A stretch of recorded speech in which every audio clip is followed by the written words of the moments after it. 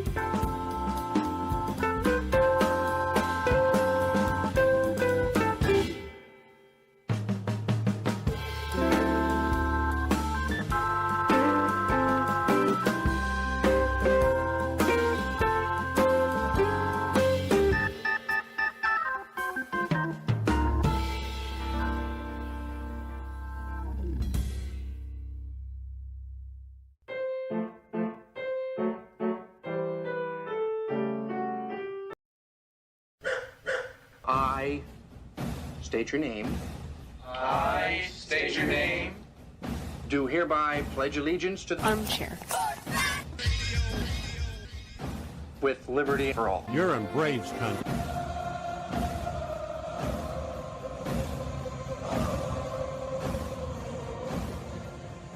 Ladies and gentlemen, please direct your attention now to the area in front of the pitcher's mound for tonight's ceremonial first pitch. You can't drink like me. You can't smoke like me. So don't try and be like me. Let's party together. There's something kind of about a kid that's never played baseball. What the hell's going on out here? Well, scared because his eyelids are jammed in his old man's hair. We need a live rooster to take the curse off Jose's glove, and nobody seems to know what to get Millie for their wedding present. We're dealing with a lot of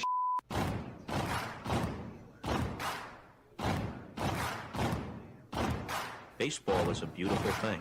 It's more beautiful in an old park. It's asymmetrical and quirky. But even in a dome with artificial turf, it's beautiful. The way the field fans out, the choreography of the sport, the pace and rhythm of it, the fact that that pace and rhythm allows for conversation and reflection and opinion and comparison. In right field, the crowd is tormenting Strawberries, singing, Darryl, Darryl. Little roller up along first, behind the man. It gets through Buckner. Here comes Knight, and the Mets win. And there's a fly ball deep to left. It's on its way. There it goes. And the Yankees are going to the World Series. Aaron Boone. Ground ball stabbed by Folk. He has it. He underhands to first for the first time in 86 years. The Red Sox have won baseball world championship. Can you believe it? It's a pastime, something you do. It's entertainment, something you watch. And it's a shared experience, something you talk about and read about. But you can apply those same three criteria to other things. What makes baseball special is that it's the best game that's ever been devised. Smith corks one into right down the line. It may go. Go crazy, folks. Go crazy. Sure as God made green apples, someday the Chicago Cubs are going to be in the World Series. A little bouncer slowly toward Bryant. He will glove it in front of Rizzo. It's inside. And the Chicago Cubs win the World Series. Cubs win. What a lucky break. The good Lord wants the Cubs to win. How can you not be romantic about baseball? If baseball is about caring, about loyalty and rivalry. Braves fans are on their feet hoping for some kind of a bleeder or a seeing-eye single. Here's the 1-2 pitch. Fastball hit high and deep down the right field line. It's going back, back, back. Is it fair? Is it zip, boom, bam, it's gone! Ram-a-lam-a ding dong, a 3-run shot, and your Atlanta Braves have taken a 1-run lead. She's gone, baby! There's a very peaceful thing. It was created and played in pastures and meadows. There's grass, there's outdoors, there's everything that people thought was American and feel about America you get in a ballpark. And it's the wonder of walking through that dark tunnel and seeing a huge open space where men play the little boy's game.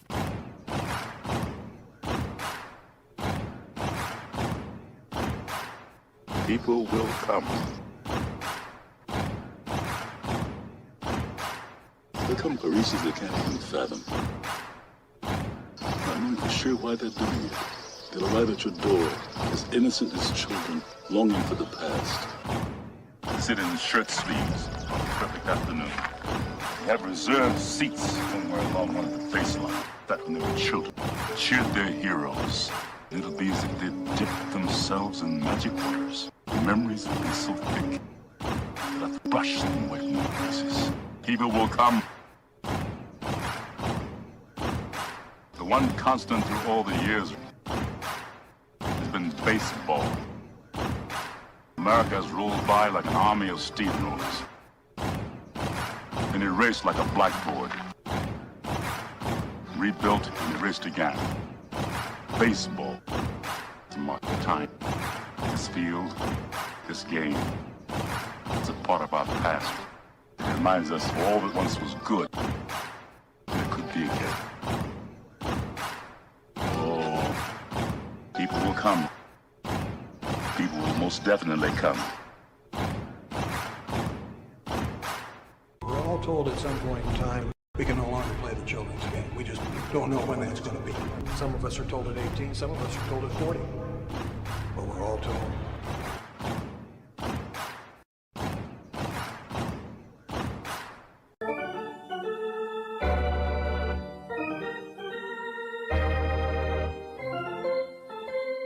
I believe in the Church of Baseball. I've tried all the major religions and most of the minor ones. I know things. For instance, there are 108 beads in a Catholic rosary and there are 108 stitches in a baseball.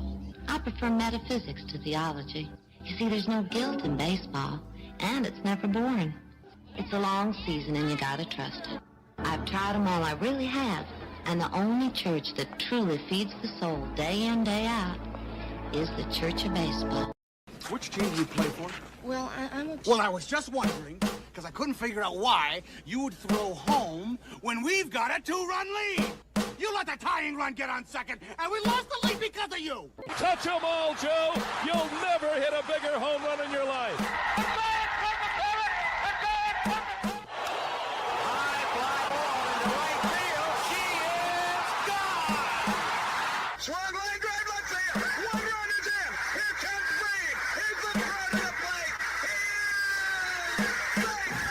You're in Braves country.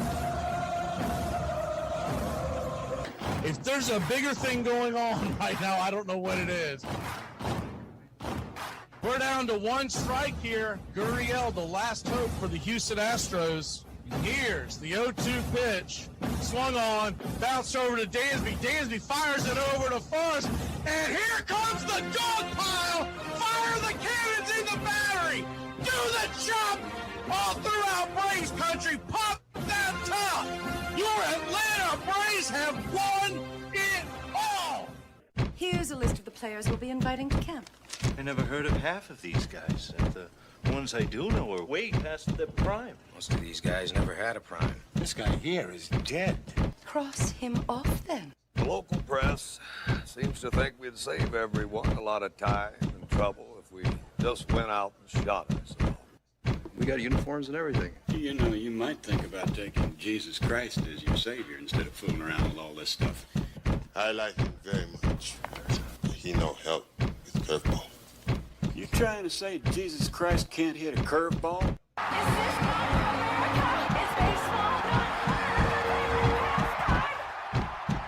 But I'll tell you, these fans are great. Listen to them. Hey, way to go, Rick. Oliver Ohio loves you. Come on, baby. Come on, Ricky. Come on, Ricky.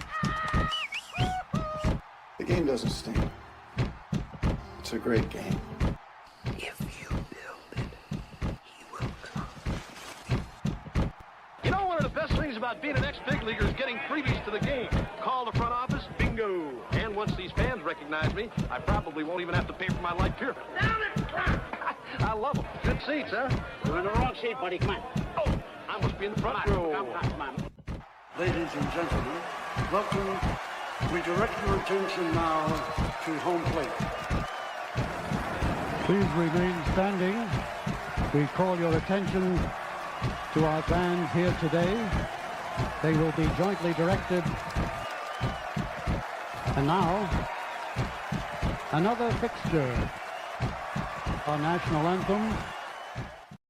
Oh, say can you see by the dawn's early light what so proudly we hailed at the twilight's last gleaming, whose rough stripes and bright stars through the perilous fight for the ramparts we once were so gallant.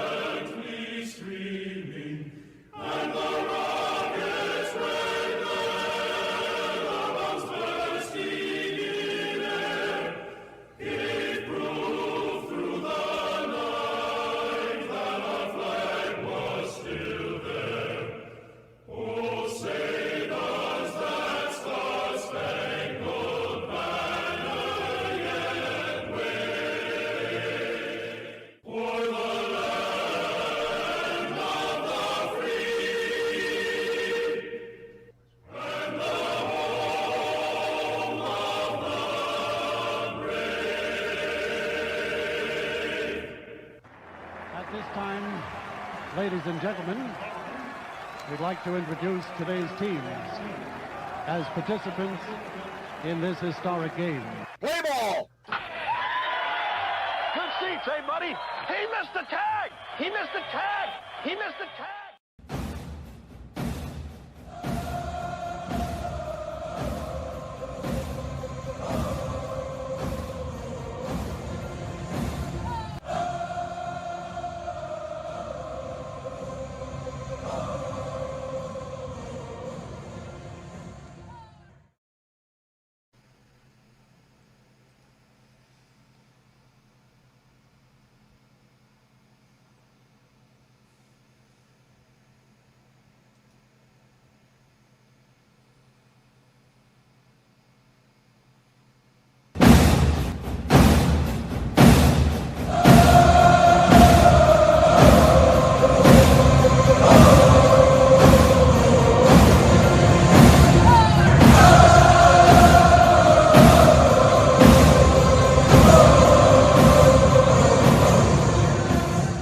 On a beer? 7 o'clock in the morning. Scotch? Hey, howdy, hi, and how the hell are you? Pull up an armchair, girls and boys. Pour you a cold one. It's time for Braves Country Baseball. You're listening live, and the scene is Truist Park in Atlanta, Georgia. We're set for pitch-by-pitch, play-by-play, the classic call, Braves Country Baseball. Hi, I'm Mac McGee. It's time to put it all aside for what should be a great game here on the Diamond.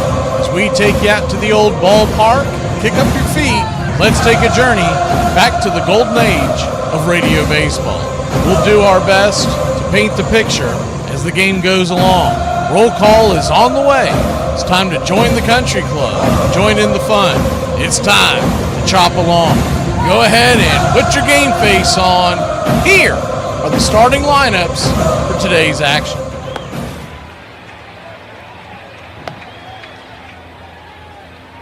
Leading off for the Philadelphia Phillies, the shortstop, Trey Turner, batting .229 on the year. Kyle Schwarber batting second, the designated hitter, batting average of .189. Bryce Harper batting third, playing first. 6 home runs, 14 RBI, a .258 average, and an .860 OPS. Adolis Garcia batting cleanup, playing right. 3 home runs, 6 RBI, 1 stolen base, batting .242. A .705 OPS. Marsh is in left field and batting fifth. He's got 4 home runs, 14 RBI, 2 stolen bases, batting .294, 804 OPS. Bryson Stott batting seventh, playing second. Batting sixth, playing second. 3 RBI, 5 stolen bases, batting .211. Alec Bohm batting seventh, playing third. 1 home run, 11 RBI, a .157 average. Crawford is in center field and batting eighth. He's got 1 stolen base and 3 RBI, batting .247. Marchand is behind the plate. The switch-hitting catcher has 1 home run, 2 RBI, and .086 batting average.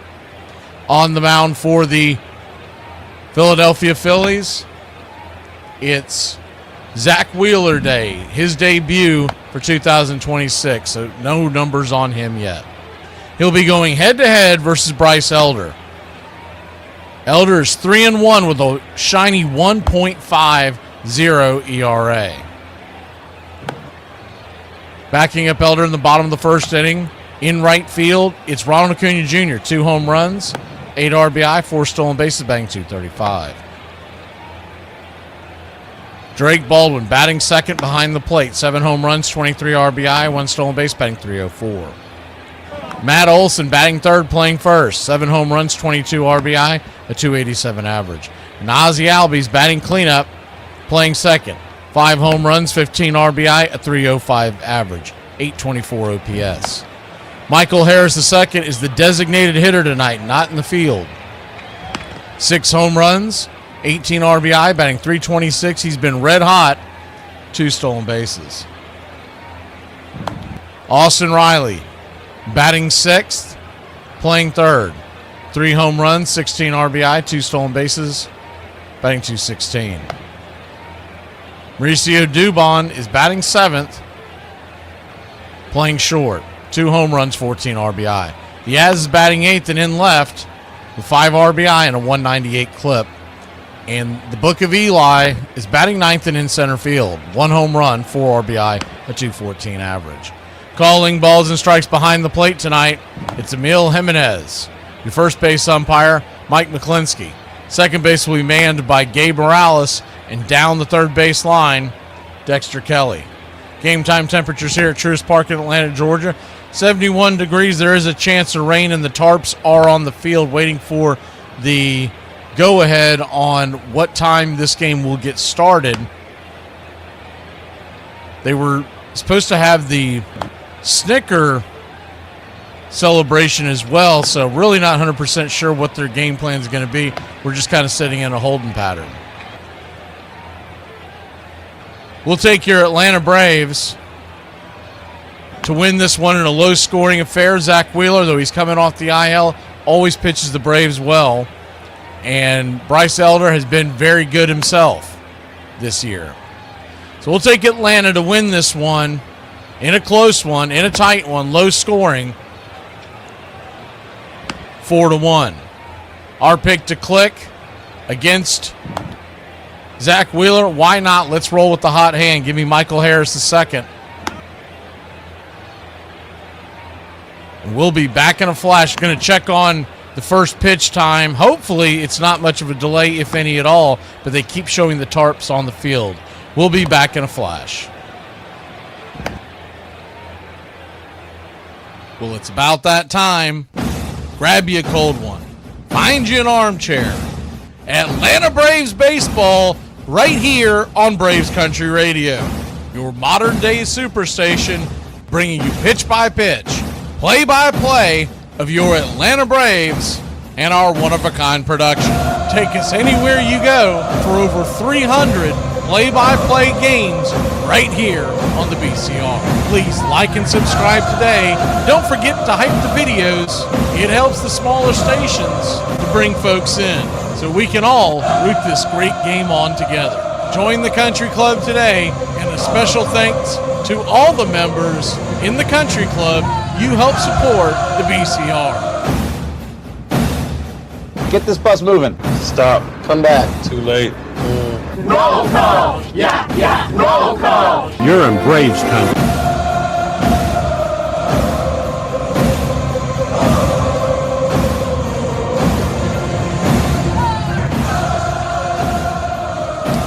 Good evening, everybody. So they are starting on a delay. We just don't know yet when the start time will be. They're saying now the expected first pitch is 8:10. We're going to go off of that assumption, and with that assumption, we are going to play you one of the Once Upon a Pastime series in a moment. But before we do all that, what I want to do is go ahead and get the roll call out of the way. And when we get something penciled in for sure, we'll give you the start time here on the screen, so you can listen along to Once Upon a Pastime, and then also, once again, we will keep you updated on the screen. And what's sad is the only one with an actual update, I'm getting this from the Philadelphia feed. Philadelphia Phillies are saying expected first pitch is 8:10 p.m. I don't know what they're going to do about Snickers' induction to the Hall of Fame. They may push it till tomorrow, because you can't really delay the game longer than you already have. But even with all that being said, they're going to get the game in tonight. It's not getting canceled. There's very, very little rain in the area, and I looked at the radar. It looks like it's going to be gone within the next 20 to 30 minutes. At that point, they just got to get the field ready and the guys warmed up. So, without further ado, good to see you back. You're down there in Truist Park, it looks like, so hope you brought an umbrella. Uncle Charlie, good to see you. We welcome Ricky Ricardo back to the Country Club. We got a chance to play that right now, Mark, so give me a second. We'll hit that up. Let me turn this thing off. Here we go.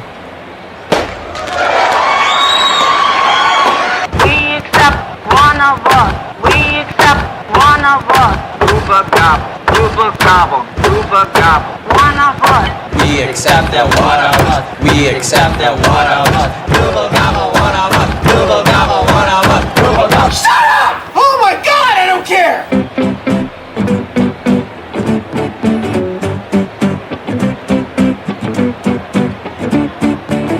Cuba gobble, one of us. Welcome back to the Country Club. Mark, we got Uncle Charlie in the club. Who else do we have in here tonight in the club kicking? No, I saw Royal Pita. Trip, good to see you.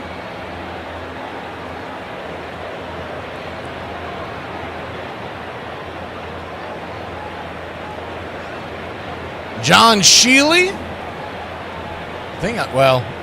I don't think I'm pronouncing that right. I'm hoping I'm pronouncing that right. Alex Holbrooks.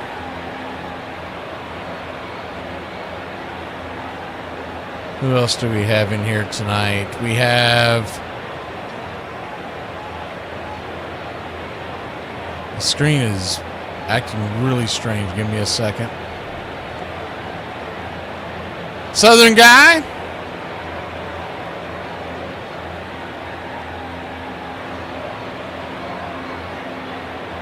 And if I missed anybody in the Country Club, jump into the chat.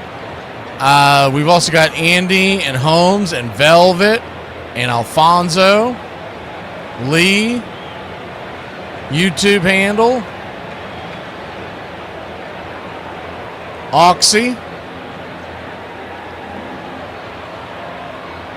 Butters, Victory Garden, Oswaldo Perez, Emilio, Margaret, Nathaniel Brooks, good to see you.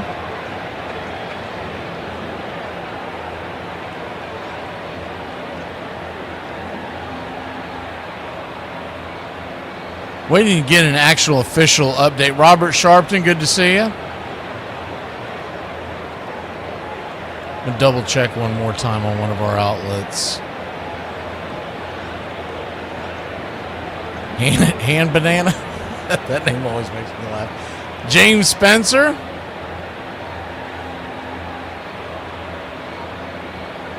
JC, good to see you. Who else do we have in here tonight? He Blake. Harriet.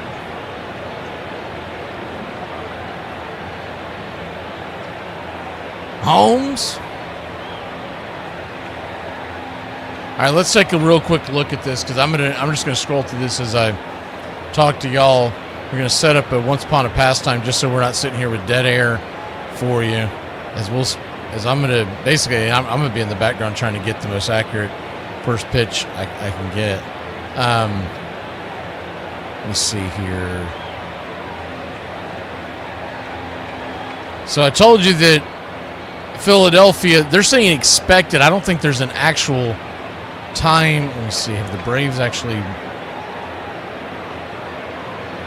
It just says we'll provide updates on both the game and Brian Snitker's Hall of Fame induction start times as soon as we have them. I can't imagine that they're going to do the Hall of Fame induction and stop the game because everybody's going to be just pointing at their watch the whole time. I would think you either just do it after the game somewhere, even if it's in the park, or you do it on Sunday before the game starts. I don't think we're expecting bad weather before the game. The game doesn't start till 1:35. You could easily do that at 1 o'clock or whatever on Sunday.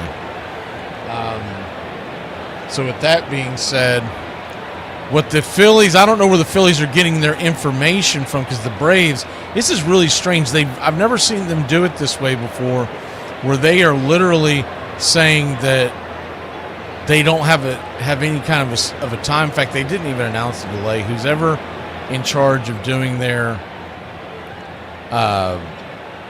social media is not the ones that have done it before because usually they've been a little less cryptic. But with that being said, we're going to go ahead and step away here so I don't just ramble to you because I know you don't want to hear me just guess around. Okay, I did get one update from one of the Braves writers. He sent to me. Thank you, Harrison. He says that the rain delay with the rain delay, the ceremony is now taking place indoors. I don't know if that means at this very moment or if it means later on. But so we don't have to worry about that. So as soon as the field's ready to roll, they're going to be throwing the first pitch. As soon as we know the exact time, we will put it in the chat. The writer that's there at the stadium to let me know that he didn't give me an exact time, probably because they haven't told him.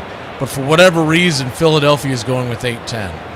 And that was with their television station. I don't know how they have a number and the Braves don't. It makes you really wonder. But I can tell you this, from doing this for several years, the Braves have been really cryptic for many reasons on even telling you there's going to be a rain delay. But usually by now they have said, this game is in a rain delay and we'll give you updates. But the Philadelphia Twitter, X page, all it says is there will be a rain delay. But their television feed that we had on right before we expected the game to be on said 8:10. So I'm going with that idea. With that being said, let me go ahead and find something real quick to get you going here. A little baseball Once Upon a Pastime series, and we'll be back in a flash as soon as we know what's going on. We will let you know in the chat, and we'll be in the chat during this whole time, because what else are we going to do? Watch reruns of Hee Haw? Actually, how do you find this? That's not a bad idea.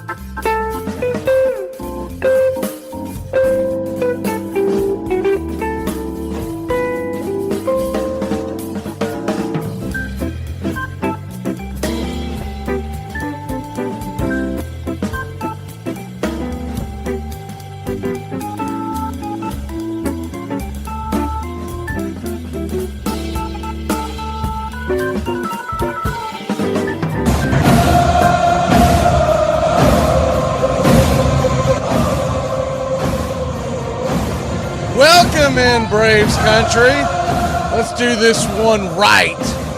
We are talking about the great Boston Braves.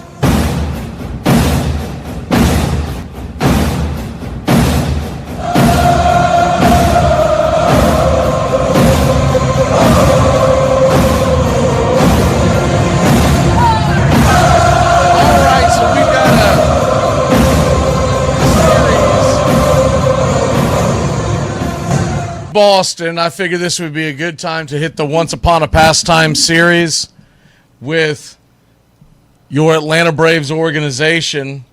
And I know most people know that the Braves started in Boston, but they probably don't know a lot about them. And so we're going to kind of go over that today and really dive into who the Braves are, who the Braves were, because this team is the oldest continuous franchise in Major League Baseball, right? And the Boston Braves originated in Boston, Massachusetts, obviously, and they played in Boston from 1871 to 1952. So, good 80 years in Boston. They did win one World Series. We'll get into that.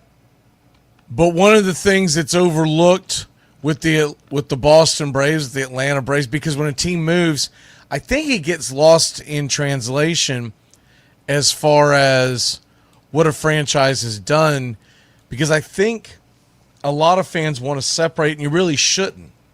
If the New York Yankees tomorrow got up and moved and went to wherever, whether they kept the Yankees name or not, there'd still be a heck of a history with that organization.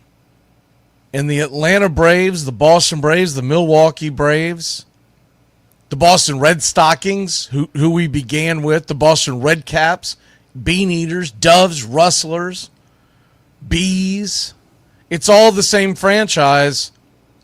And whether folks know it or not, or have paid enough attention or not, I think it's coming more to light as we get more into the information age where so much of this stuff is at your fingertips, but who has time to really go into it, right? Who has time to read up? Well, I do a lot of it. I read a lot of not just Braves history, but baseball history in general, and really have never done one of these, and I wanted to commit a solid episode to the Braves organization. They started in 1871, and they won their first pennant in 1872.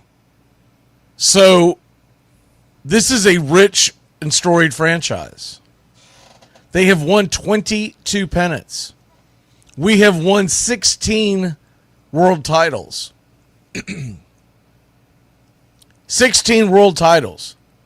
Even though we're normally just credited with the 4 World Series, there was a lot of baseball played before 1903 when the World Series first came into play. And I don't think that you can take away from the fact that a team has won championships just because they came up with a new way of looking at it. I'll give you an example. You ask a Green Bay Packer fan how many championships they won. They don't just point to... There's a reason why they call themselves Titletown, right? They don't just point to the World Series history. They point to all of their championships, and rightfully so. If you ask a Green Bay Packer how many championships they've had, they'll tell you they've had 13 league championships. And that's what I'm telling you about the Atlanta Braves. Atlanta Braves have had 16. 4 in the World Series era, 12 prior to. We got the first championship in 1872. And when you look at the Boston Braves and what they were doing, 82 years in Massachusetts, the franchise was known by different names. They started off as the Red Stockings, right? From 1871 to 1875, we were the Boston Red Stockings. And the team, while in Boston, won 10 National League pennants and a World Series in 1914. But before the National League, it was the National Association. It was technically called the National Association of Professional Baseball Players, NAPBP. But most, when you see it shortened in most articles or whatnot, they just call it the NA, which is a little confusing because you normally see the NA on a lot of things as not available. But the National Association, the original Boston Red Stockings teams, that's what makes them the oldest continuous playing team in American professional sports. There was no football, there was no basketball, there's no hockey, there's no pickleball. So in 1871, they became Boston Red Stockings, and the history begins.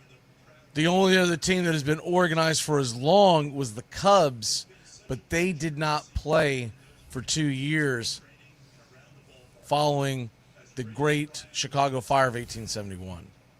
So that's where it gets a little tricky. But the Braves started playing in 1871, and they had a fire in the grandstands, but they did continue to play. Great Chicago Fire is a totally different story. We don't have time to get into all that today, but if you know the Great Chicago Fire story, you'll understand why they did not play baseball for 2 years in Chicago. So here we go. The early history of the team. They were originally called the Cincinnati Red Stockings, established in 1869. Voted to dissolve after 1870. Player-manager Harry Wright went to Boston, Massachusetts at the invitation of the newly founded Boston Red Stockings. So it gets a little confusing because Harry Wright, who is one of the grandfathers of baseball, played for both the Chicago Red Stockings, who had this enormous, and we are planning on doing a Once Upon a Pastime on the Cincinnati Red Stockings. But they had an enormous following because they had this huge winning streak that ended up dying. I want to say 131. It was somewhere in that neighborhood. And when that fell off, the fandom fell off for the Red Stockings. Because what they were is that they were a barnstorming tour. They called Cincinnati their home and played most of their games in Cincinnati. But when they finally lost a game in what was something newly tried out called extra innings, Harry Wright and company opted to try to win the game in extra innings. They lost. It ended their 100. I want to say 131, but I could have that number wrong. It was somewhere in that neighborhood. They ended up dissolving the team because fans quit coming to the stands because it was no longer the cool hip thing. It's almost the equivalent, although they weren't rigged games and they weren't showboating. It was a different type of thing, but it would be the equivalent of what the hell the Harlem Globetrotters just lost, right? Say they lost their fandom and they dissolved the team, and Harry Wright with brother George Wright and a couple other Cincinnati players joined the Boston Red Stockings. Boston Red Stockings founder Ivers Whitney Adams was the original owner of the Boston Red Stockings, and he helped put together the National Association. And he was a businessman in Ashburnham, Massachusetts, left the town of 19 to seek fortune and fame in Boston, and away we go. And he was the president of something called the American Net Twine Company, and made a lot of money and decided that he wanted to get into the game of baseball, open up the Red Sox, or the Red Stockings, and brought Harry Wright and his brother over to Boston. What you have to realize is that they had a name already established. It was Harry Wright, and George Wright was his brother. You go to the Hall of Fame, you'll see them splattered all over the place. The original Boston Red Stockings team starts playing 1871 and 1872. They win their first pennant. Back then, you didn't have a World Series, you didn't have a championship series. You played your season. It was much like the way professional soccer is over in Europe. You played your season, and whoever had the most wins was the champion. They did, at the time, it was looked upon as you wouldn't dream of watering down the season that you had of all the games you played and won for a series. That changed in 1903 when the Boston Pilgrims, which are the Red Sox, it's not the Braves organization, when Boston played Pittsburgh, and they saw what the gate receipts were. They're like, holy cow, we've got something here. But as time goes along, a lot of these guys that make these decisions aren't always right, and they didn't realize what they would have had. Now, what you see on the screen for the Boston Braves is the old South End's ground. And that is the original stadium for the Boston Braves.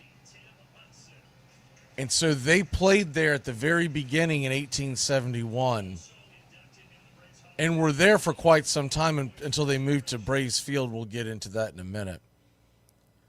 But this is what they played in, they had the grandstands behind home plate, and the fans would spray out down the right and left field line. Typically, back in those days, and this was very, very common, is that you did not have an outfield backing you up. It's one of the reasons why home runs were not as common as they are today. There's a lot of reasons, but that's one of the reasons, is because you would go just as far back as you could to go get the ball. And if you could get the ball back in, these guys were athletic. They may not have had the hose that, when you think of someone gunning it from right field nowadays, they may not have had that kind of cannon, but they had an arm. They were very good in fundamentals back then. And with the fundamentals, you're talking about hitting the cutoff man, et cetera, et cetera. So home runs were pretty rare back in that day because of the simple fact that you just did not have that kind of situation going on where the ball would just roll and roll and roll and no one went and got it. It didn't die in the stands. You kept going. Now, what would change down the road is that you would start having fans in the grandstands, right? And you would have the fans the fans trickling back in the back. I said grandstands, but I meant back in the back of the outfield seats that we look at today. The bleachers is what we would call it today.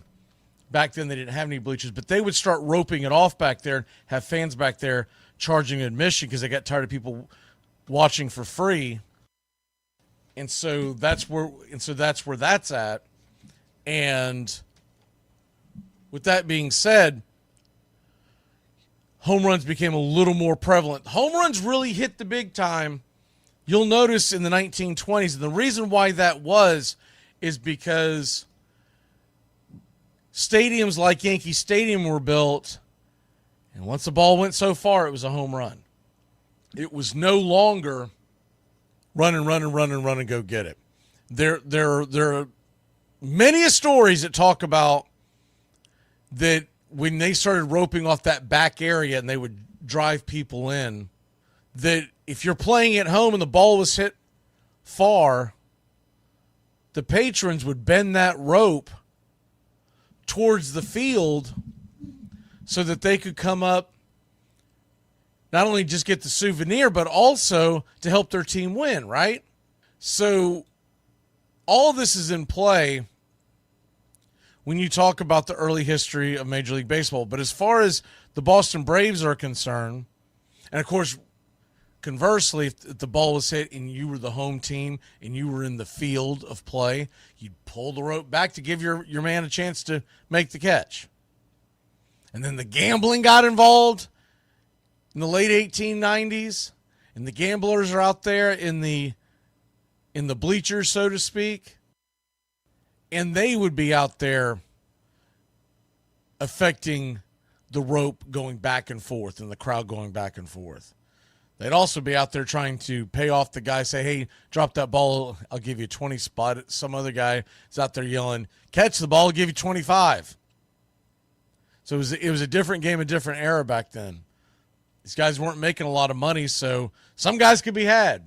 And you can scoff at it now, but you weren't out there playing back in those days, and you don't know what you would do. You think you know, but you don't know. So the Braves come in, and they start play, and not only do they win the pennant in the NA pennant, the National Association, National League will come into existence in 1876. But from 1871 to 1875, the Atlanta Braves won. The Atlanta Braves organization. Boston Red Stockings won. 72, 73, 74, and 75. 4-time winners of the NA. 4 times winners, and there was only 5 seasons. 1876, the National League is formed. It's a It's a compilation of some of the teams that are in the NA and some expansion teams, and they brought some ones from over.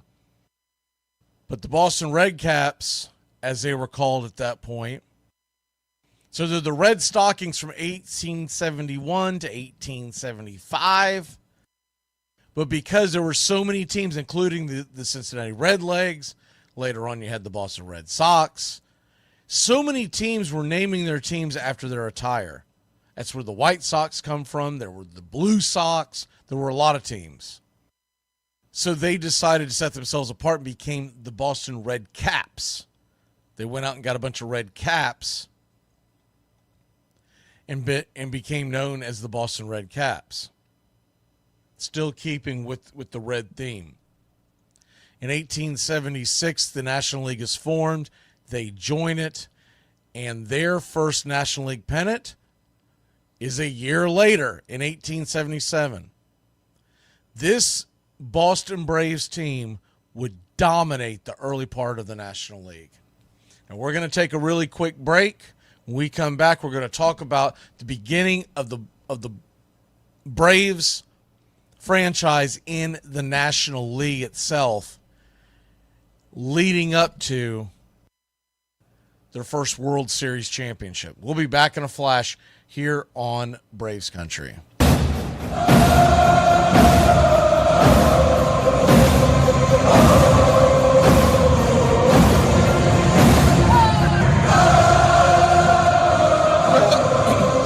Welcome back.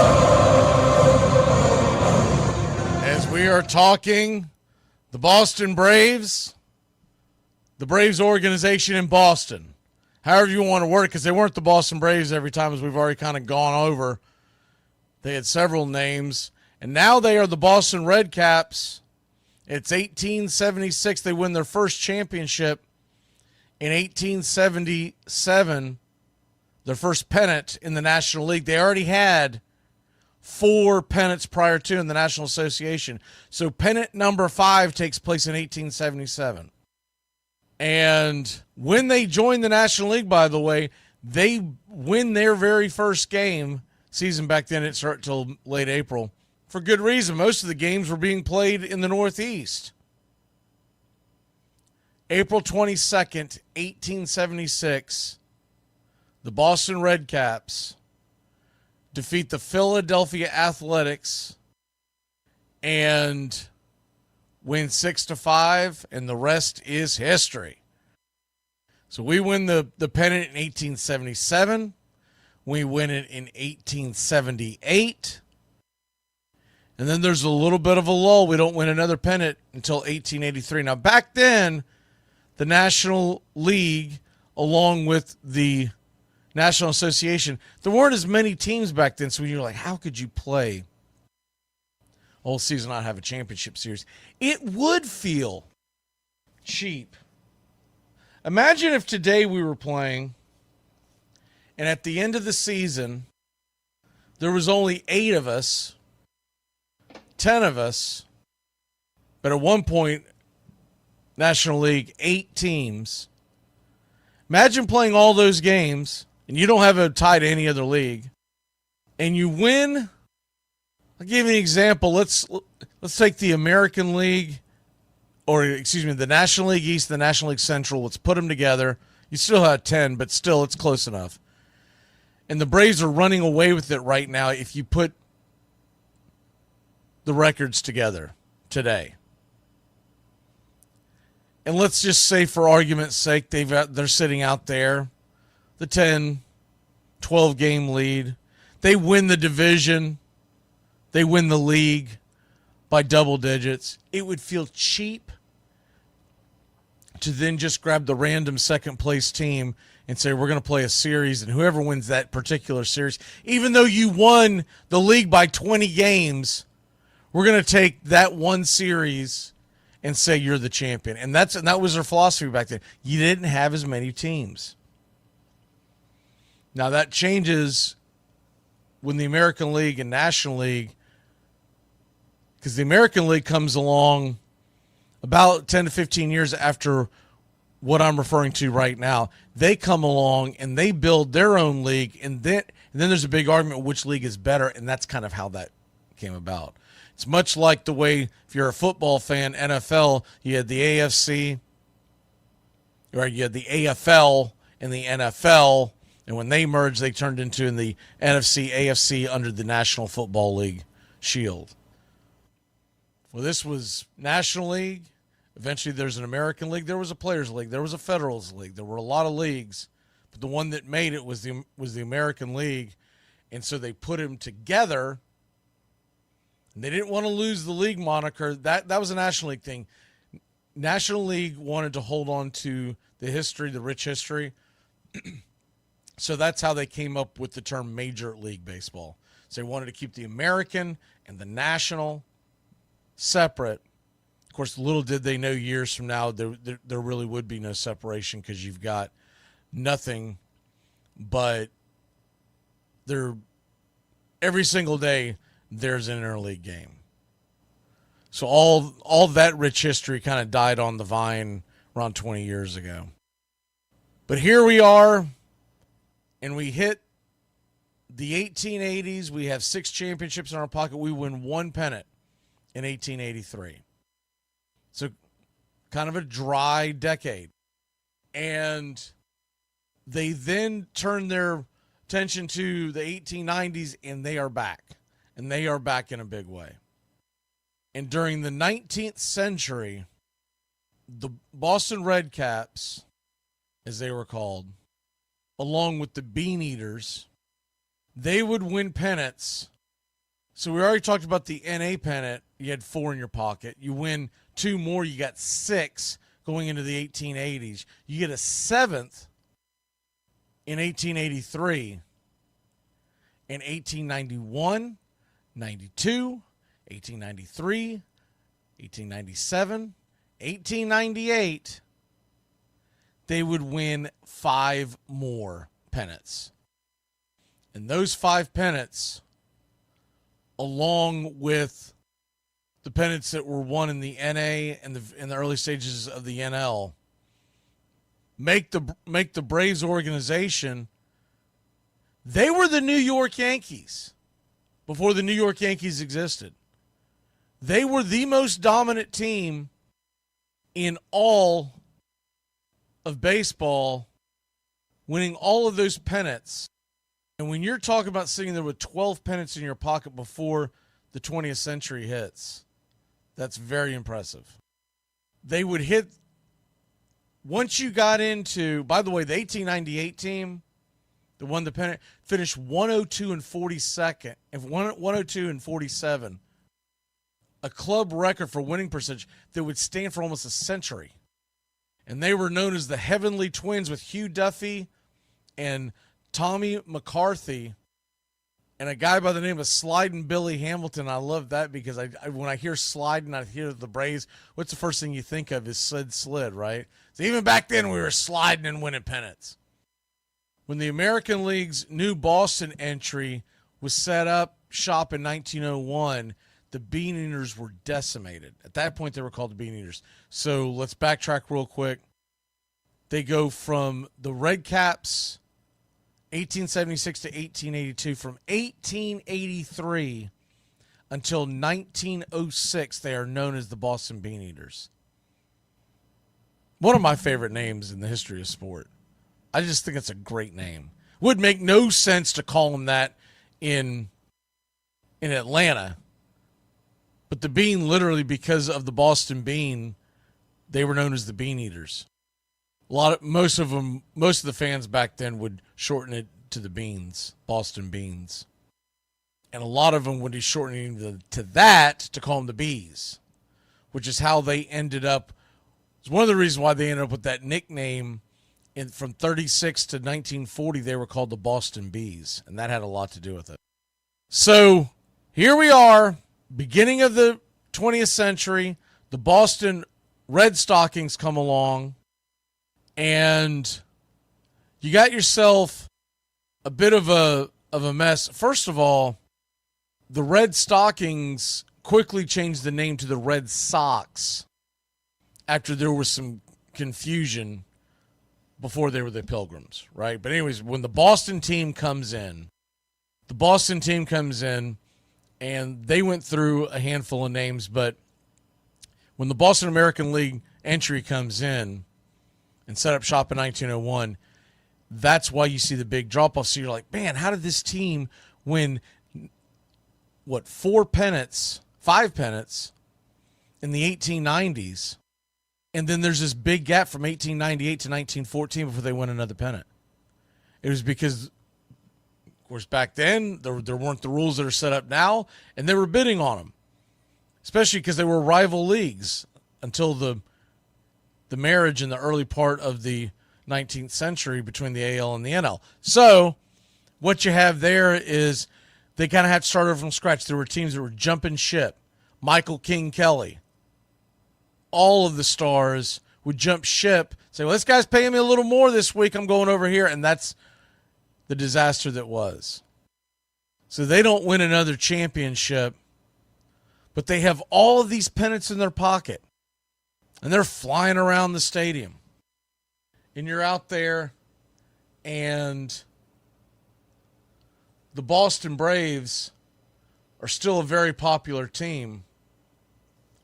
And they then start looking at Boston Braves Field, which is opened up in 1915 after the Miracle Braves, because they were still pretty popular when they really hit their stride around the 1910s. The South End grounds just was not big enough. Now, they were in Fenway Park. From the South End grounds to the Congress Street grounds, I left a little bit of that out. I do apologize. In 1894, they went to the Congress Street grounds because of the fire that took place in the grandstands, and they had to have somewhere to play. But for all intents and purposes, for a little over 30 years, they were in the South End grounds until 1914. They did play in Fenway Park a little bit, but those weren't typically every single game. But the game of baseball is growing. No longer is it acceptable to have these stadiums set up where you don't have outfield, because if you don't have outfield stands, whether they're bleachers or however you have it set up, you're basically talking about a team that can't compete financially. Back then, there were no media right deals, so all your money you were making was literally from people watching the games. And that will take us up to where they become the Boston Braves, going to Braves Field.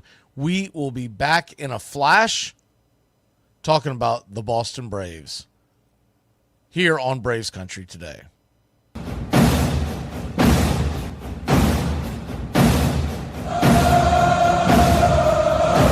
right, Braves Country.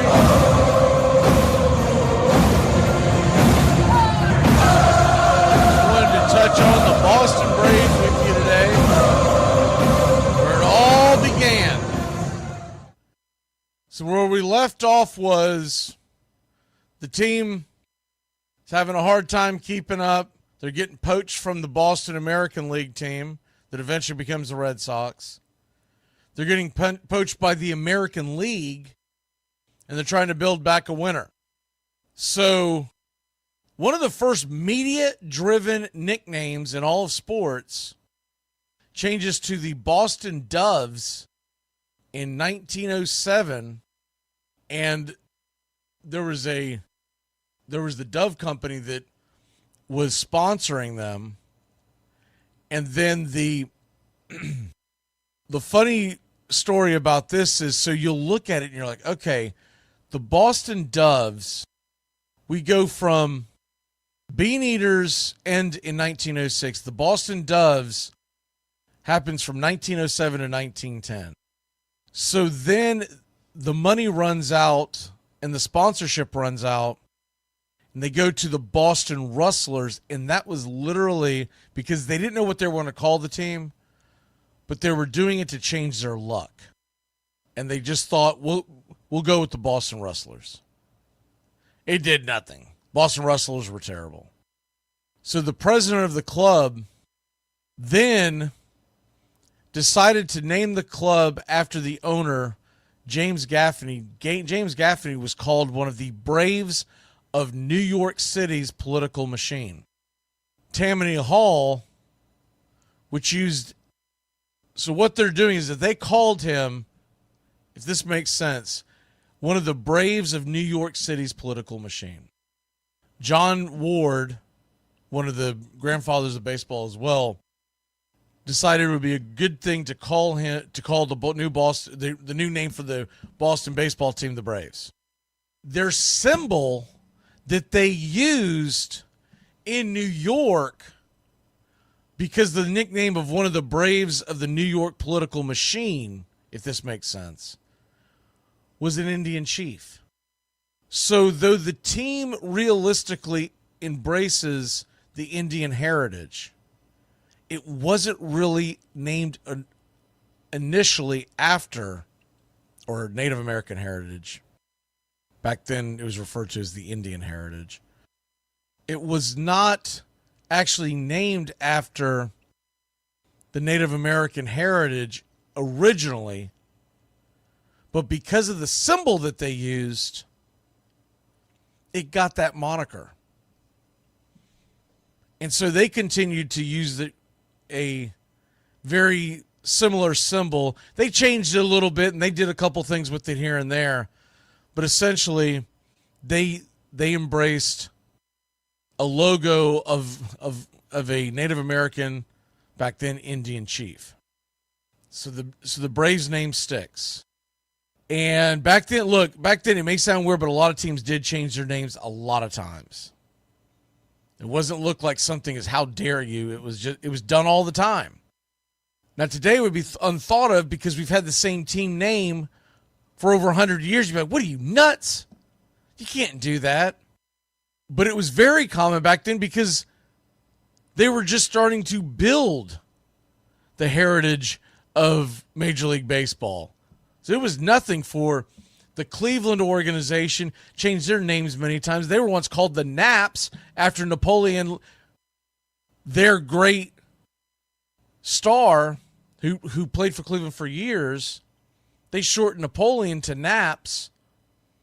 They used that moniker for a long time. So here we go. The Boston Braves come right after the Rustlers. So we are the Doves from 07 to 1910. And in 1911, the Rustlers. They throw Rustlers away, never to be used again. And the Boston Braves from 1912 to 1935. Wait, what? What do you mean? I thought we've been the Braves. No. We mentioned this a little earlier, but in 1936, they go to the Bees. And the Boston Bees never really caught on. Fans didn't like it. And so they went back to the Boston Braves by 1941 and stayed the Boston Braves until 1952. Now, the big thing that happens while they are the Boston Braves, in 1914, the Braves put together one of the most memorable seasons in the history of baseball. Now listen to this. They started the season off 4-18. This is like 2023 Oakland A's bad. On July 4th, the Braves seemed to be on pace for the last place finish. They've played a little better baseball, but they're still way back in the pack. On July 4th, 1914, the Braves lost both games of a doubleheader to the Brooklyn Dodgers. It put their record at 26-40. And the Braves not only were in last place, they were 15 games behind the league-leading New York Giants, who had just won the 3 previous pennants. So they weren't about to just chase down any old team. This was the team with the pedigree. After a day off, so they're off July 5th, 1914. July 6th through September 5th, about a 2-month span, the Braves, who were 26-40, started off 4-18. They go 41-12. out of nowhere. You couldn't cool them off. On September 7th and 8th, the Braves took 2 of 3 games from those Giants. They went into the series a game out. They took 2 of 3, and they are in first place. And through September and early October, they close with 25 wins and 6 losses. While the Giants, they were 16-16, but they absolutely, and you can't even call that one a collapse. When you look at the fact they're 25-6 down the stretch, you add that to the 41-12. 66-18, one of the greatest stretches in the history of Major League Baseball, arguably the greatest stretch. And when you consider the beginning to the season, it is the most miraculous stretch, hence the nickname, the Miracle Braves. Despite all that, having that kind of a 66-18 record, the Boston Braves enter the World Series as a heavy underdog to Connie Mack and his Philadelphia A's, which was known as one of the best teams in baseball at the time. The Philadelphia A's, they were elite. They were absolutely elite. And they had won championships. We go into the series, and everyone's like, man, this Philadelphia A's team is going to smoke them. Connie Mack and his Philadelphia A's, forget about it. It's over. Instead, the Braves go in and sweep the Athletics. The first sweep in the history of the World Series.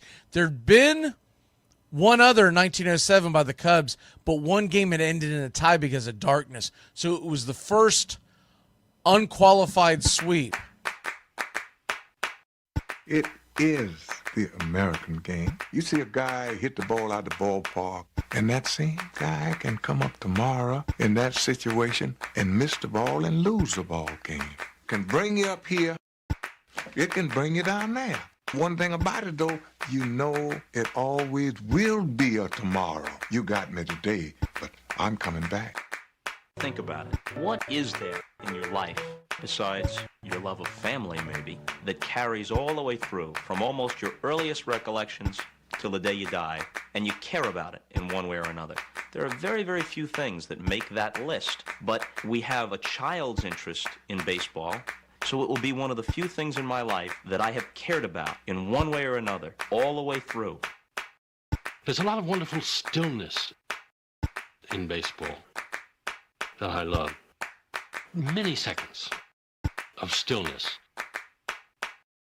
When the pitcher has got the sign, the batter is crouched, the ball players all lean forward with their hands on their knees, and then very shortly the ball is delivered.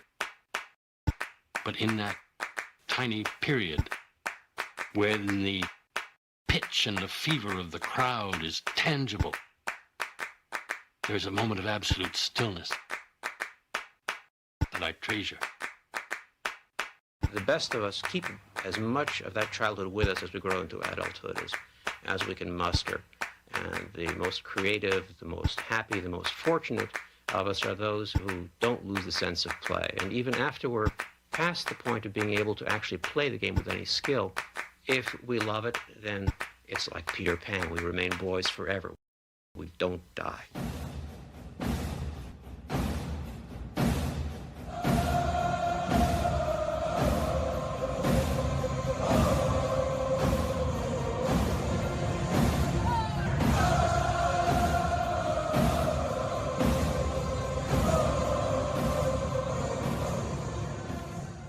Ladies and gentlemen, we interrupt our program of dance music to bring you a special bulletin from the radio news. Sit quietly and we will control all that you see and hear. There is nothing wrong. You are about to participate in a great adventure. You are about to experience the awe and mystery. You've unlocked this door with the key of imagination.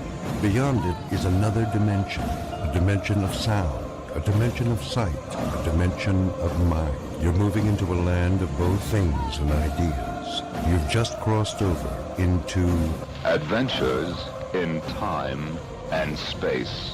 We offer you Braves Country Radio, your home for the classic call of Braves Country Baseball. Hi, folks. Join us now for another Braves ball game. Yes, sir.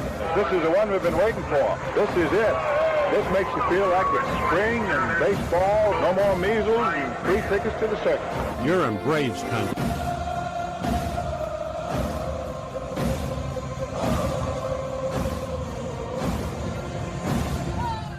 This is a reminder. Disorderly conduct will not be tolerated.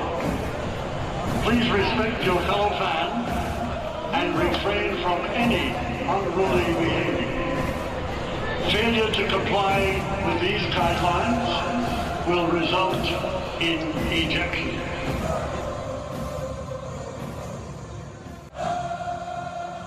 It's all mixed up with peanuts, tobacco juice, and a hearty feeling among the fans joshing each other. Always this raucous, good spirit. Everybody came to have a good time. The whole stand's full of people all roaring. In baseball, never known it has to swear so instantly. A whole crowd could be brought to its feet, roaring with delight over just a clean crack of a bat against the ball. A lot of room in right center. If he hits one there, we can dance in the streets. Line drive and a base hit. Just as the score of the tying run. Green to the plate. And he is safe.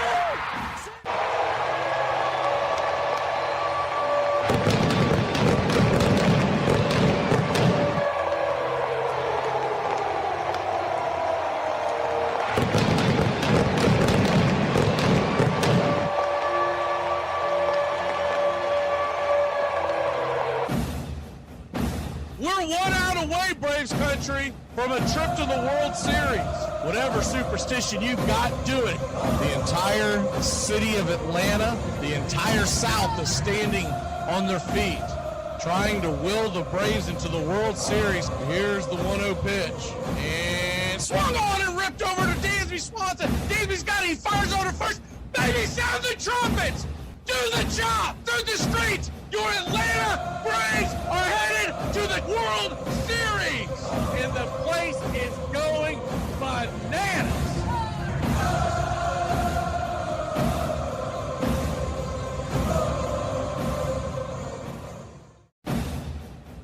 Although edited, tonight's thriller contains suspense and violence which may be unsuitable. Parental discretion is advised.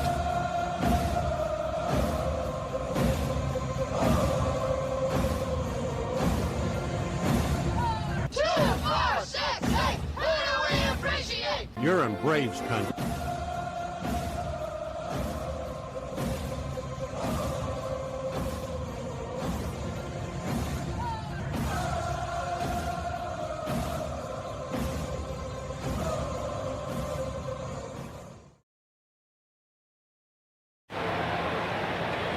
Welcome in, Braves country.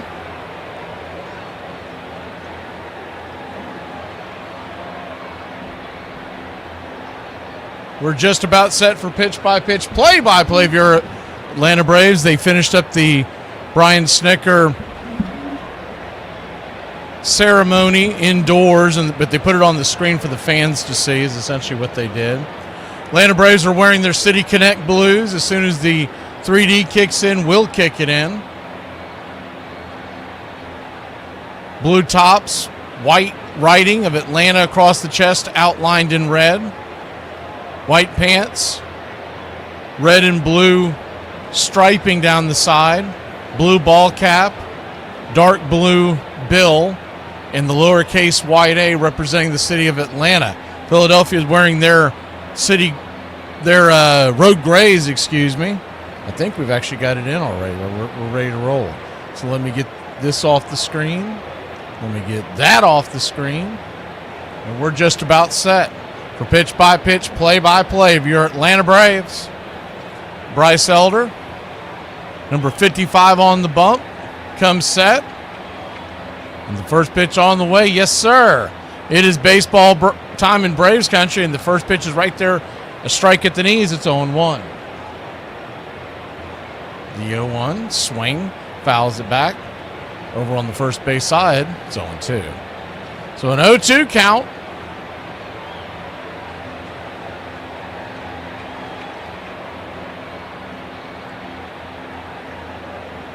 Elder comes set, turns and kicks.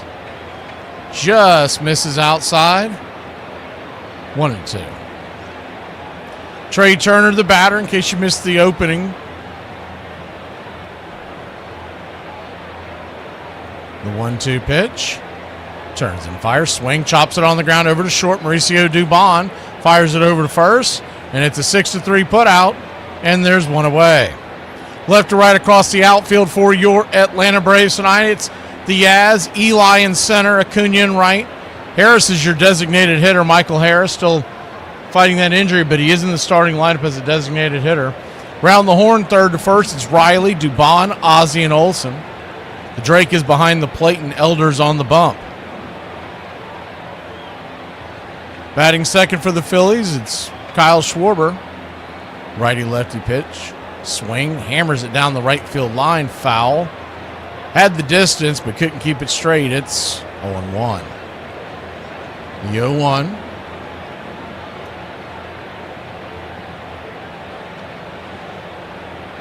Kicks and fires. Upstairs, did he go around? He did not.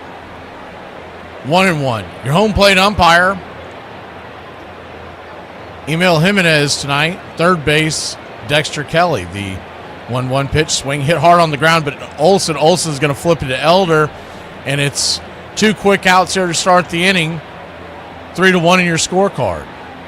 Second base will be manned by Gabe Morales. First base, Mike McClinsky. We went over all this at the pregame, but just in case you missed it. First pitch tonight was 8:10, so if you're just joining us, you haven't missed much. Bryce Harper, the batter, righty-lefty matchup. First pitch, swing and a miss coming out of his shoes. It's 0-1, the 0-1. Turns and fires, swing, fouls it away. It's 0-2. So an 0-2 count. 0-0 your score. Wheeler is making his 2026 debut for the Phillies tonight. The 0-2 pitch. High and out of the zone. Whistles it high over Harper's head, 1-2. 1-2 count.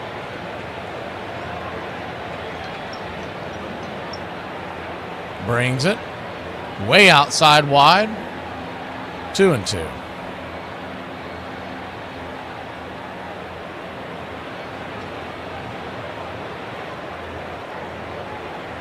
The 2-2. Elder looking in. Pitch on the way. Down and in. Full count. So full count to Elder.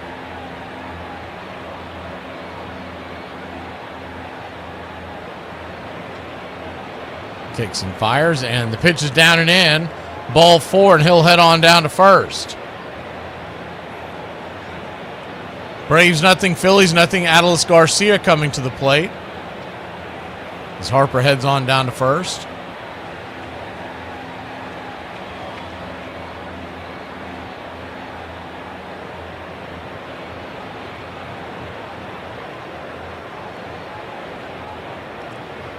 First pitch to Garcia's down in for a ball. It's 0-1.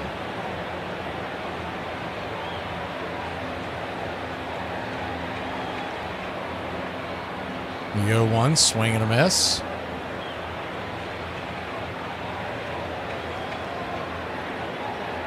Braves nothing, Phillies nothing.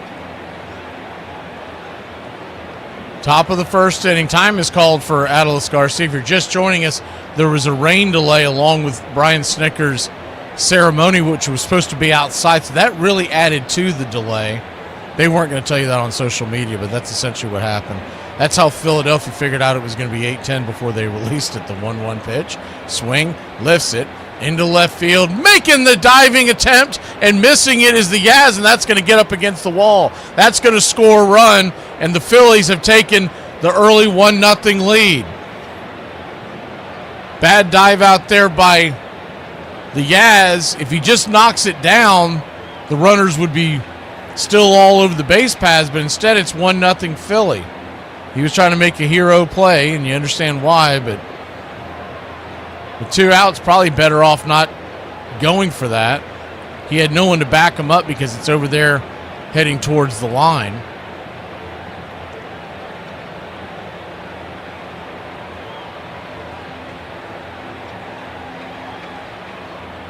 First pitch swinging by Brandon Marsh as the Braves trail 1-0. Harper at third. Sorry, not Harper. Harper scored. Garcia at third. Still trying to get my bearings underneath me as we send all the information to the different stations. The 0-1 high and out of the zone. It's 1-1.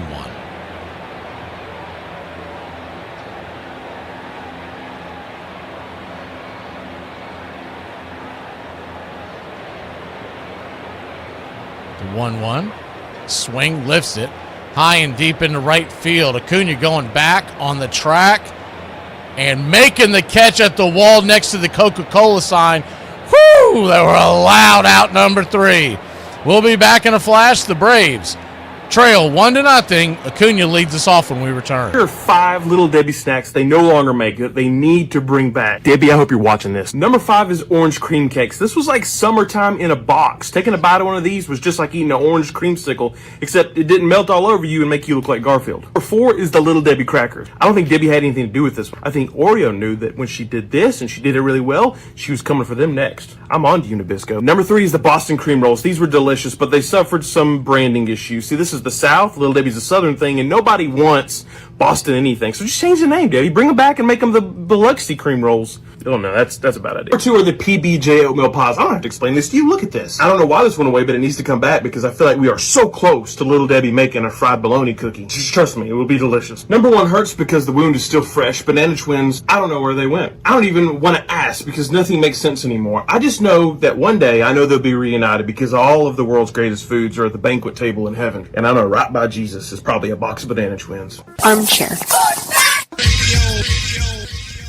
In 1907, Albert Goodwill Spaulding insisted that Abner Doubleday had invented baseball at Cooperstown, New York in 1839. It wasn't true. But on June 12, 1939, the game's dubious centennial, the National Baseball Hall of Fame officially opened its doors in Cooperstown. 12 great figures from the game's past, selected by the Baseball Writers of America, were to be inducted, including Christy Mathewson, who had died in 1925, and Ty Cobb, who refused to appear in the official photograph, just to spite his ancient enemy, Kennesaw Mountain Landis. Babe Ruth waited to make a grand entrance, sweeping in to huge applause just as the band began to play Take Me Out to the Ball Game. He had forgotten his time. Welcome back. Zach Wheeler off and running here in the 2026 season. The first pitch on the way to Zach is the check swing foul by Acuna into the seats. It's 0-1.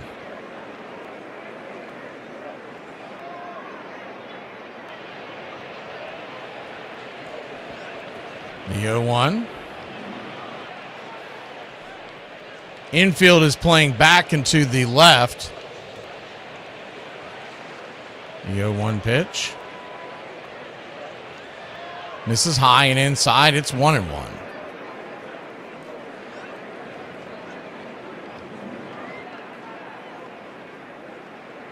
1-1 count. Turns and kicks. Misses up and in. They called that a strike on the second pitch. My mistake. It was a ball. He probably should have challenged it. The 1-2 count. Turns and fires. Swing and a miss, strike 3, and there's one away.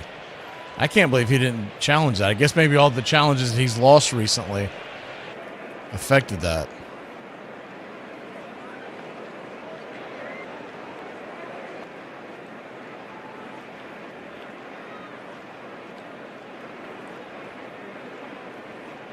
One up, one down, and Drake Baldwin, the batter. First pitch is just off the plate wide for a ball. It's 1-0.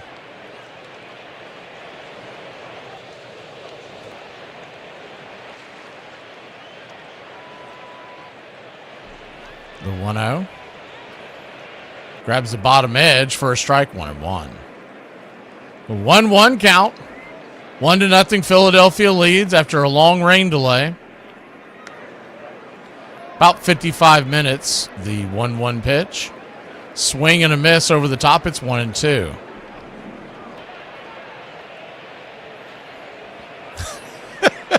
Charlie, I just saw you. The 1-2 count. Swing. Bangs it off the plate. We'll do it one more time.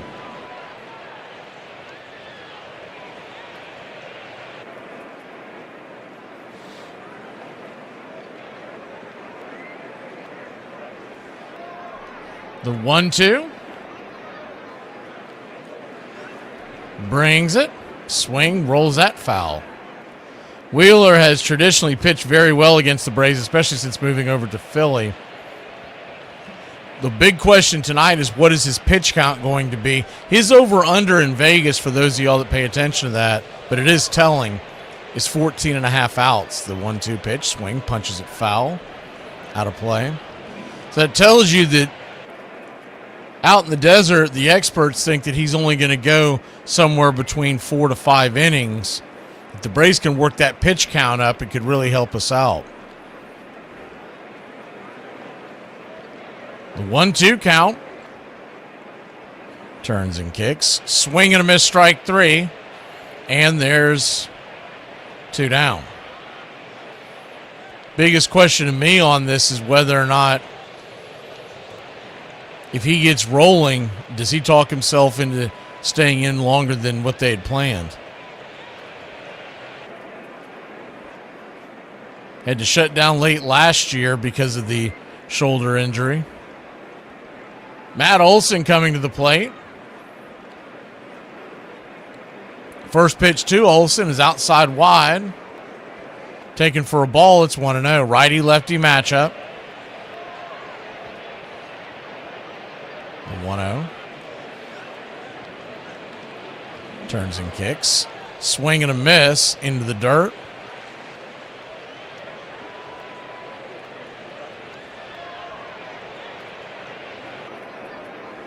One to Olson, infield. Back into the right. The pitch is inside, 95 miles an hour, sizzling.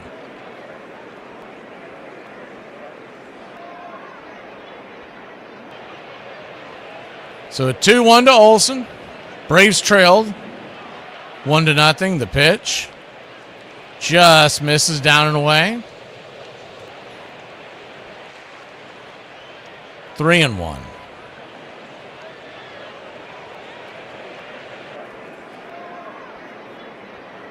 The 3-1 count.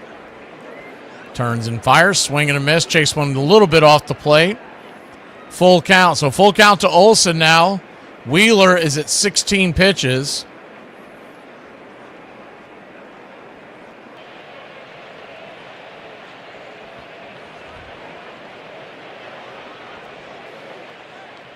The full count offering. Wheeler brings it. Swing! Fouls it back. We'll do it again. Game 2 of a 3-game set. Braves won game 1. Coming from behind to win 5-3. Tomorrow is Chris Sale Day. That's a 1:35 p.m. Eastern start. Pitch on the way down and in, ball 4, so he'll head on down to first. That was a very good at bat by Matt Olson. A, he got on base, but B, and probably most importantly, he ate a lot of pitches. You got Wheeler now at 18 pitches. If Ozzie can continue that type of theme, long inning on your first outing in half a year can go a long way. First pitch on the way to Ozzie is up and inside. Bends him out of the way. It's 0-1. The 0-1. Olson at first. Infield. Back and to the right. The 0-1 pitch. Swing, pops it up. Can of corn. Who wants it? Third base side. Bohm's got it in foul territory, and that'll end the inning. So the Braves do put 19-20 pitches on Wheeler, but fail to score. Philly 1, Atlanta nothing. We go to the second. What are you looking at, you dirty old skank? What are you looking at, Popeye? What are you looking at, you piece of road trash? What are you looking at? Jeez, I can smell you from over here. What are you looking at me for? I'm not a bottle of Jim Beam.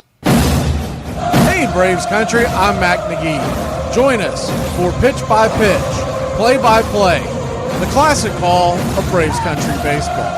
We're bringing you Atlanta Braves baseball all year long. Jump into our pregame show, Braves Country Today, just before first pitch. Stick around for the postgame show, Braves Country Tonight, where we will open up the phone lines and react to your calls or your comments all year long.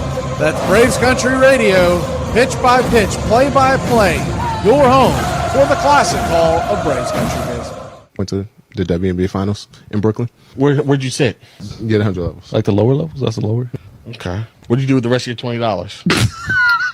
It measures just 9 inches in circumference, weighs only about 5 ounces, and is made of cork wound with woolen yarn covered with 2 layers of cowhide and stitched by hand precisely 216 times. It travels 60 feet 6 inches from the pitcher's mound to home, and it can cover that distance at nearly 100 miles an hour. Along the way, it can be made to twist, spin, curve, wobble, rise, or fall away. The bat is made of turned ash, less than 42 inches long, not more than 2 3/4 inches in diameter. The batter has only a few thousandths of a second to decide to hit the ball. And yet the men who fail 7 times out of 10 are considered the game's greatest heroes.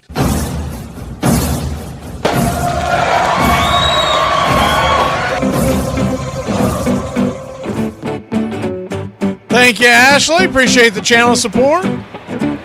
Bryce Elder is going to go back to work, trailing 1-0. The first pitch from Elder is upstairs for a strike. It's 0-1. The 0-1. Kicks and fires. Swing, lifts it. High and deep into right field, going back. Making the running catch at the wall. Warning track, Acuna for another loud out. 1 away.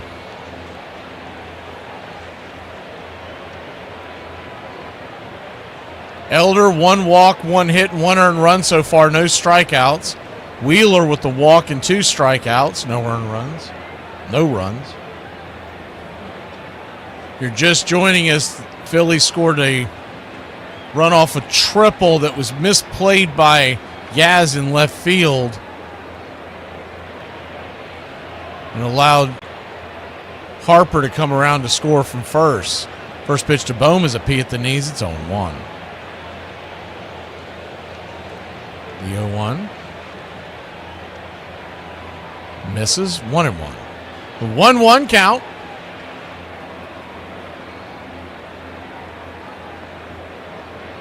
Elder brings it. Swing! Sizzles it back up the middle. And that was an atom ball.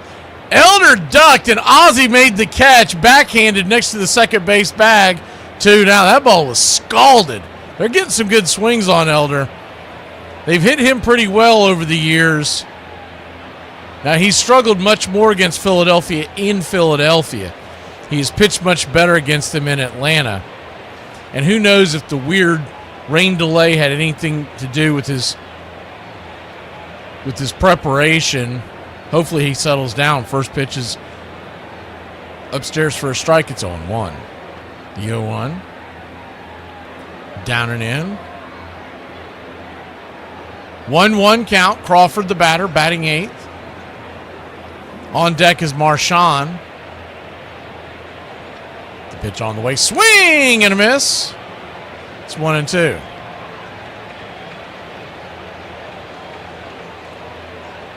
Brian Snitker inducted into the Hall of Fame, Braves Hall of Fame today, which is why we got the emoji for you country club members in there. The 1-2 pitch in the dirt.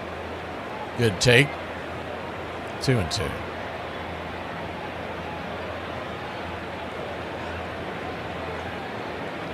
Two count. Turns and kicks. Swing, lifts it. High and deep into left field this time. Yaz has got it at the track, and that'll end the inning. You got to get some ground balls. Bryce Elder doesn't do well with fly balls. We'll be back in a flash. Braves will try to get on the board when we return. Yo. Hey, I got some news, bro. Katie is no longer my girlfriend. Oh, thank God. I hated that. What the Jeff? I was gonna say she's not my girlfriend, man. She's my fiance. Hi, Katie. Congrats, guys. Armchair. Satchel Paige always thought he was the greatest pitcher in the world, and Josh Gibson thought he was the greatest hitter in the world, and we did too. And Satchel and Josh in this World Series ball game, Satchel pitching, and we got a ball game won. The Kansas City Monarchs with 2 out in the 9th inning. First place hitter, he tripped on Satchel. We got 2 outs, so that didn't bother us any at all. So Satchel called me, he said, come in. I said, what do you want, Satchel? He said, let me tell you what I'm fixing to do. He said, I'm going to walk Howard Easterland. I'm going to walk Buck Leonard. I'm going to pitch to Josh Gibson. I said, man, don't be facetious. He said, that's what I'm going to do. I said, time. I called the manager, who was Frank Duncan. I said, Frank, you got to listen to what Satchel said. And so Satchel told him what was going to happen. Now, when he was walking Buck, Josh was in the circle. He talking to Josh all the time. Said, Josh, do you remember the day? Told you that one day we were going to meet and we were going to see who was the best. He said, yeah, I know what you're talking about. Satchel said, all right. Said, now it's the time to prove this thing. So when Josh comes up to the bat, listen, let me tell you what this man did. He said, now I'm ready. So I'm going to throw you some fastball. I'm going to throw you a fastball, belt high, boom, strike 1. Josh didn't move the bat. He said, now I'm going to show you another fastball, boom, strike 2. He said, now, Josh, I've got you 2 strikes and no balls. You know, in this situation, I'm supposed to knock you down, you know, brush your back. He said, but I'm not going to throw any smoke at your yoke. I'm going to throw a pea at your knee, boom, strike 3. And when he struck him out and he walked off the field and walked by me and said, you know, nobody hit Satchel. Welcome back. Zach Wheeler goes back to work. This will be his 21st pitch of the inning, or the game, excuse me. First pitch on the way to Michael Harris is swung on and fouled back over the third base side. It's 0-1. Left to right in the outfield for the Phillies, it's Marsh, Crawford, and Garcia. Around the horn, third to first, Bohm, Turner, Stott, and Harper. The 0-1 pitch, swing, hammered into left field. That's down for a base hit, and cutting it off to keep Harris to a one-bagger is Marsh out there in left field, but your Atlanta Braves got something cooking here. Nobody out and 1 on to start the bottom of the 2nd inning. Go Money Mike. What they know about that? God bless you, Mike. Keep your game tight. Never know. You know what I'm saying? I got a little razzle-dazzle. Little razzle-dazzle indeed. Austin Riley, the batter. Righty-righty. First pitch is right there. 4-seam fastball. 95 in on the track. It's 0-1. Riley batting just .216 on the year. That's why he was dropped to the 6th spot. The 0-1 swing, chops it over to third, and that's going to be a 5-4-3 double play, clearing the bases. And quickly 2 down. Riley keeps swinging the bat like that. He's going to be hitting 10th or 11th. 2 down, and Dubon, the batter.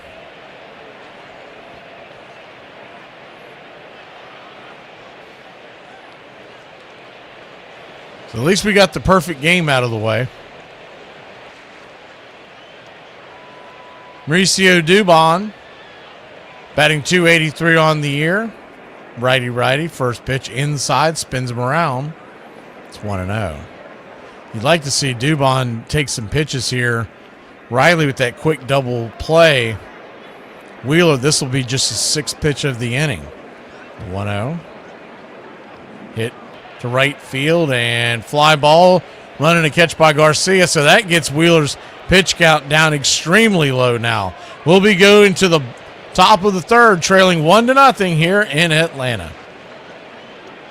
You know, I'll never make fun of socially awkward men because I, too, am socially awkward around girls for some reason. Like, I don't know what it is. Like, I want to be your friend so bad. so bad that my brain just like locks up. Like today, this girl, I was like, "You're so pretty." She's like, "Oh my God, you are too." And I was like, "Wow, she's like really nice." And then I was just so happy thinking about it, and I just wasn't thinking. And I took out a curb pulling out of the gas station, and I skimmed up the side of a stop sign. Pro marriage tip: when your wife makes you something to eat and it's not that good, just explain to her in detail how your mother would make it, and then she'll strive to be more like your mom. And that way you can train her well.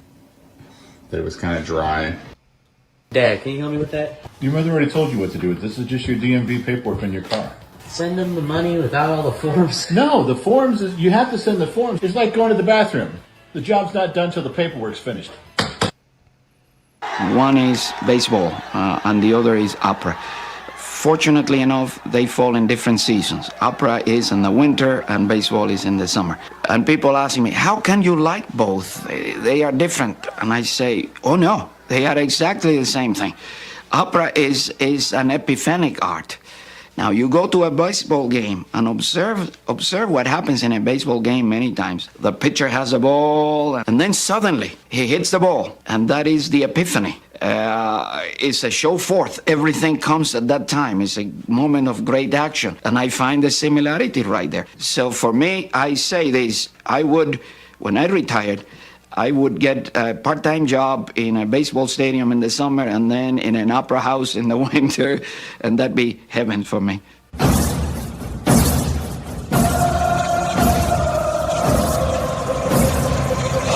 Top of the third inning, first pitch is a strike. The number 9 hitter, Marchand from Elder, it's 0-1. The 0-1 swing, chops it in between the mound and first base. Elder will scoop it with his glove and touch the pillow. 1 down, G1 in your scorecard. Good to see you, Iron Lung. Tree Nug sneaking in here. I think we already said, saw JC, saw a big truck in here. Kaylee's in here as well doing his technically. 1 up, 1 down. Top of the third.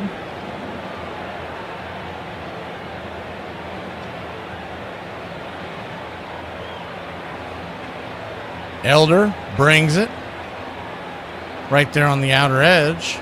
It's 1-0. 1-0 to Turner. He grounded out in the first. Down below the knees, 2-0. The 2-0 count.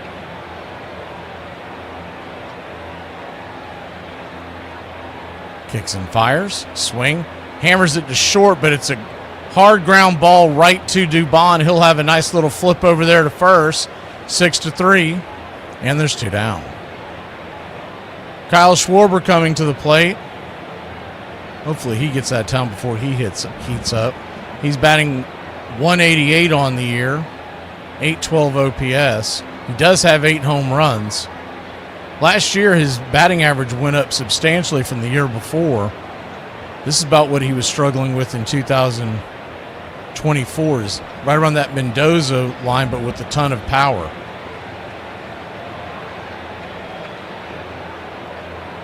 First pitch on the way is inside for a ball. It's 1-0. Hey, there's another technically. Michael. Technically, the 1-0. Inside, called for a strike.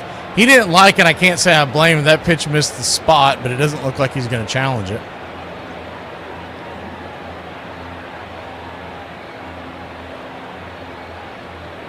One count, swing and a miss. It's 1-2.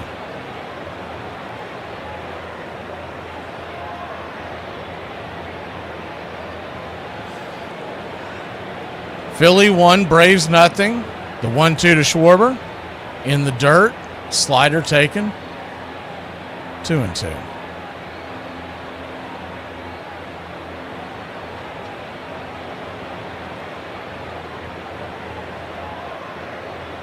The 2-2. Just misses outside. Full count. Full count to Schwarber. Standing on deck is Harper. Braves trail 1-0. Yaz will lead us off in the bottom of the inning as the payoff pitch swing chops it hard on the ground over to first, and it's Olsen to Elder, and that'll end the inning. Phillies go down 1-2-3. We'll be back in a flash, trailing 1-0. Bottom of the third we go. I don't know about y'all, but I sure could use some food stamps. I be tired of spending money at the grocery store. Everything's so expensive nowadays. Be aggravating. I just want a little bit of EBT, that's it. Damn. And it seems like every time I go in there, somebody done bought up all the cheap. I can't afford to keep buying this name brand. Damn, can you save some hot spicy cup noodles for me? They gone. We're not generally comfortable in an office setting, I would say. I am no good before 11 a.m. I also get headaches from computers, so I can't be around them for too long. I take stuff. I need to have someone go up and down with me in the elevator. I have a weakness for sweets. I was talking to my mama today, and she said, my God, it's so hot, the humidity is horrible. And I said, yeah, I know. I feel like a meth pipe on a payday. And she just looked at me, and I was like, no, really, though. I saw two crackheads putting copper back in an air conditioning. During the 1970s and 80s, the war in Vietnam came to an end, and an American president was driven from office in disgrace. The Berlin Wall came down, and the Cold War ended. Democratic ideals flourished. By 1970, the national pastime was in trouble. Attendance had not increased for more than 2 decades, and desperate owners tried everything to pump new life into the old game. Nothing worked. Now, the owners' grip on the destinies of the players was finally broken, and as their prospects improved, fans returned to the game. But old loyalties were sometimes forgotten. Now, what happened off the field, greed, scandal, strikes, seemed to overshadow the action on it. And now, as television demanded that most games be played at night, a whole generation of young fans would come of age without ever seeing a World Series game. Welcome back. First pitch swinging here to start the inning is Yaz. He'll give that at bat up. It'll be a 4-3 put out, one away.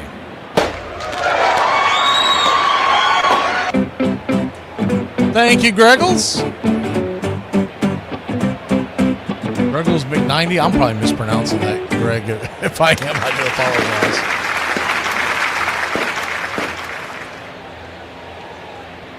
Braves trail 1-0. Pretty quick moving game considering the long rain delay. The pitch on the way is right there at the knees to Eli.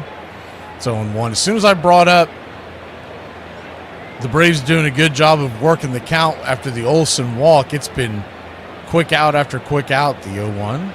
Swing and a miss. It's 0-2. The main idea here is to get that pitch count up on Zach Wheeler because this is his first start of the year. And everything that I've read, it appears they're shooting for around 5 innings, but if he continues with a low pitch count, you're going to see him go deeper. He's always given the Braves trouble.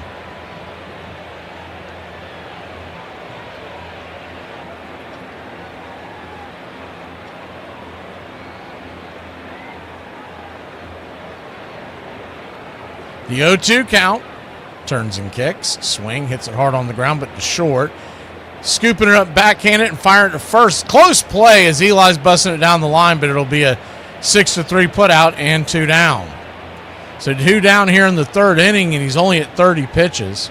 And back to the top of the order to Acuna. Acuna struck out swinging his first time up.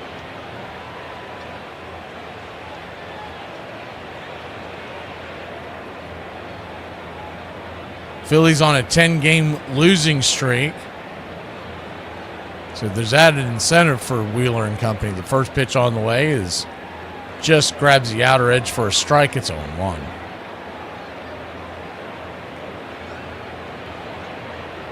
The 0-1. Turns and kicks.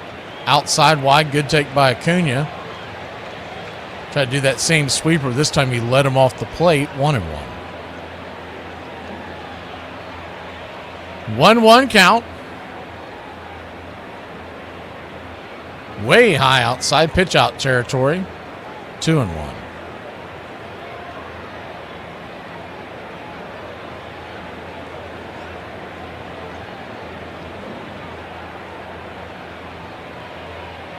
2-1 to Ronald. Swing and a miss. 2-2. You're wondering about the Atlanta basketball team. They are getting swamped right now. They're down by about a little over 24, 3 minutes left in that one. The 2-2 pitch. Swing and a miss, strike three. Chase the sweeper down and away, and that'll end the inning. So Wheeler rolling. Big wheels keep on rolling. We'll head to the top of the fourth, trailing by only one. A breakup, y'all. Have y'all ever chased your dog down the street and they thinking it's a damn game? Horrible. Of all the dangerous things we did growing up in the 70s and 80s, the most dangerous was getting in a car with our parent. I mean, it was like playing a game of Russian roulette. We had seatbelts. We couldn't use them. We had to do. Any given moment, our mom would need both hands to light her cigarette. Hey, take the wheel. Jump over and grab that wheel, and you're going down the freeway responsible for everyone in the car, and you're 8 years old. Your parents would pick up random hitchhikers and put them in the back seat with you. Sometimes they took your spot and you'd have to sit on the middle hump. You had nothing to hold on to. And mom hits a bump, you're going into the ceiling and then straight down to the floor. We fell out of moving cars all the time. It was also very normal for your mom to hit you with the car. Your mom was paying no attention to where you walked or what you were doing. She would hit that gas right when you walked in front of her car and just plow you over and then roll down the window and yell at you. You shouldn't be standing in front of the car. Like, this is how I get in the school, Mom. And now, like, it blows my mind. Cars are so safe. You have backup cameras and blind spot sensors that beep, 17 airbags, and you keep your kid facing the back window till he hits puberty. Like, we just wanted a seatbelt. Remember, Ed's almost good beer was brewed in God's country when God wasn't looking. Still, the family of baseball continued to grow. Larry McPhail's grandson Andy ran a team. Yogi Berra's son Dale played for a while. And one evening in California, back-to-back home runs were hit by Ken Griffey and Ken Griffey Jr. In Hoboken, New Jersey, the factory Maxwell House had built on the Elysian Fields where baseball began closed down. And that same year, the Baltimore Orioles opened a brand new, old-style ballpark on the site of the saloon once owned by the father of Babe Ruth.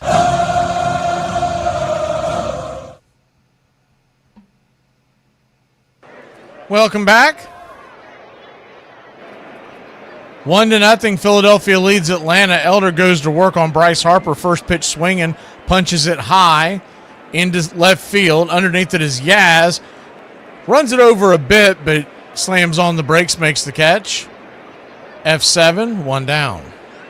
Y'all missed the news earlier. I'm assuming it's true. It was released by MLB Network and MLB, so I don't believe it was any kind of a...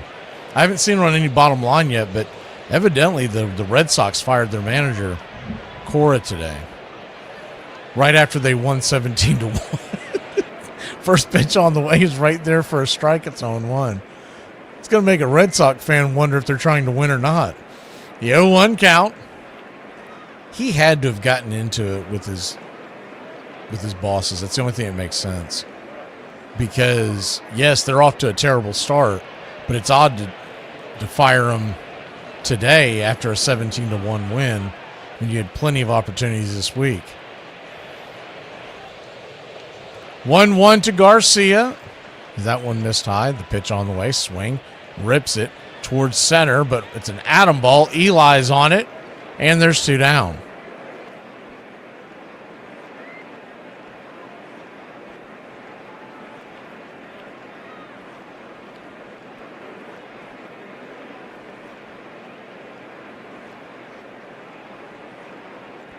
Brandon Marsh comes to the plate now.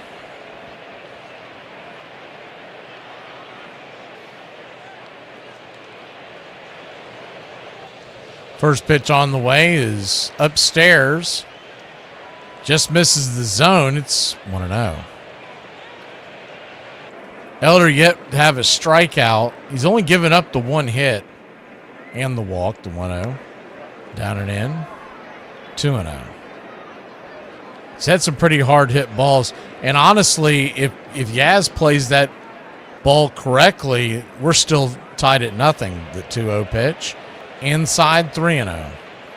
The ball was dying on him. If he just cuts it off, Harper's going to have to stop going first to third. The next man was out that ended the inning. 3-0 count. Brings it. Upstairs for a strike. About letter high. 3-1.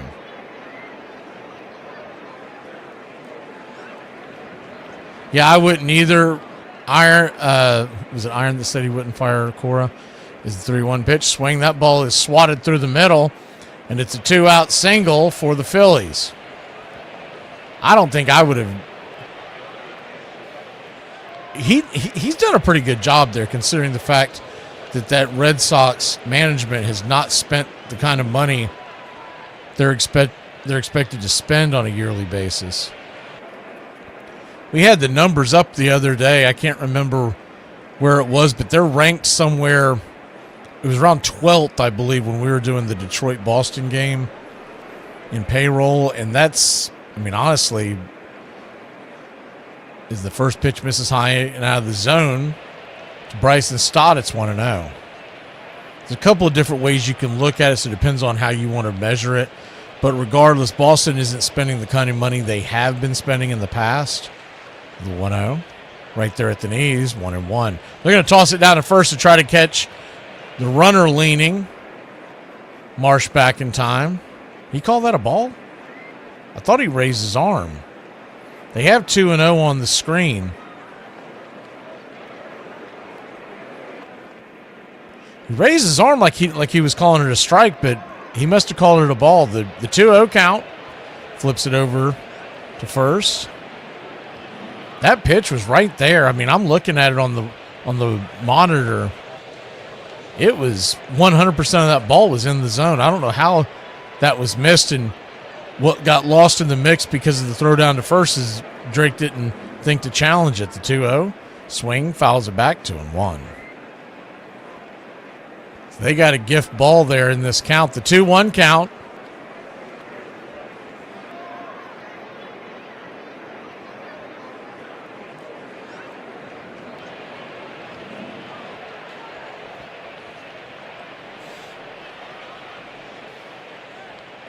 Kicks and fires down below the knees. 3-1.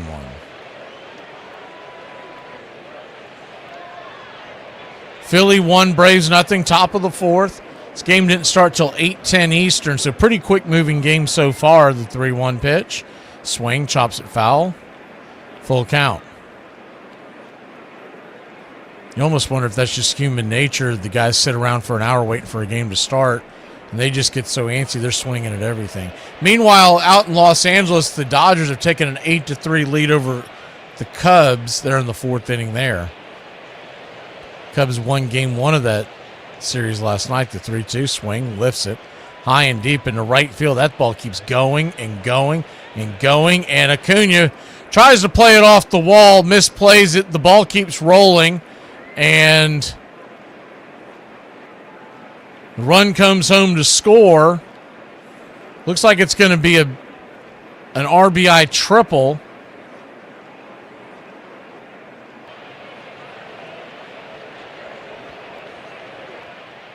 Olsen had to go get it deep into right field because Acuna misplayed it so poorly. It bounced away from him.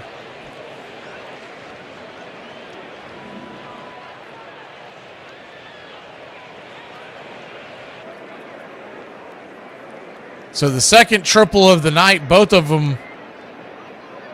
That one you can excuse a little more with Acuna. He was trying to make a play at the wall. The ball hit above his glove.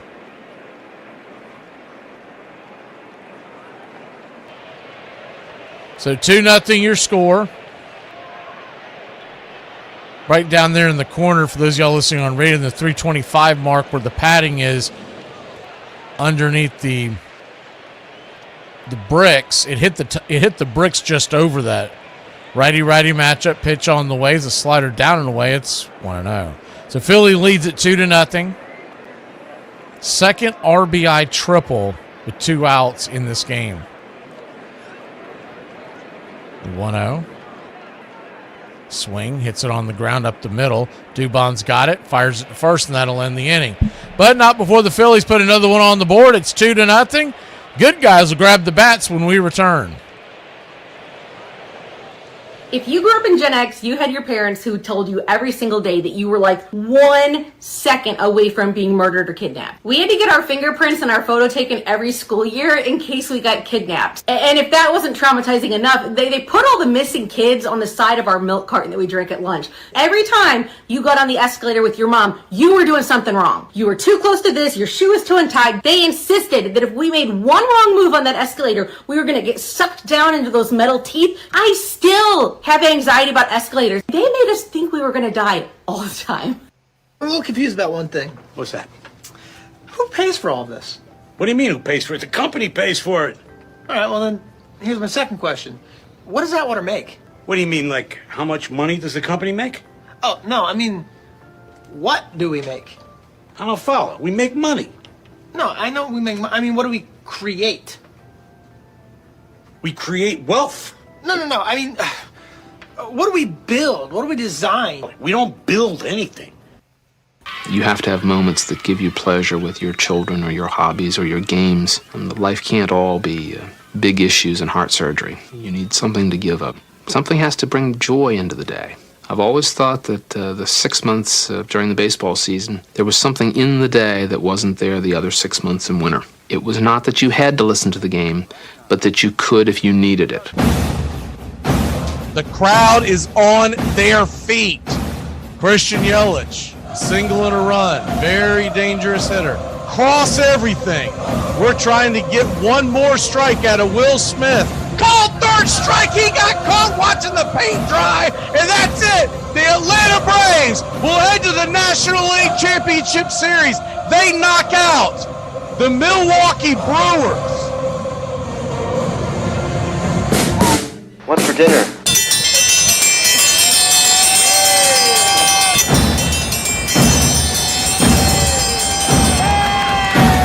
Hey, Chef, what's for dinner? Welcome back. What are y'all chowing down on here tonight? Braves trail 2-0. 1-0 count to Drake Baldwin. Fires it inside. 95.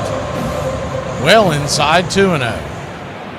So two heaters, one well off the plate outside and one well inside up and in. The 2-0 outside wide, 3-0. Iron, I always know that you drank the vodka. Rice-A-Roni from Pita, chicken wings from James Ray, New York strip from Rich. 3-0 count, right down the pipe. 3-1. We got one of those clowns back, huh? 3-1 count. Turns and kicks inside, and he'll head on down to first. So, one on, nobody out to start the inning.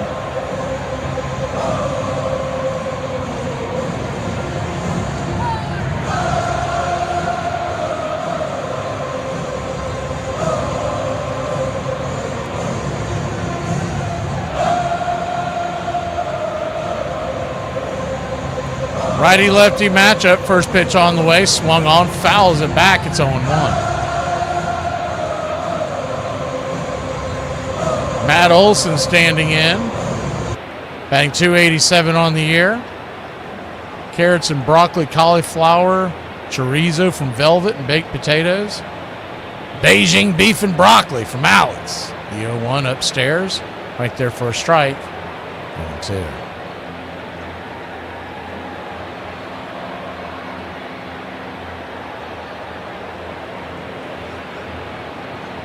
Hero or gyro meat, depending on where you grew up at. And Ezekiel bread. Ezekiel! Coleslaw. JC, are you only eating coleslaw by itself? Normally that goes along with something. The O2. It's got to spoon some coleslaw, huh? The O2 in the dirt, 1-2.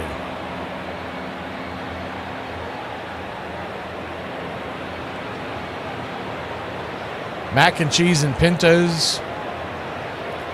Chicken and rice. Chipotle. Burrito. Chicken salad and cranberries and walnuts from 021. honey and chili chicken with noodles from Alex. The 1-2 pitch, swing, rips it down the right field line, but foul. Man, that was close. It banged about 19 things on the facade over there. That's just a little straighter. We got a tie ball game. Lemon garlic pork loin from Harriet.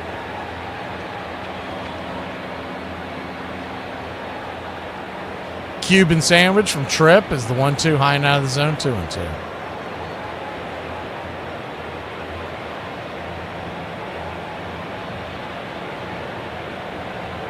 Buffalo chicken mac and cheese from CCM.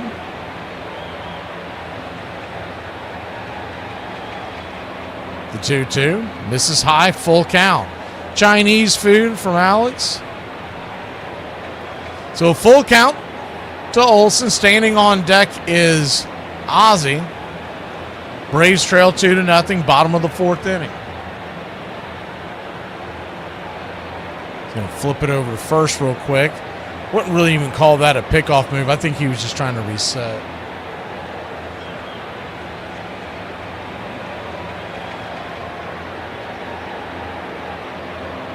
He did everything but yell, hey, I'm about to throw over there. The payoff pitch misses high, ball 4. So we got first and second, nobody out, back to back. Walks here to start the inning. Just to annoy some of those out there. That's going to break up the perfect game. Phillies challenged that? No way. They challenged that. So they're going to lose a challenge on top of it. That was a terrible challenge. I don't know who challenged it. I don't know if it was Wheeler or if it was... I think it came from the backstop Marchand. That is a terrible challenge. Ozzie Albies the batter. First pitch, swing and a miss. Filthy change off the edge. It's 0-1.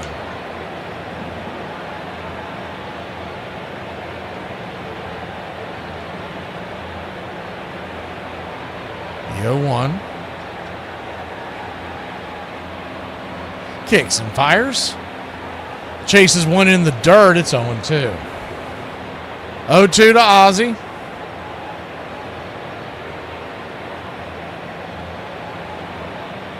Mac and fries at the Airport Grill Gin Mill. That sounds like a good time waiting to happen there. The 0-2 count. Down and away, 1-2. Braves trail 2-0. Standing on deck is Harrison. He has been red hot. He's 1 for 1 today. 1-2 to Ozzie. Open stance from the left side. Digging in. The pitch. Swing. Punches it back foul. Do it again.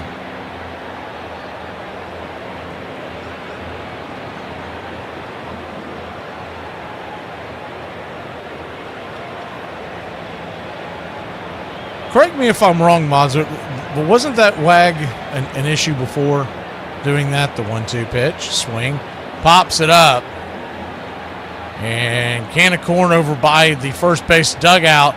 Thankfully, Harper's going to run out of room. It's actually going to smack on the top of the dugout ceiling and roll into the crowd.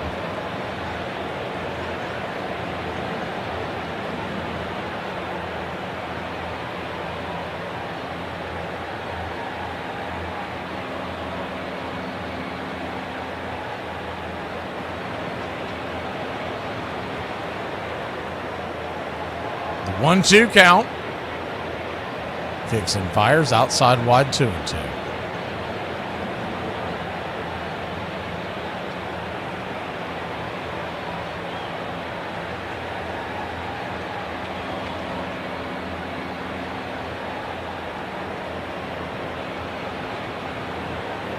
The 2-2 swing hits it up the middle and stopping it. Oh, everybody's going to be safe.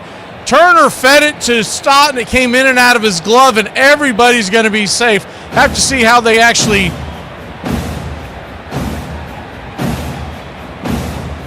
score that.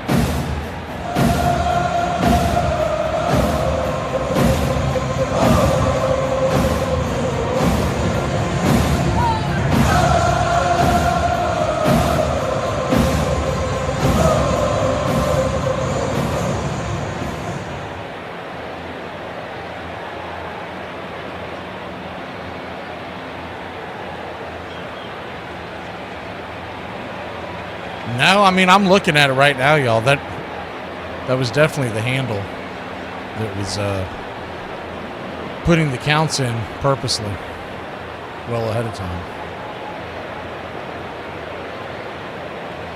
Michael Harris at the plate. Bases are loaded, nobody out. Maybe it's a different handle that y'all are thinking of. I don't know. Bases loaded, nobody out. Harris coming to the plate. Braves trail by 2. First pitch on the way. Swing and a miss. It's 0-1. And there very well could be 2 different accounts with similar names.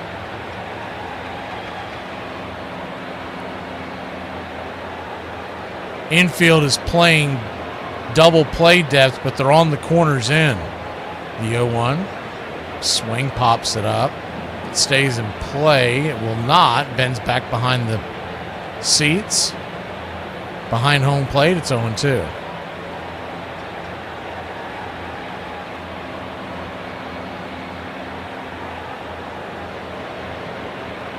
So an 0-2 count.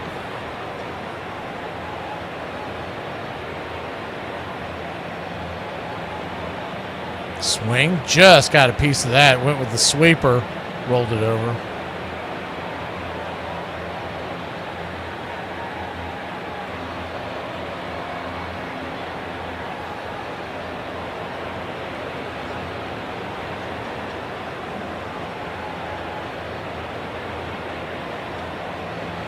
The 0-2.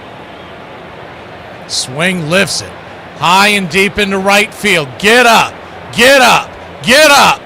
That ball's going to be caught at the wall. That'll score a run. Drake comes home to score. We'll have runners at the corners and 1 out. And your Atlanta Braves, Money Mike cuts it the lead in half. It's 2-1. What they know about that? God bless you, Mike. Keep your game tight. Never know. You know what I'm saying? I got a little razzle-dazzle.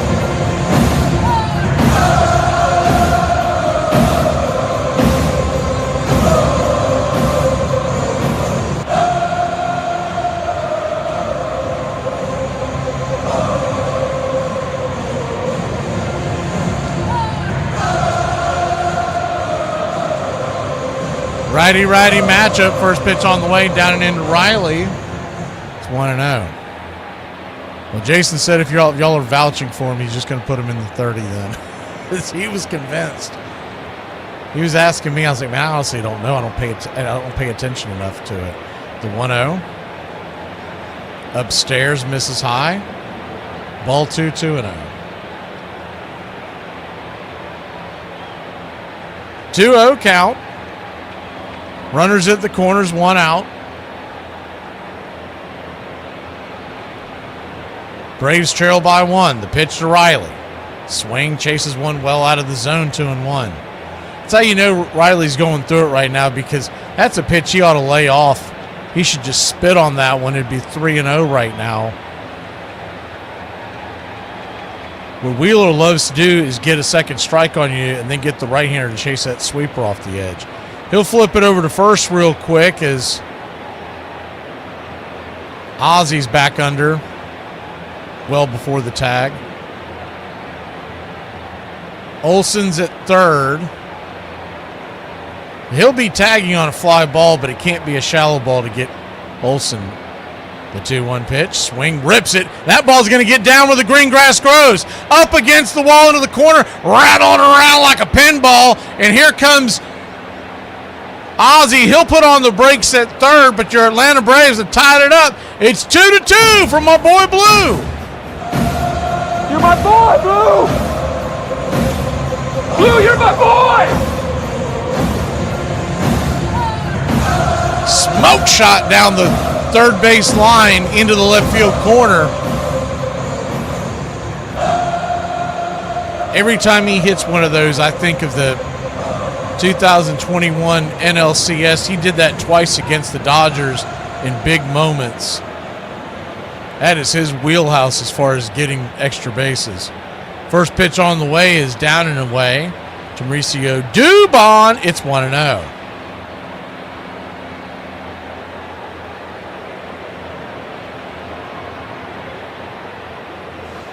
The 1-0 to Mauricio.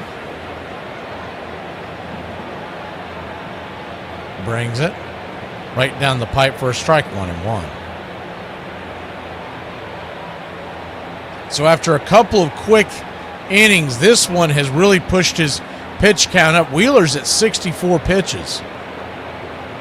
Orion Kirkering's warming up in the pen. The 1-1 punches it down the first base line, 1-2.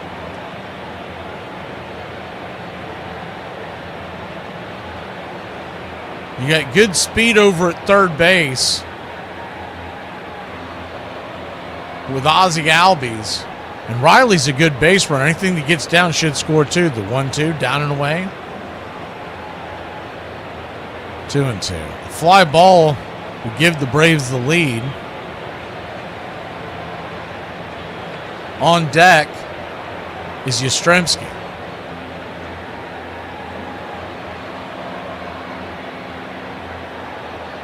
The pitch, down and away. And now we got a full count. Nowhere to run, nowhere to hide. He would load the bases if he loses the batter here. Yastrzemski standing on deck. The payoff pitch. Caught looking, strike 3. Punched him out at the end. Dubon's challenging that. That's a bad challenge. That's an awful challenge. He's going to lose that challenge, and there'll be 2 down. That's nowhere close to being a ball. You guys are going to have to learn to not challenge just because your egos got involved in being involved in a strikeout. The entire ball's over the plate. So Yastrzemski looking to have some kind of offensive punch here in this series. First pitch on the way is right there for a strike. It's 0-1. The Yaz is batting 195 on the year.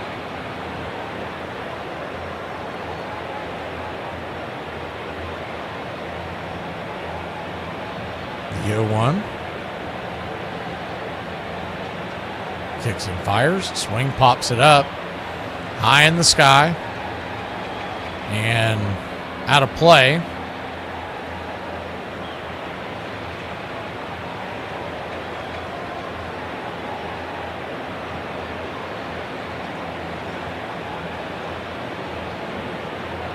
The 0-2 count.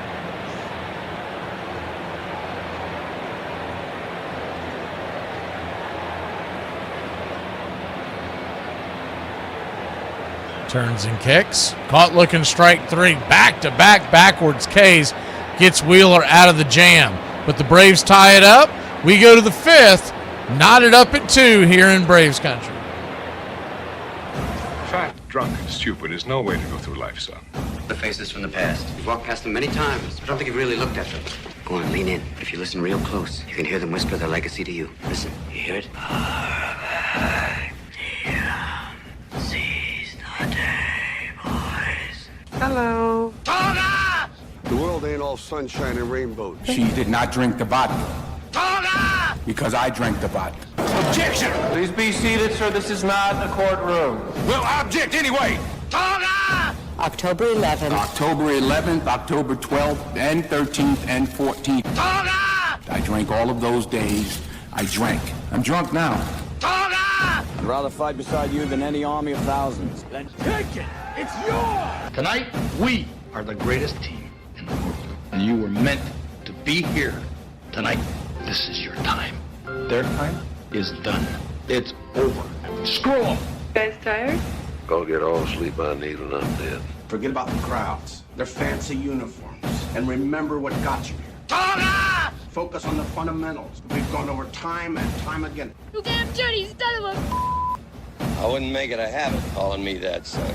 I want you to remember that no bastard ever won it by dying. You won it by making the other poor dumb bastard die. Well, that was pleasant. Nice of him to stop by, don't you think?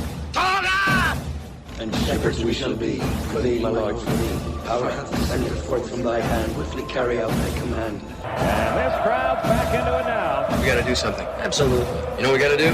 Toga party. We can't afford to have a toga party. Toga! Toga! Toga! Toga! Toga! Toga! Toga! Toga! Okay? All right. Let's go. Let's go. Let's go. Let me hear it. Let me hear it. Let me hear it. Welcome back. 2-2 your score. We go to the top of the fifth inning, and Bryce Elder goes back to work. Probably a little pep in his step after getting the game even now at 2 apiece. 2 runs scored by the Braves in the top of the fifth as the 0-1 pitch misses high.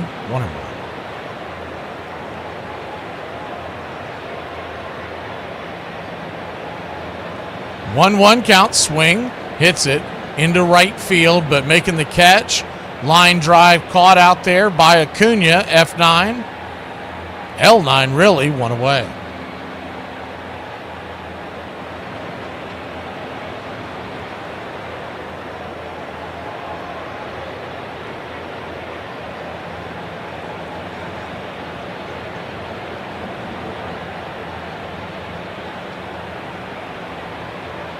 One up, one down. And the first pitch to Marchand, the number 9 hitter. Misses down and in. It's 1-0. The 1-0. Kicks and fires. Down and in. Four-seam fastball. Back-to-back fastballs. Misses. It's 2-0. With a 2-0 count. Swing. Rips it up the middle, and that'll be a base hit. And it's a one-out single for the Phillies. Braves 2, Phillies 2. Big inning here for Elder. Needs to shut him down. You got Trey Turner coming to the plate.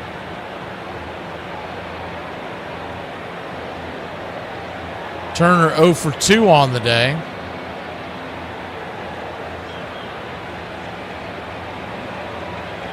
Righty, pitch on the way. Swing, hit hard on the ground. That's in between the 5-6 hole, and we got trouble of brewing. Runners at first and second. There's only one out. And Kyle Schwarber is coming to the plate.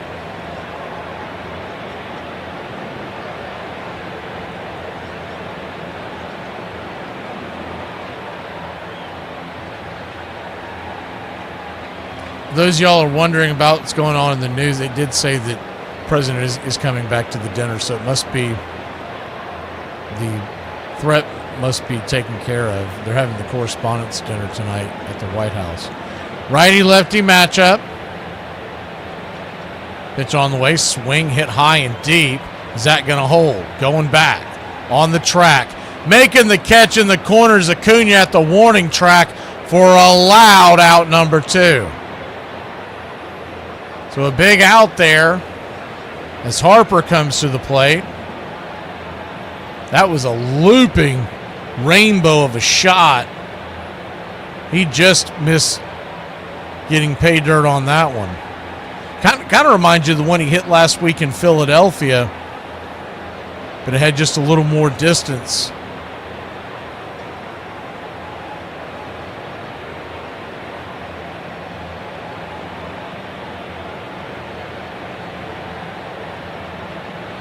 Bryce Harper, the batter, righty-lefty matchup.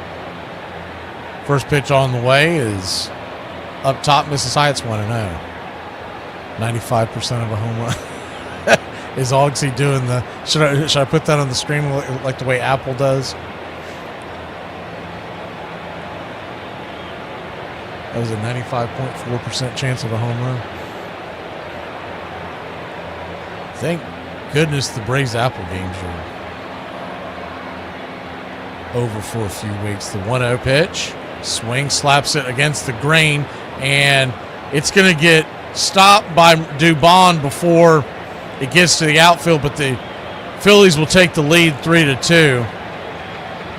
Good hustle by Dubon to keep it from going to the outfield. If we're playing an honest defense, it's an easy 6-3, but he hit it against the grain. We were playing back and to the right, and where the shortstop normally stands, Dubon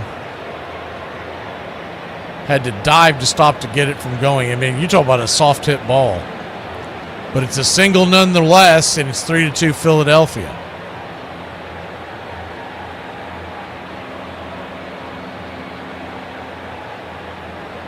So Adolis Garcia to the plate. He's 1 for 2 with the triple and an RBI. As Elder steps off the bump. Elder.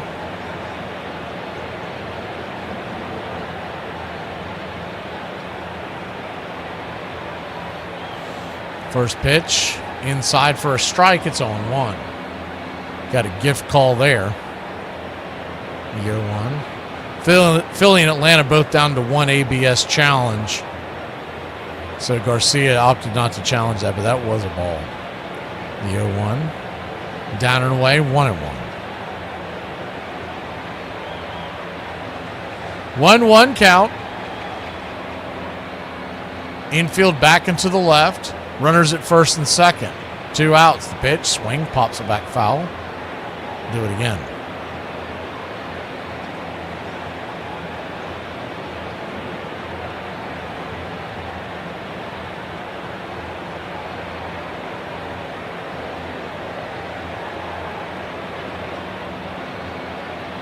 The 1-2. Inside. 2-2. Almost gets him in the foot.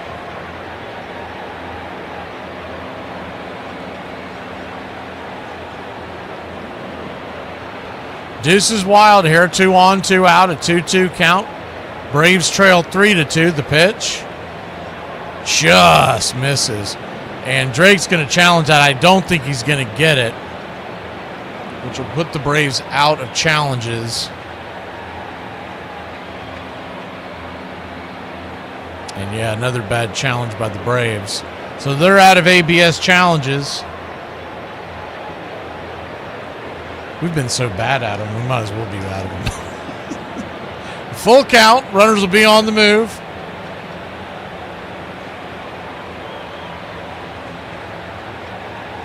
Brings it. Swing and a miss, strike 3. And that'll end the inning. But not before the Phillies take a 1-run lead. We go to the bottom of the 5th. Time to rally the troops one more time. 3-2 Philly.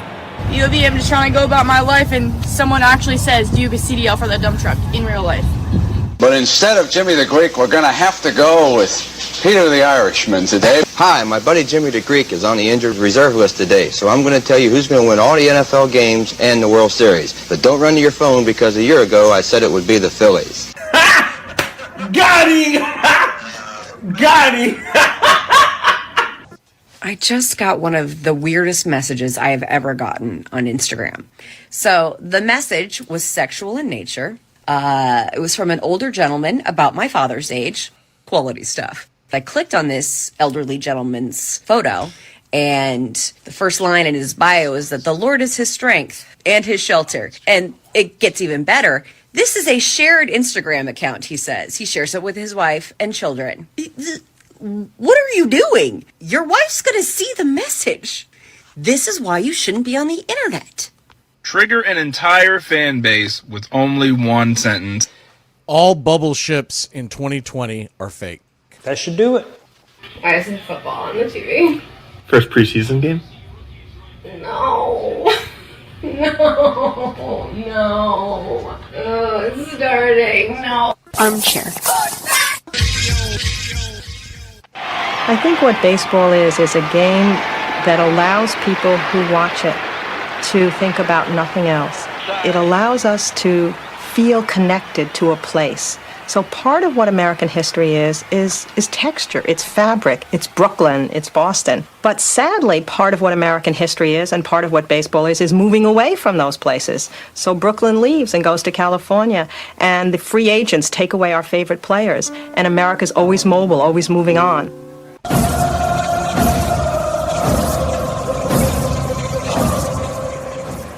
Zach Wheeler back out there for a 5th inning of work. First pitch is at the knees.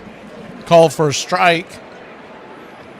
To Eli White, it's 0-1. Probably a little low, but the Braves are officially out of ABS challenges, the 0-1. Check swing. Did he go around? Check down the line. He did not. 1-1. You wonder how many umpires, when that happens, they know the teams are out of the challenge. They start going, now we get to call a game. The 1-1. Swing, rolls it over to third. Easy 5-3 for Bohm, and there's one away. Eli White rushed into duty to play center field because of the injury to Michael Harris. He is designated hitting tonight. But in a perfect world with the right-hander on the mound, you'd like to have Harris in center and Dominic Smith as your DH.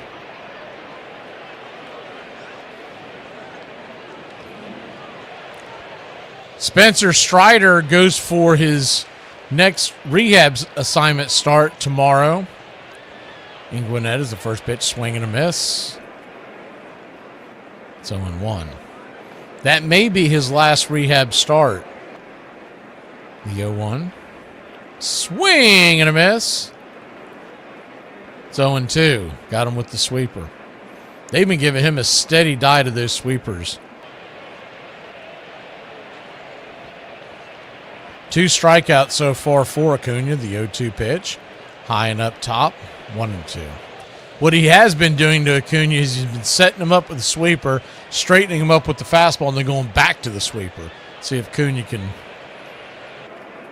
crack that code and get into one here. The 1-2.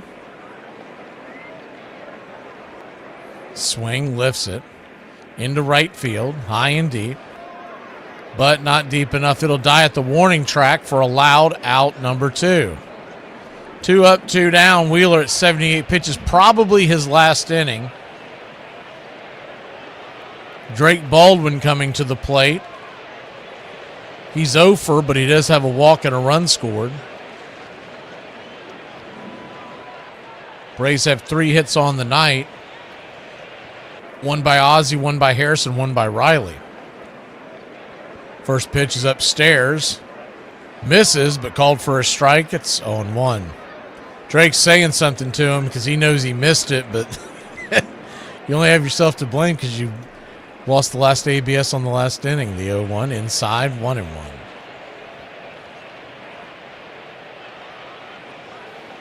One count.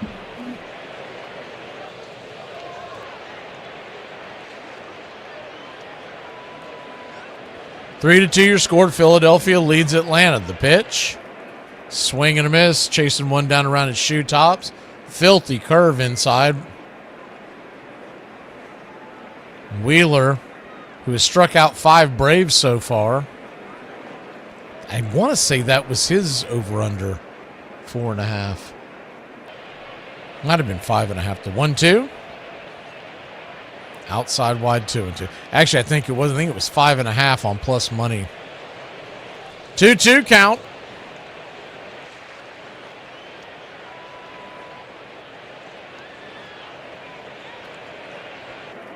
Swing. Chops it foul.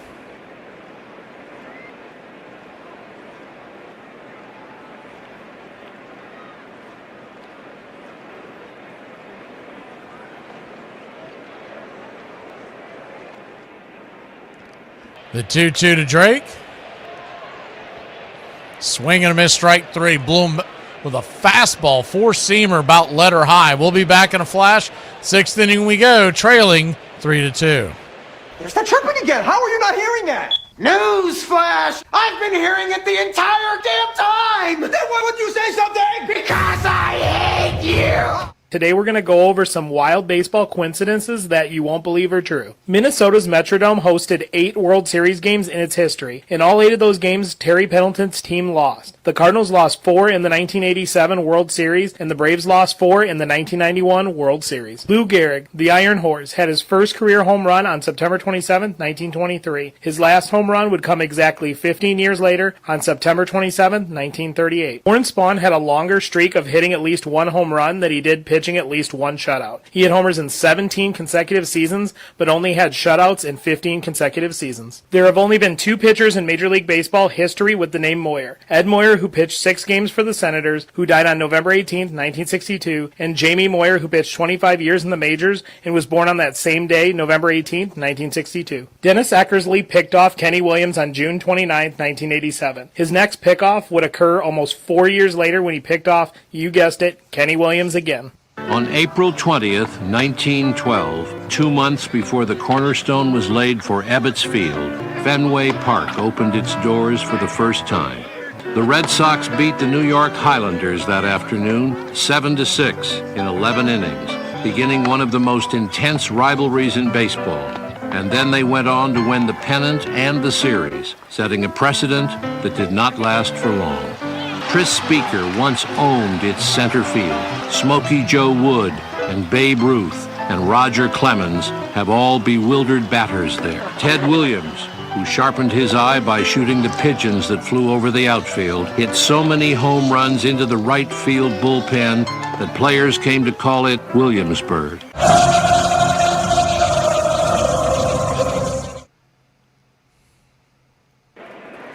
Welcome back. Braves trail 3-2. We go to the top of the 6th. First pitch upstairs from Elder to Marsh is called for a strike. It's on 1.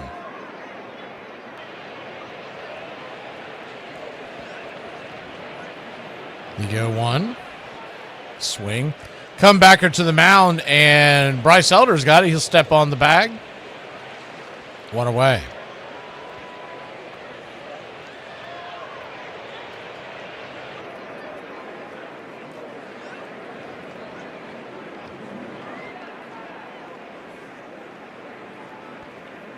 Three runs, 6 hits, no errors for Philadelphia. 2 runs, 3 hits, no errors for Atlanta. We're in the top of the 6th inning. First pitch is on the way as a slider. Belt high for a strike. It's 0-1. Season series so far with these two teams. The 0-1 pitch, swing. Hits it hard on the ground to short. Long throw, but a perfect throw by Mauricio Dubon.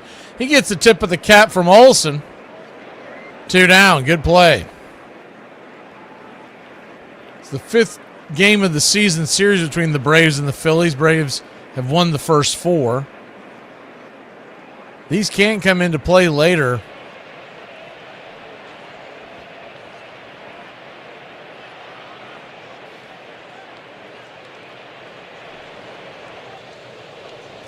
As the first pitch is right there at the knees for a strike, it's 0-1.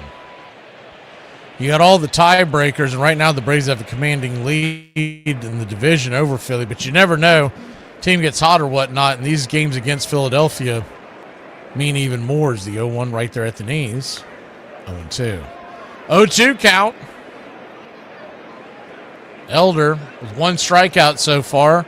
6 hits, 3 runs, all earned, and 1 walk. The 0-2. Brings it. 1-2. Down and away.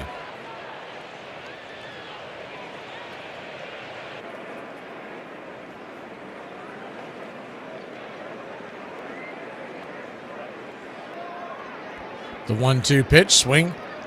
Slaps it towards Dubon. He'll have it. 6-3, and that'll end the inning.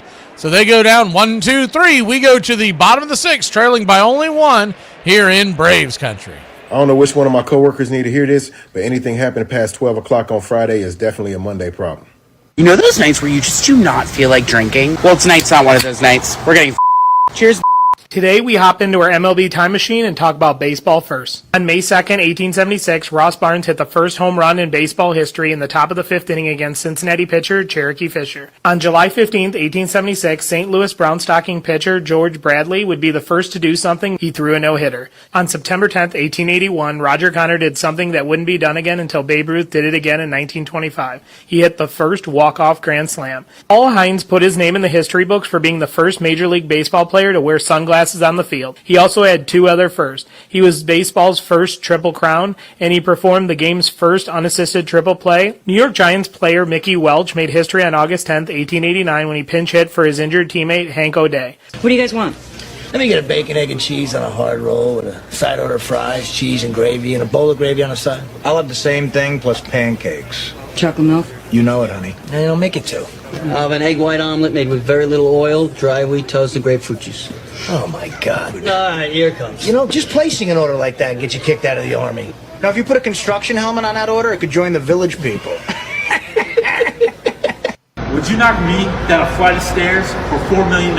I'd do it for a $5 scratch-off and a bag of Doritos. Over the years, the struggles of the Boston Red Sox would provide some of the most dramatic and heartbreaking action the game would ever see. And on October 21st, 1975, Fenway Park would witness the greatest game in World Series history, a game that rekindled the whole country's love of baseball. Braves Country Radio, your home for the classic call of Braves Country Baseball.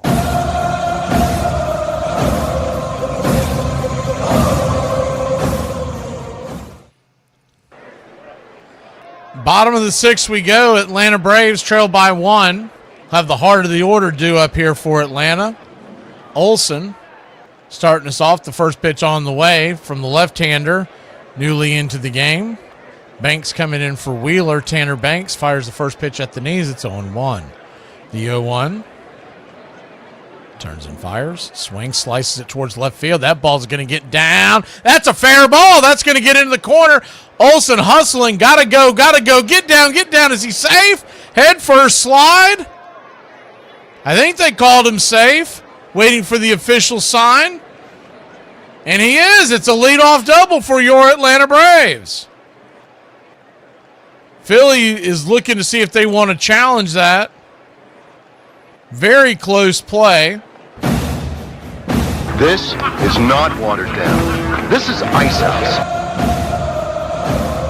Ice House. Smooth as it gets. Did look like his hand beat it.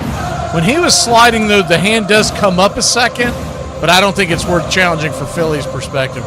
First pitch swinging by Ozzie Albies from the right side is slice foul. It's 0-1. I think if you slow it down and be able to pause, you're going to get a frame where the glove is on Olson and his hand comes off the bag, but that normally doesn't get you overturned. The 0-1 swing pops it up high and out of play. It's 0-2. Good hustle by Matt. We know he doesn't have wheels, but he was chugging.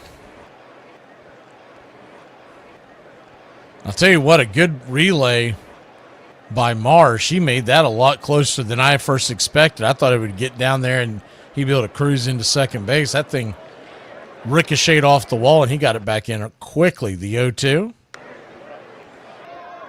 Outside wide.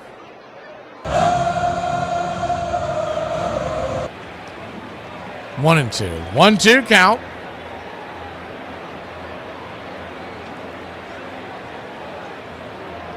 Lefty, righty. Ozzie digging in. Banks looking back. Olson, here's the pitch. Swing, lifts it. Out of play. Tying run stands at second base with nobody out. We're in the bottom of the 6th. 3-2 your score. Philadelphia over Atlanta. Standing on deck is Harris. The 1-2. Swing! That ball is cranked into the gap, baby. That's going to get down where the green grass grows. And your Atlanta Braves have tied it up. It's 3-3, an RBI double by the Wiz. I'm the Wiz. I'm the Wiz. I'm the Wiz. I'm the Wiz, and nobody beats me.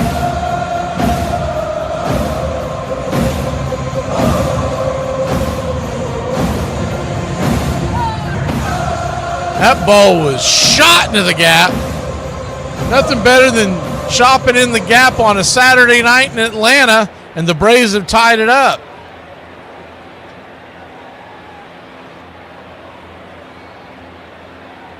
So Harris now the batter, lefty-lefty, first pitch swinging off the plate.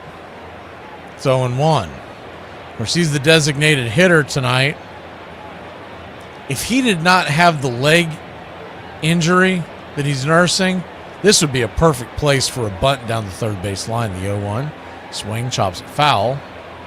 It's 0-2, but I doubt they want to put that kind of stress on his legs. So, but you talk about because Harris, when he has decided to do it, he's actually been a pretty good bunter. And Ozzie standing at second, he would easily make it to third. And the way they have the defense situated as the 0-2 inside, 1-2. They'd have a hard time getting Harris down the line. Remember, on our bench, we do have Dominic Smith for later. The 1-2. Swing, laces it towards left field. That's going to get down. Here comes the run around from third. Ozzie's going to score, and Money Mike makes it 4-3. Good guys. What they know about that? God bless you, Mike. Keep your game tight. Never know. You know what I'm saying? I got a little razzle-dazzle. You never know. Austin Riley coming to the plate, and Rob Thompson has seen enough. He's coming to the top of the steps, and he's going to lumber out there to the mound, and Tanner Banks is going to be 3 batters, and he gone. He's going to raise his ERA to 7.20. And he is responsible for the man at first. Orion Kirkering coming in, and we'll be back in a flash here on Braves Country. Atlanta 4, Philly 3, bottom of the 6th. Michael Harris at first and nobody out. Austin Riley coming to the plate.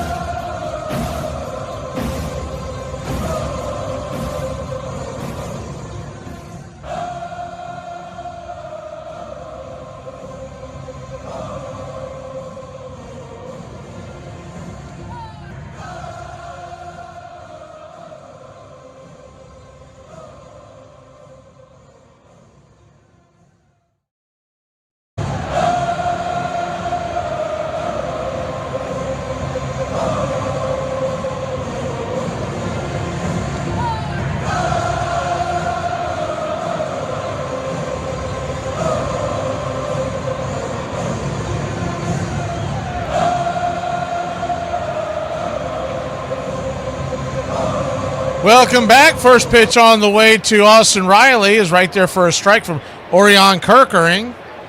And it's 0-1. Righty-righty matchup. The 0-1. Turns and kicks. Just off the plate. 98 miles an hour. It's 1-1. Kirkering. 3.38 ERA on the year. The 1-1. Swing. That ball's lifted. High and deep in the left field, but not deep enough. Marsh underneath it. He'll make the catch. F7, 1 away.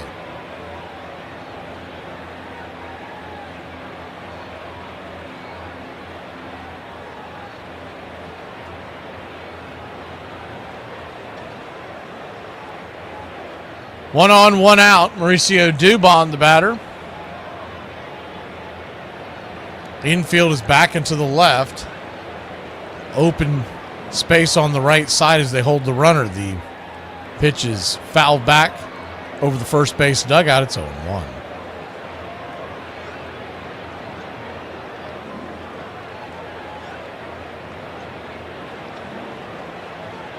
The 0-1. Swing, lifts it, and Pop fly into center field, coming in and making the catch is Crawford, chasing Harris back to the bag, and there's quickly 2 down. Braves, 4 runs, 6 hits, no errors. Philly, 3 runs, 6 hits, no errors. We're in the bottom of the 6th inning with 2 outs.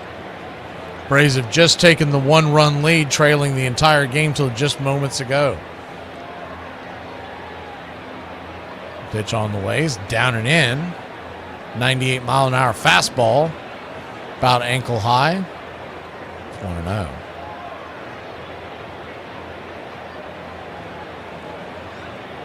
The 1-0. Brings it. Swing and a miss. 1-1. 1-1 count.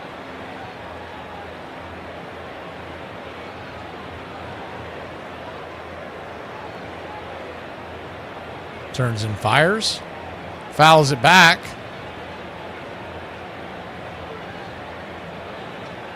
This game started at 8:10 Eastern if you're just joining us. Rain delay, accompanied with the Hall of Fame induction for Brian Snicker. First pitch was right at 8:10. They were shooting for 8:10. It was closer to 8:12. The pitch on the way is outside wide. 1-2. So 1-2 count.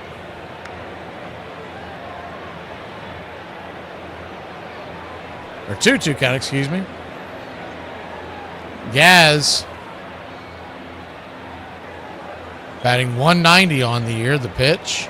Swing and a miss. Strike 3. My word. We'll be back in a flash. Top of the 7th we go. The Braves lead it 4-3. We accept one of us. We accept one of us. Uber gobble. Uber gobble, Uber gobble, one of us. We accept that one of us. We accept that one of us. Uber gobble, one of us. Uber gobble, one of us. Uber gobble. Shut up! Oh my God, I don't care!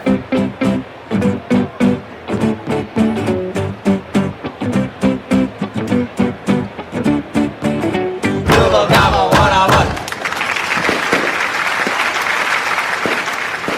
Mac McGee And I, we're on the same team. The Country Club for Braves Country Radio. And we need more players. We need you to help us win the battle against hunger and poverty. You can sponsor Braves Country Radio. Teamwork is what The Country Club for Braves Country Radio. it is all about. And that's why we need you. For just $15 a month, Don't get greedy. Ask for $2.99. you can sponsor a child just like Braves Country Radio. I've been able to really help, Braves Country Radio. and it feels so good. It's so easy. Just reach out now and start sending your love around the world. The Country Club for Braves Country Radio. Get join our team. We really can bat 1,000. Mac McGee. Who's waiting for help? There's room on our team for you.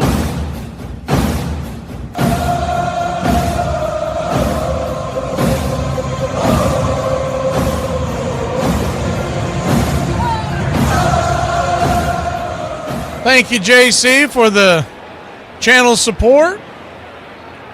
So Sally Struthers, obviously the voice on that commercial that we took from an old one. But I was watching All in the Family during the rain delay, waiting for the game to get announced and all that kind of stuff. And man, it was an episode where she had quite a heavy hand in it, and her comedic timing was just brilliant back then. First pitch on the way is upstairs for a strike. Elder back out there for another inning. It's 0-1. Righty-lefty matchup, the 0-1. Down and in. Thank you, Harriet. 1-1 count. Justin Crawford 0-for-2 with the fly out and the line out. The pitch on the way. Swing pops it up. And that'll get over the third base dugout. It's 1-2. Thank you for the channel support, Harriet. There's a left-hander warming up in the Braves pen. It looks like it's Dylan Lee. Remember we talked about they were going to try to stay away from him last night. Well, he's back at it tonight as the 1-2. Caught looking strike 3. Punched him out at the upper part of the zone, and there's one away. Good pitch. Just kind of buckled him. That is Bryce Elder's just his second strikeout of the night. He's given up 6 hits, 3 earned runs, and 1 walk.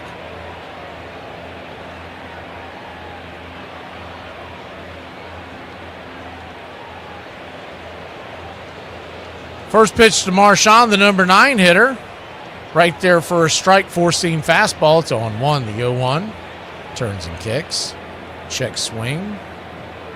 Upstairs, misses. 1-1. 1-1 count.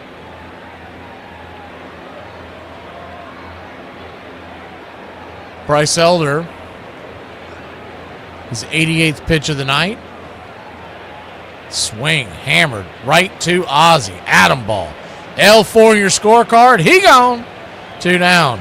Ozzie has a big smile on his face because that ball was smoked, but he didn't have to move. He literally just had to put up his glove.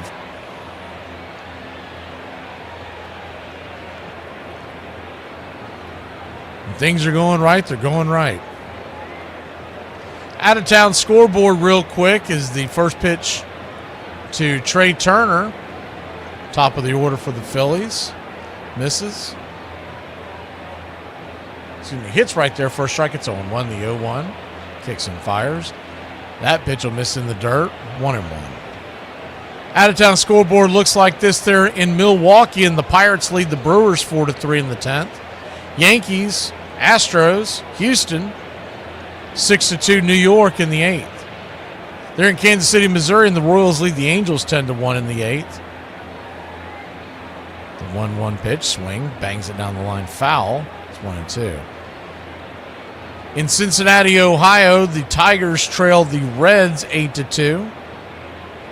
8th inning there, and then the 6th inning in Los Angeles, Dodgers all over the Cubs 11-4. The 1-2 pitch. That ball's going to get chopped over towards Olsen. He'll step on the bag, and that'll end the inning. Talk about a quick inning there. Elder, if that's your last pitch, round of applause. He hung in there. Another quality start by the Big E. We'll be back in a flash. Get up and stretch, y'all.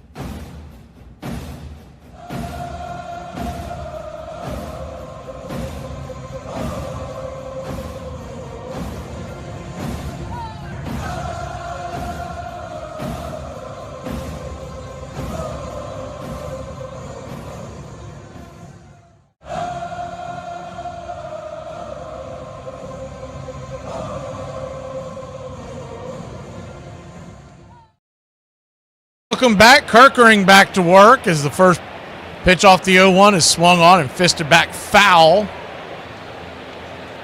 Eli White, your batter. It's 0-2. Righty-righty matchup, top of the order due up next. Acuna and Baldwin. The 0-2. Swing. Hits it hard on the ground, but right at the shortstop, Turner. He'll get him on a 6-3. 1 down. Thank you, Rich 22. 1 up, 1 down, bottom of the 7th.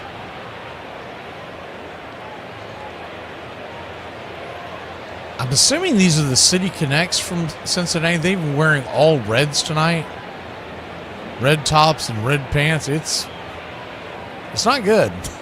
I don't know if they're due for another one, but I don't keep up with the City Connects except for what the Braves wear. It's not good. It's rough on the eyes in the background. Cunha digging in, pitch on the way, misses high. 1-0. Earlier today on your out-of-town scoreboard, Red Sox beat the Orioles 17-1 and then promptly fired their manager, Cora. Make it make sense. The Mariners, as the 1-0 misses high, 2-0. They came back. If you were watching this game earlier in the day, they came back and beat St. Louis 11-9 as the 2-0 misses high, 3-0. Scored 2 in the 8th and 2 in the 9th to come back and win that game.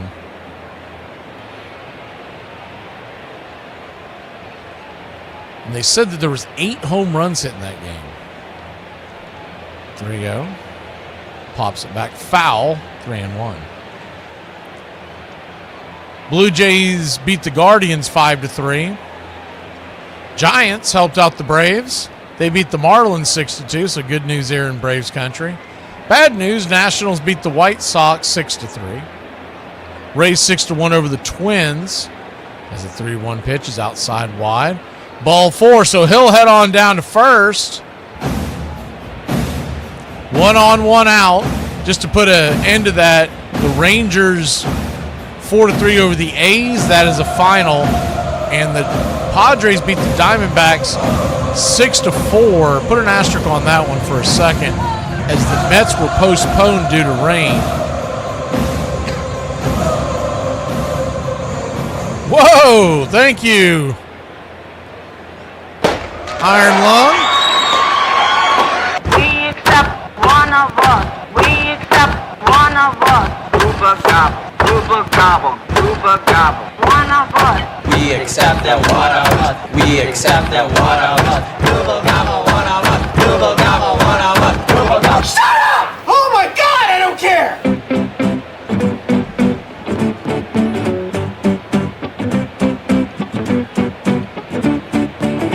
Uber gobble, one of us.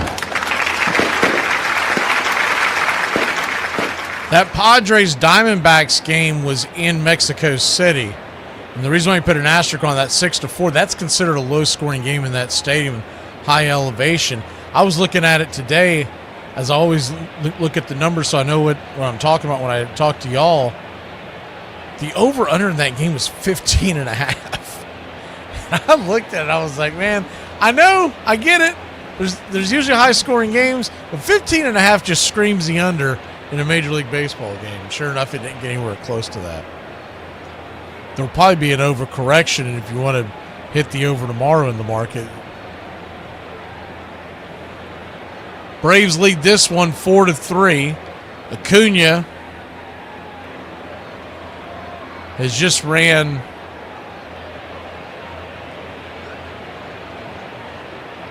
Kerkering out of the game.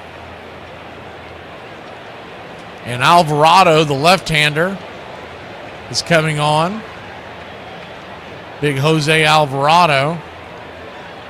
The one that every time we go to his bio, I always laugh because it says he's 6'2", 245. That's with 1 foot on the scale. I mean, this is a big old boy here. Lefty-lefty matchup. Drake Baldwin, the batter. First pitch, runner goes, throw comes down here to second base, and Acuna's got it stolen, baby. All right, we got the need for speed. I feel the need for speed.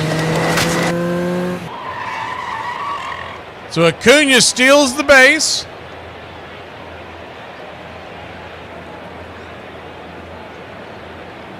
Pretty good jump there. His 5th stolen base of the year, as the 1-0 will miss. 2-0. He's gone sinker, both of them coming in at 96 and 95 respectively. Olsen on deck. Braves lead it by 1. Trying to get some insurance here. The 2-0. Turns and fires to second. It's a wide throw, and Acuna's going to be caught in a rundown. So as soon as he steals a base, he gets caught with his hand in the cookie jar, and there's 2 down. It was a high throw, very high throw,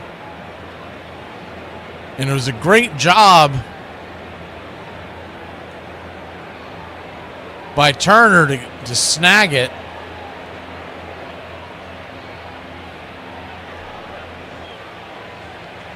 And so now a 2-0 count to the Drake is a P at the knees, another sinker, 2-1. I mean, you've already stolen second. There's 1 out, and you're in the heart of the order.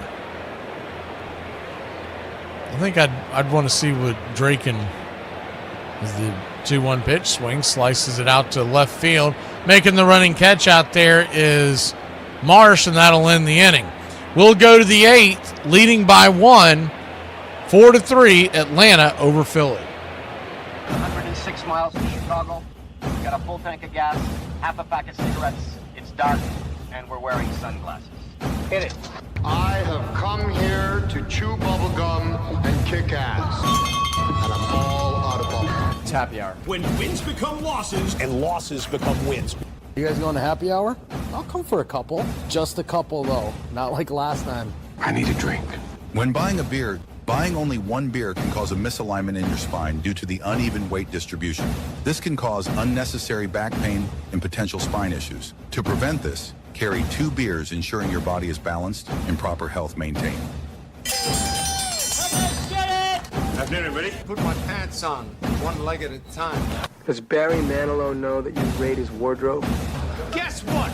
I got a fever, and the only prescription. Ladies and gentlemen, we interrupt our program of dance music to bring you a special bulletin from the Intercontinental Radio News. You're in Braves country. Everybody drink a beer. Salad. They're making it laws where you can't drink when you want to. This stinks. Pretty soon we're going to be calling this country. This is total BS. Oh, yeah? I mean, the Lord. You gotta understand it. We're on a mission from God. I'm on the radio every day.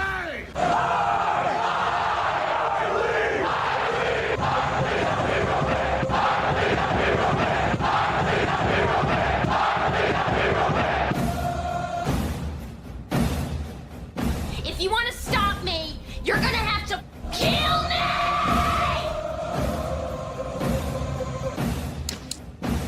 And you, music lover, you're next. You're so drunk you can't hit nothing. In fact, you're probably seeing double. I have 2 guns, one for each of you.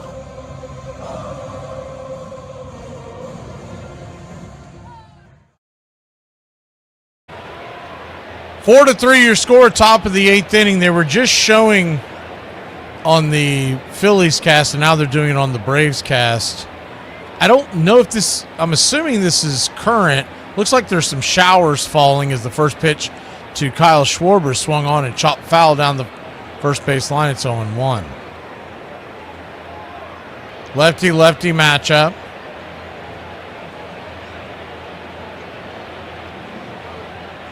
The 0-1. When they do the close-up on the players, you don't see it, but it's when they're panned out towards the stands, the 0-1. Out and away. 1-1. And the fact that both broadcasts did it almost simultaneously makes me think that's a live look on both ends. I don't see the fans really running for cover. 1-1 swing. Chops it down the line. 1-2. Schwarber, 2 ground outs and a fly out. That fly out almost hit pay dirt. Thankfully, it died at the right field wall in the corner. This would be a much different score. At the time, there were 2 on. The 1-2. Swing, rips it towards center, and, well, I don't know what happened there. Eli White falls on his keister, and the ball's going to get to the wall. Schwarber's going to have a triple, the 3rd triple of the game for Philadelphia, and they've got the tying run at 3rd and nobody out. Eli White normally very good defensive player. He was charging the ball as it was hit on a line, and he overran it a little bit, tried to put on the brakes, and maybe because of the wet footing out there, he just slipped, and the ball went over his head. So what should have been an F8, a hard hit F8, instead is a leadoff triple. So the Braves will pull the infield in, lefty-righty matchup with the pitch on the way. Swing! That ball's belted high and deep into center field, and that'll tie the game. Schwarber comes home to score, and it's 4-4. All in all, could have been a lot worse because Harper hammered that pitch. So now you got a tie game and there's one out. Now you just got to focus on Garcia and Marsh, the next two batters. Remember, they've already brought Alvarado out of the pen. No, he doesn't have great numbers. He is their big lefty. The first pitch to Garcia is a swing and a miss at the changeup off the plate. It's 0-1. The 0-1. They've got Backus and Miza as far as left-handers in the pen. If we get back around to that point.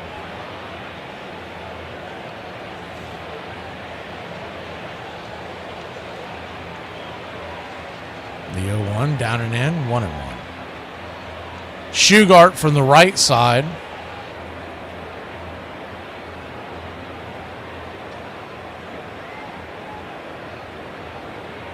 And Nolan Hoffman, who's only pitched one inning this year. The 1-1 pitch. Swing! That ball's hammered down the left field line. Foul. They've shown it several times on the Phillies cast. Ryan Howard is in the building watching the game. Because remember, he was technically a Brave. He just never was the 1-2. Swing and a miss. Filthy changeup. 2 down.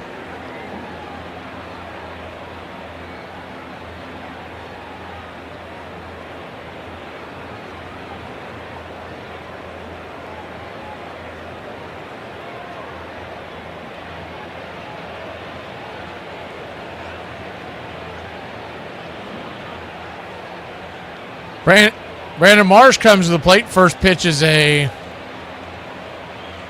guess he called that a ball. Looked like it hit the side of the zone. It's 1-0. Lefty. On deck is Stott. Bowman the hole, 2 down. The 1-0 swing and a miss. Chase the slider down and away. 1-1. Yankees still lead Houston 8-2. The 1-1. Swing and a miss. Slider down and away, and it's 1-2. So 1-2 count.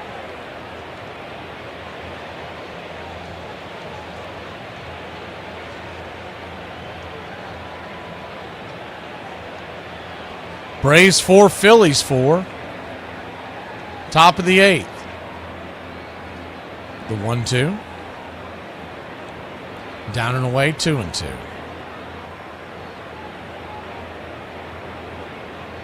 Same two teams back at it tomorrow, 1:35 Eastern. Game 3, and it's Chris Sale Day. The 2-2 pitch. In the dirt, 3-2.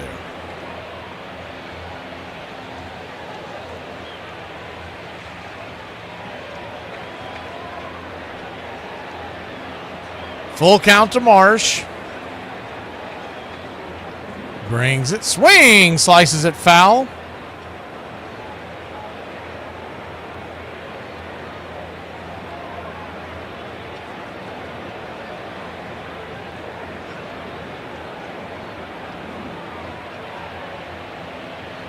The payoff pitch. Caught looking, strike 3. Got the bender right there at the knees, and that'll end the inning. So we go to the bottom of the 8th, all tied up at 4. Matt Olson leads us off when we return here in Braves country. Hurry now. What? What? What? What was that? What? Well, you're standing, breathing, and smoking, so the other thing. Spitting? Some barefaced, uncultivated version of it, yes. What, you never seen someone spit before? Yes. An inexcusably obese man in the batter's box at a Blue Jays game. But you never seen a girl spit before? Yes. A 6-year-old after consuming an insect in her ice cream cone. But you don't think girls should spit? I don't say what girls should do. But you don't like it when girls spit? Preferably not within my line of sight, earshot, and in a perfect world, ever. You hungry? Am I hungry? Yeah, that's what I said. I'm immediately concerned that sensation may never reestablish itself. But what a ride it's been. What's your best pitch? My best pitch is a strike. A sinking fastball down and away from a right-handed hitter. Thereby, he thinks it's a good pitch. The last minute it sinks. He hits the top half of the ball, and he hits a ground ball one away. And you do that 3 times or 27 times in a ball game, make perfect sinkers, you'll get 27 outs. Unless the hitters are smart, and then what they do is they know it's a sinker, they get up and they drive the ball to right center field, and then you got to run at third in less than 2 outs. So they bring the infield in, and you don't want them to hit a sinker now. You got to strike them out. So then you go to a cross-seam fastball, which I don't have. The idea of community, the idea of coming together, we're still not good at that. We talk about it a lot. In moments of crisis, we're magnificent at it. At those moments, we understand community, helping one another. Baseball, you do that all the time. You can't win it alone. It is a community activity. You need all 9 people helping one another. I love bunt plays. I love the idea of the bunt. I love the idea of the sacrifice. Even the word is good. Giving yourself up for the good of the whole. That's Jeremiah. That's thousands of years of wisdom. The Bible tried to do that and didn't teach you. Baseball did. 4-4 your score. First pitch from Alvarado is in the dirt. Taken for a ball. It's 1-0. So Alvarado, he has thrown 5 pitches, and you got 2 lefties due up in the next 3 batters. The 1-0. They checked down the line and said that Olsen went around 1-1.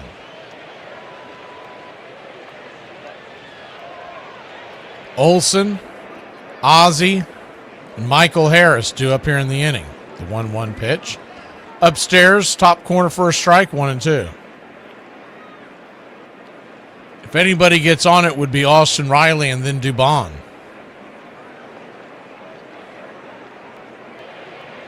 The 1-2.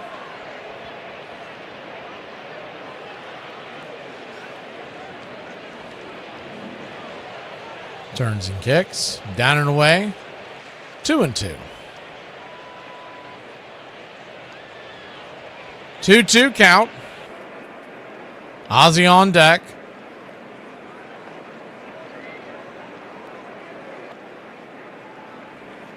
Brings it. Ball 3, 3-2. A full count.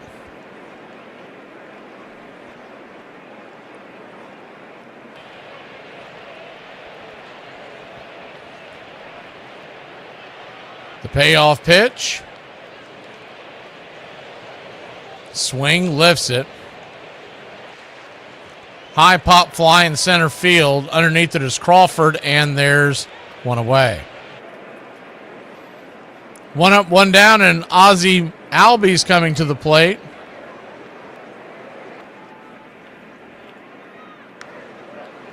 Ozzie 2 for 3 on the night.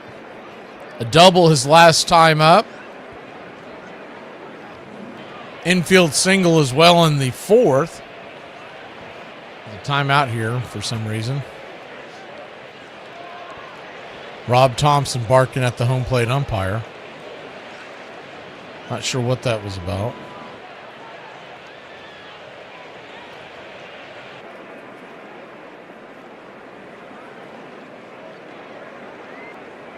I don't know if he's complaining about the... He might be complaining about the conditions. As they grabbed a rosin bag off the back of the mound, and maybe they're saying that it's too wet. Or too, oh, might have actually been an extra. Let's see here. They're bringing a couple of dry ones out. The ones out there probably got a lot of rain on them. They haven't shown it in a few minutes, but there was some rain coming down. I don't know if it has stopped, but you can't see it on the cameras at this point.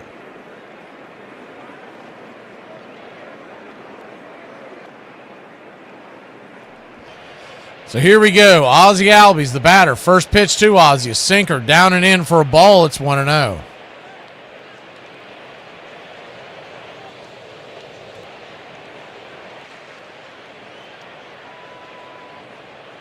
Warming up in the pen for Atlanta. Looks like that's Tyler Kenley. It is. The 1-0, down and in, ball 2, 2-0. 2-0 count.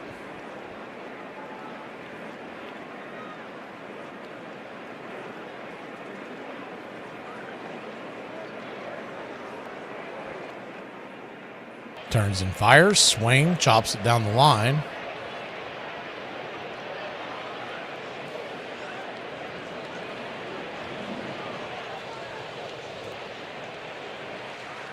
Braves 4, Philly 4.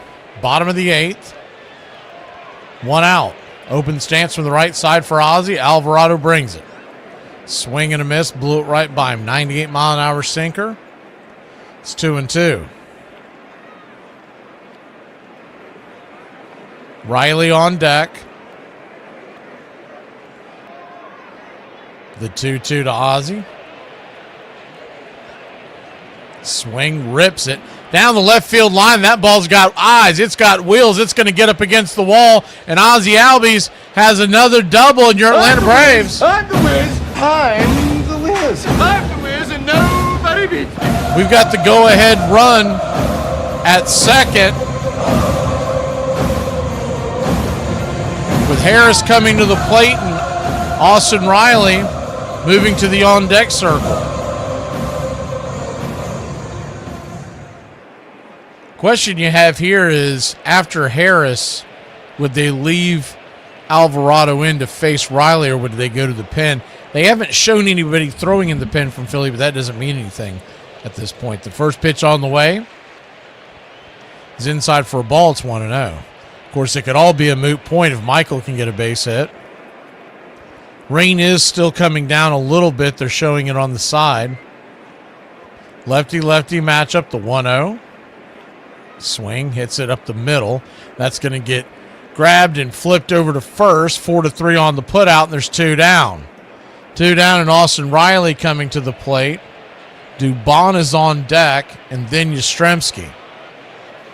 So 2 right-handers, and Thompson's going to go get a right-hander out of the bullpen.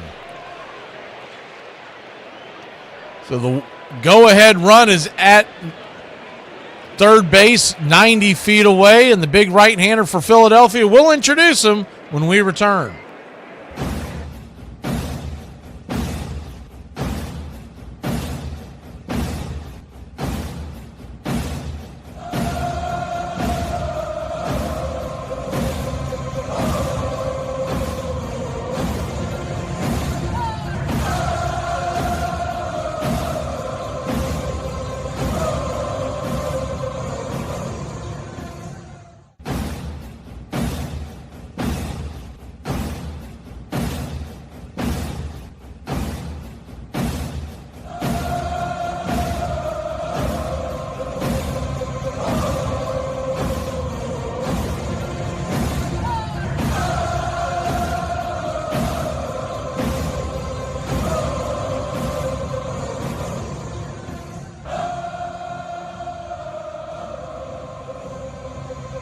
Welcome to Braves Country Radio. We are excited to bring you a brand new season, your home for the classic hall of radio baseball.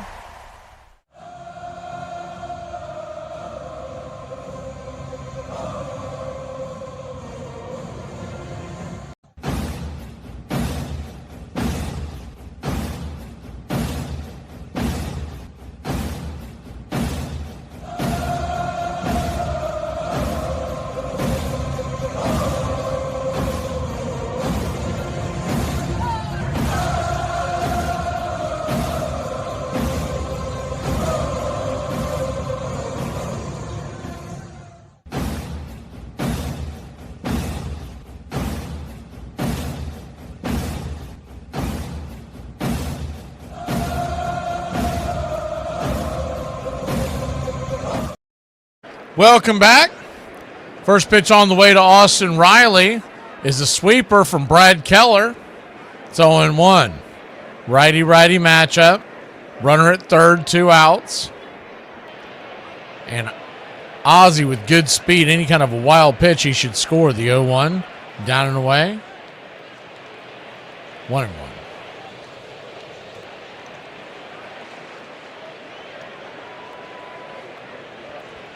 Infield back into the left, outfield deep and pretty straight away. The pitch on the way. Fists it back foul. It's 0-2.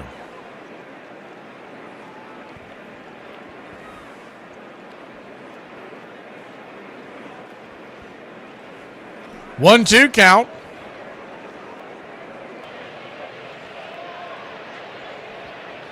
As Riley steps out of the box for a second.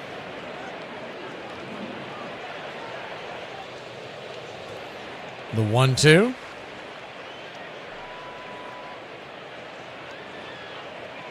Turns and kicks.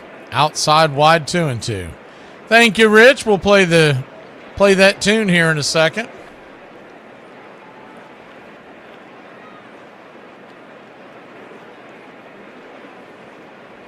Two count.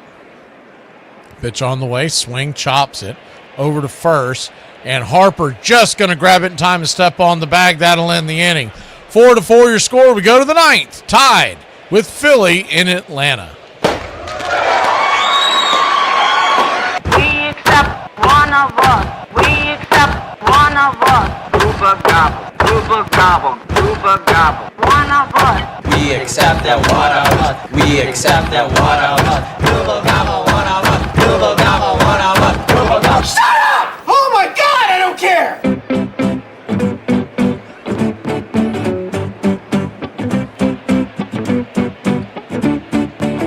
Gooba gobble, one of us. Everybody in this room knows the way that I feel about a lot of things. Basically, everybody's too soft. Everybody's too sensitive about everything. Hi, honey. I just got done at the car shop. I got the oil change, and then I also got a really good deal on putting air in the tires. Hold on, what? What'd you say? I got a really good deal on putting air in the tires. I got the premium stuff. Okay, the premium air in 2 tires, the front ones for $150, or I could get just like regular air in all 4. Huh? Hold on. Yeah. What do you mean by premium air? What are you talking about? Well, he said that like it like lasted an extra long time. He said it was like really high end, and that's what more like the luxury cars got. No. Air is free. You do not pay for air in your tires. Yeah, regular air is free, but the premium air, like the high end stuff, I got put in all of them. He charged me $100, but it was on sale. Like I got a deal. It was a special. Armchair. In 1970, the Cincinnati Reds faced the Baltimore Orioles in the World Series.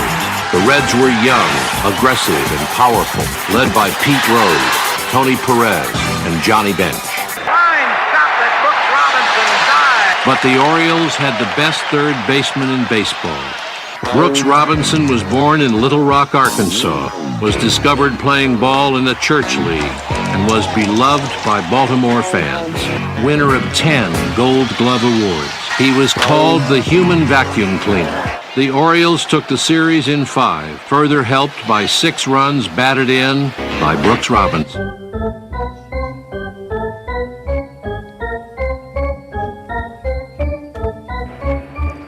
Welcome back. Rain's coming down here in Atlanta. It's like a steady drizzle. I wouldn't quite call it a rainstorm, but it's coming down pretty steadily last inning or so. Righty-lefty matchup, pitch on the way from Kenley is high and inside for a ball. It's 1-0. And you do wonder if this is going to play into the outcome of this game.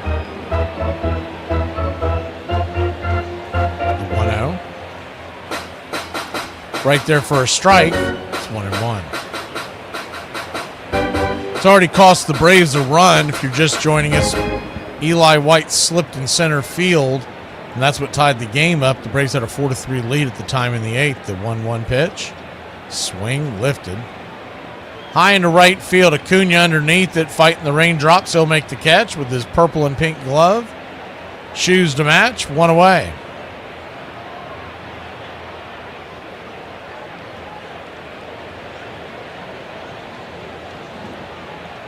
Four runs, 7 hits, no errors for both teams. You don't see that every day. There's some kind of lottery going on. You might want to play the 47 numbers. Righty as Alec Bohm comes to the plate. First pitch, swinging. Slider. He'll start him off with the swing and strike. It's 0-1. The 0-1. Inside for the strike on the inner cut.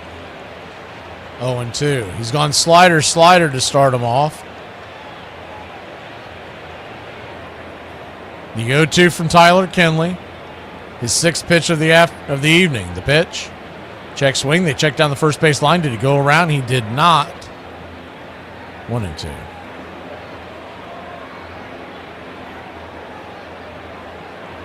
One-two count.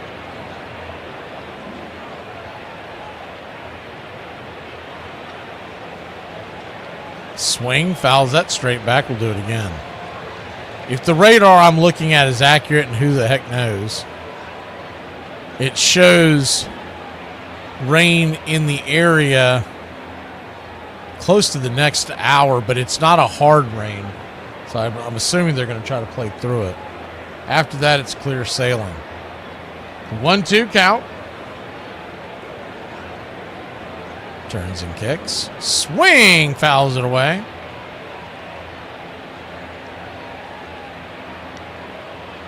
We already had a 1 hour rain delay, 55-minute rain delay to start the game. First pitch was right around 8:10 Eastern. The 1-2. Swing. Knocks it high and deep into left field. And giving chase into the corner, making the loud out number 2. F7 in your scorecard. Mike Yastrzemski. 2 down.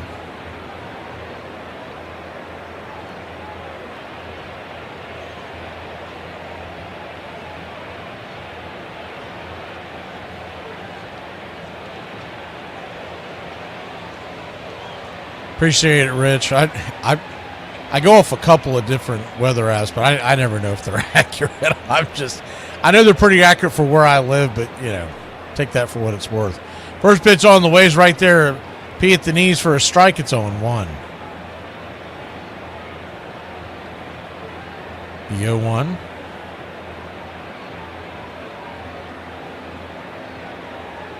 Brings it. Swing and a miss. 0-2. It's my own fault because yesterday morning, I don't know what made me think of it, but I got to think, I was like, man, we haven't had any rain issues so far, which is strange because there's been so much in Major League Baseball this year. The 0-2. Swing. Lifts it into right field. That's down for a base hit. Acuna will cut it off before it gets to the wall, and it's a 2-out single for the Phillies. Crawford with good speed. Center fielder is standing at first. There's 2 outs, and Marchand due up.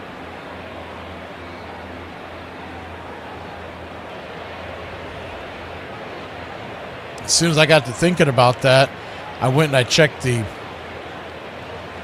forecast for yesterday's doubleheader. I was like, all right, it's looking pretty good. And then I saw it for Saturday. Originally, what they had projected is the first pitch is right there, good pitch at the knees. Is he challenging that or not? Is he just straightening up his helmet?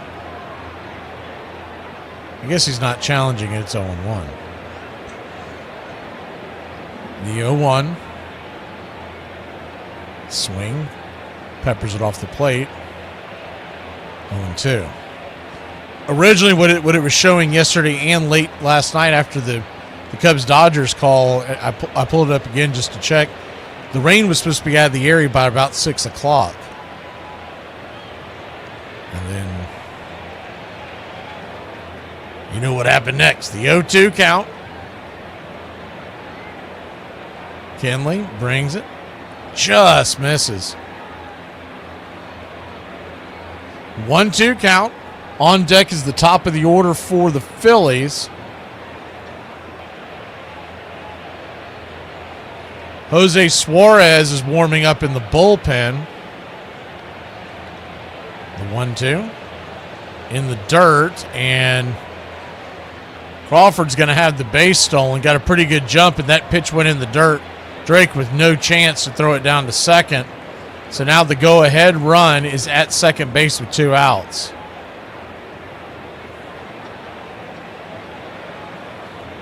Two count.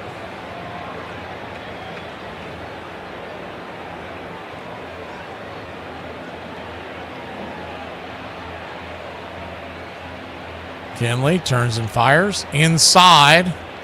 Full count. That ball almost got him in the foot.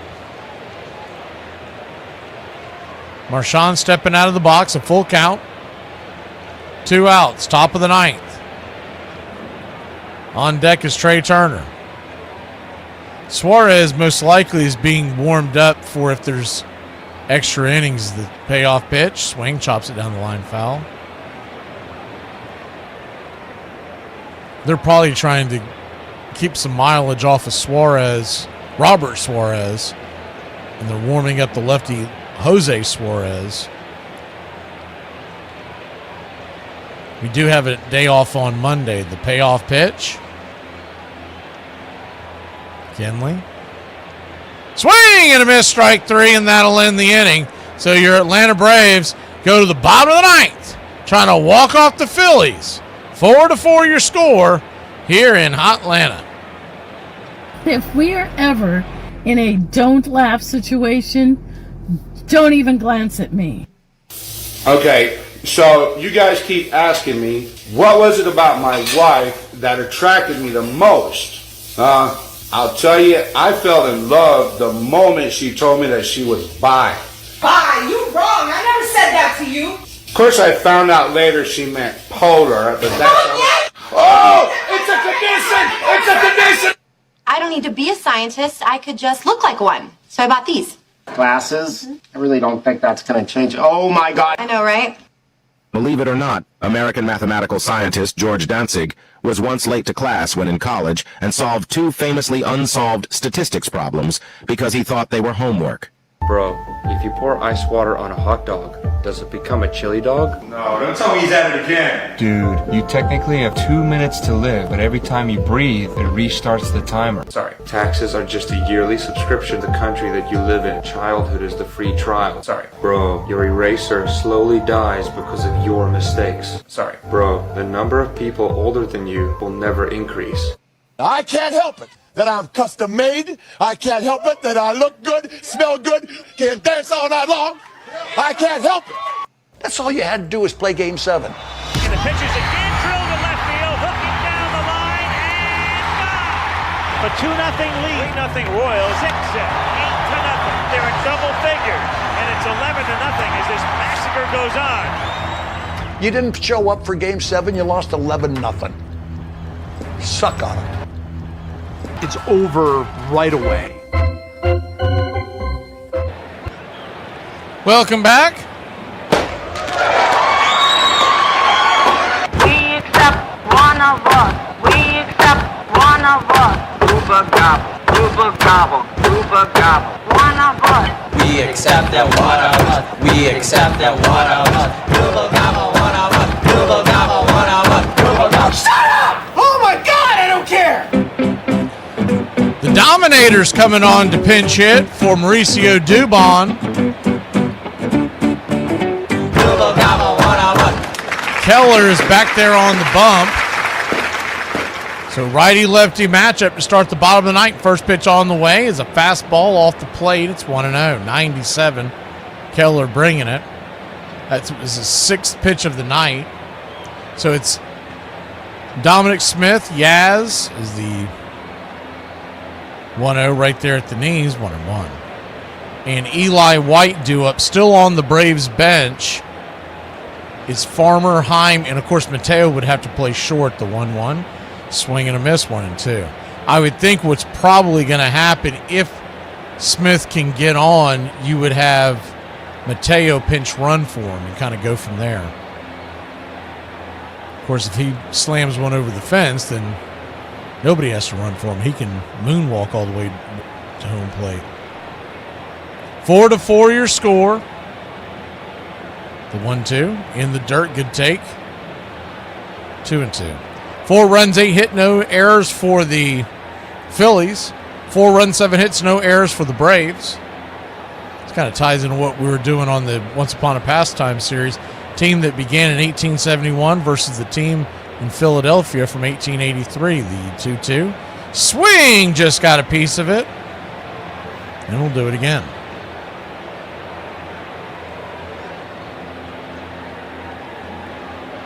Rain continues to fall, but it does appear to be lightly here at Truist Park. The 2-2 from Keller. Swing and a miss, strike 3, change up in the dirt. Ball gets away a bit. He'll toss it to first, and there's one away. That'll bring Mike Yastrzemski, the Yaz, to the plate.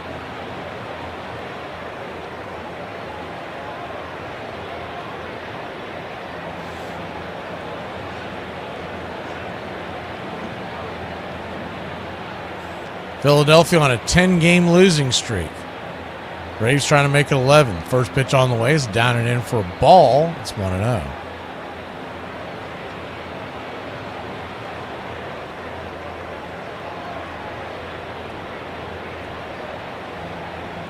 The 1-0.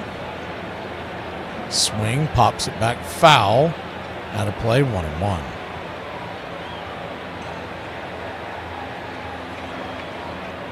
1-1 count. 4-4 your score.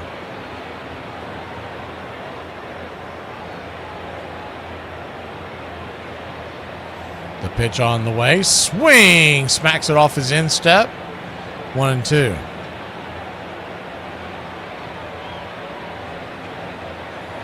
Yastrzemski steps out of the box for a second. Still looking for his first home run of the year here in late April.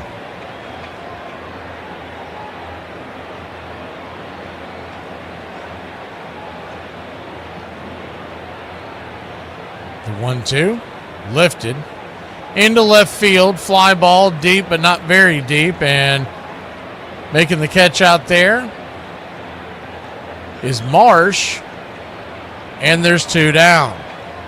So Braves down to their last out here in the 9th. If not, we go to extras with the ghost runner. The good news about that is that the man standing at the plate would be your ghost runner if the inning ends here. Eli White, so good speed there. First pitch, swing, lifts it into center, and that's what's going to happen. We're going to go to extra innings. So free baseball here in Atlanta. We'll be back in a flash. 4-4 your score. 10th inning we go.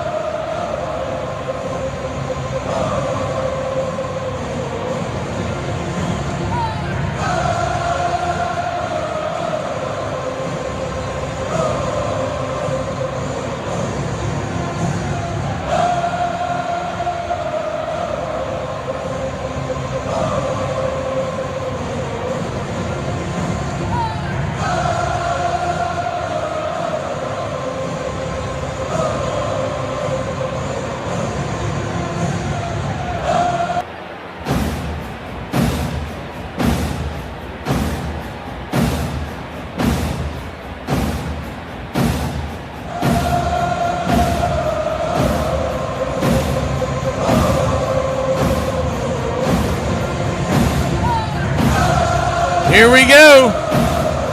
Top of the 10th inning. Kenley's back out there. First pitch on the way is a slider in the dirt to Trey Turner. It's 1-0. Phillies have put Garrett Stubbs in as the pinch runner. He's in for Marchand, the catcher.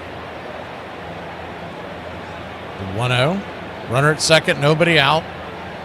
Pitch on the way. Outside. 2-0.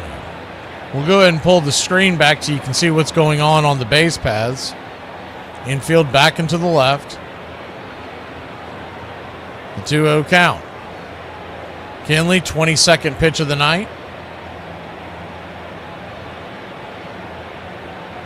Upstairs, slider, 2-1.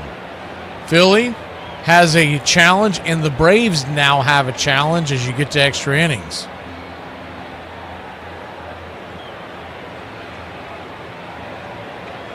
Suarez is warmed up. He'll probably be coming in to face Schwarber and Harper. The 2-1, down below the knees. 3-1. 3-1 count.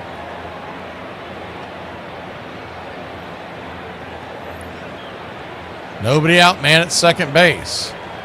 The 3-1 pitch. Goes for the slider down and in and misses, and it's ball 4. So he'll head on down to first. First and second. Nobody out. And the left-handed batter of Kyle Schwarber coming to the plate. I would think this is what Suarez is being warmed up for. It looks like he's heading in. So, yes, sir, here we go. Tyler Kenley's night is through, and Jose Suarez is coming in, jogging in from the bullpen. We'll be back in a flash. Braves, 4. Phillies, 4. Here in extra innings. Ghost runner time.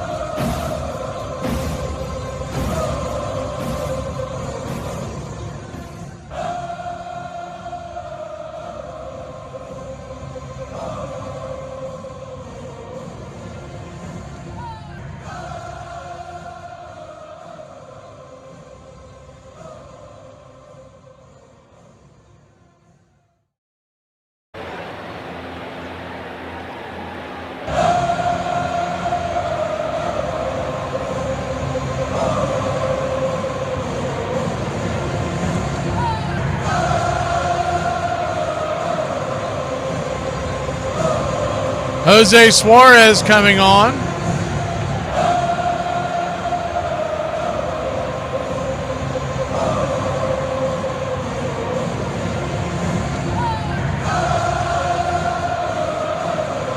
Runners at first and second, nobody out, and Kyle Schwarber at the plate. Other than that, everything's fine. Game tied 4-4. First pitch on the way, misses high and out of the zone, slider. It's 1-0. Infield back and to the right, outfield deep and pretty straight away.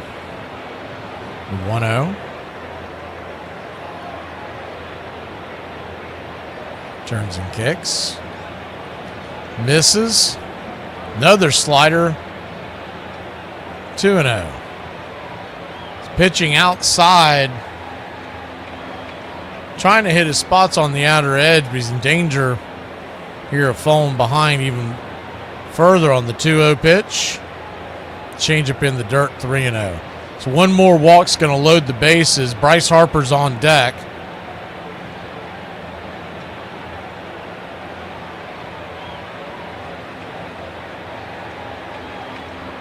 The 3-0 count.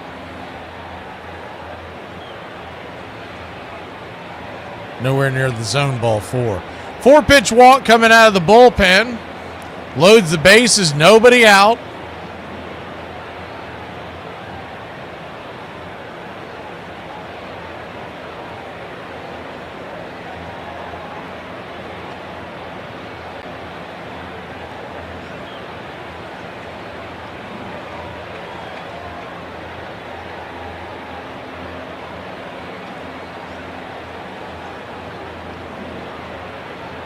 Quick powwow on the mound.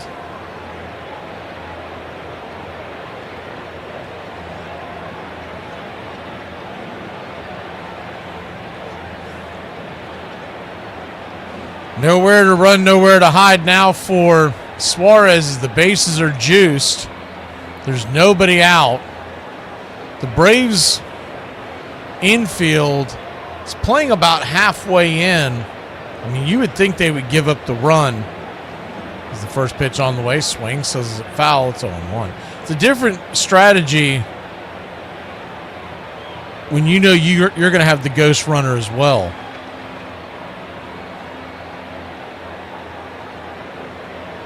Yo 1.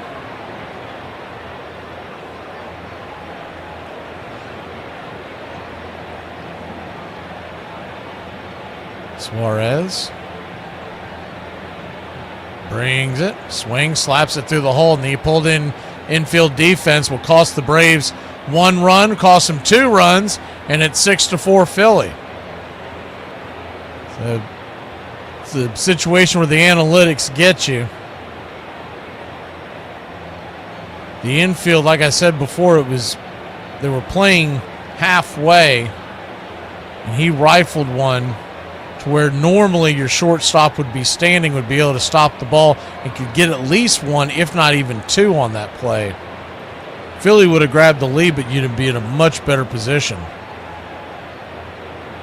So first and second, nobody out, and 6-4 your score.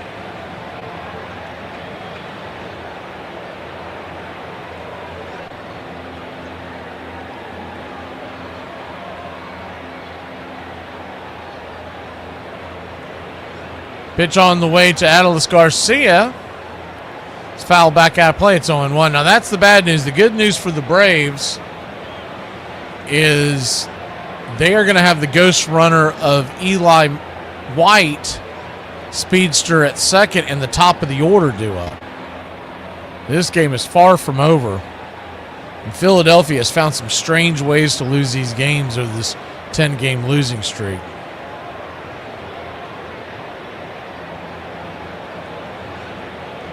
The 0-1, high and out of the zone, 1-1.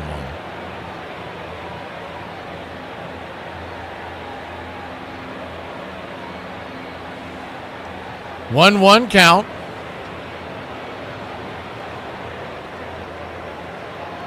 Pitch on the way, check swing, did he go around? 1-2.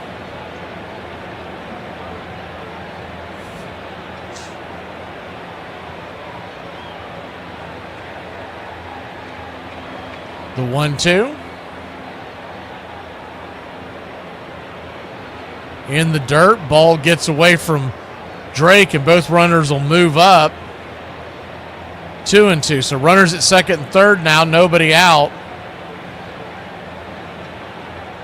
Once again, sitting on your knee like that, that ball comes down. You just can't block it. You can't block the ball like you could in a traditional catcher setting. That's how everybody's taught nowadays. You do wonder when they'll finally go back to the way you're supposed to do it. The 2-2 count. Swing, chops it. Third base foul. 2-2 once again.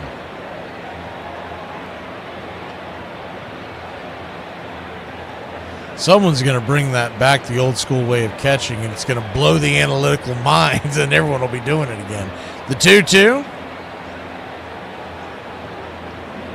Turns and kicks. Check swing. Did he go around? He did not. Full count. How they got out of that several years ago was everybody was trying to frame better, and it showed that you could frame better if you were sitting on your knee and not in the crouch position. Well, now that kind of goes out the window with the ABS, the 3-2. Swing and a miss, strike three. Big strike out there by Garcia, and there's one away.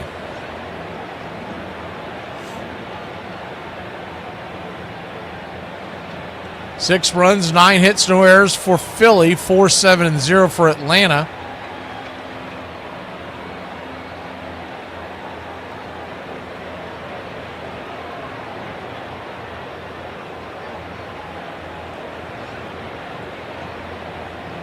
Lefty-lefty matchup. The pitch on the way to Marsh is a swing and a miss at a pitch in the dirt. It's 0-1.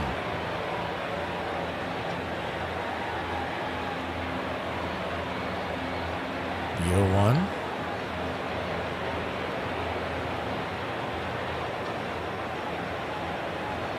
Kicks and fires. Swing. Chops it. Just foul down the first base line. 0-2. Infield once again is halfway in. Not quite all the way in. Maybe a step or so closer.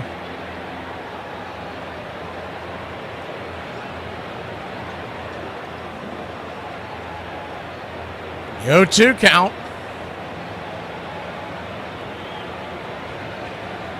Changeup misses, 1-2. Moore at third, Harper at second. Moore came in to run for Schwarber after the wild pitch so they can try to build a 3-run lead on a fly ball. The infield is now all the way in on the grass. The 1-2 just misses. Tried to hit him with the pitch on the up top on the outer edge. It's 2-2.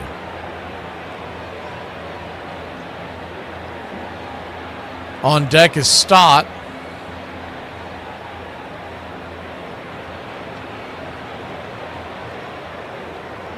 The 2-2. Swing hammered through the hole, and that'll score 2. 8-4 your score. And Marsh stops at first.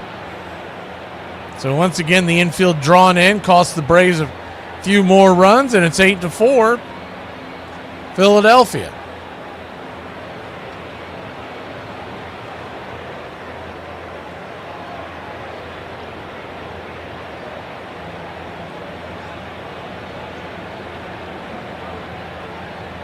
Trying to hit him with the changeup down and away, and that thing just hung up there. He got enough on it to get it past Olsen on the right side. First pitch to Stott. Misses down and away.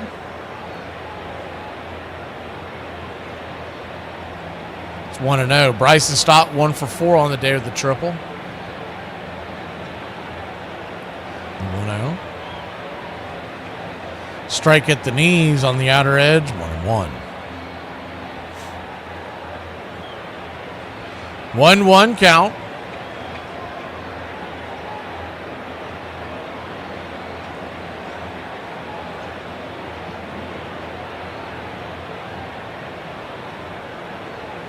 Outside wide, 2-1.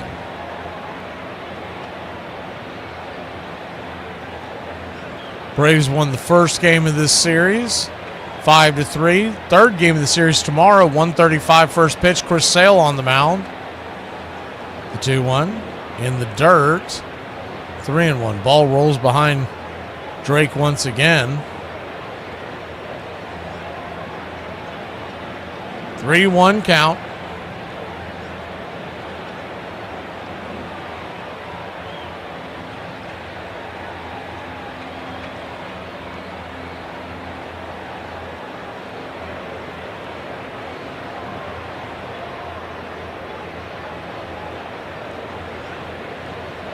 Suarez, swing, pitch smacked into the first base side. We'll do it again.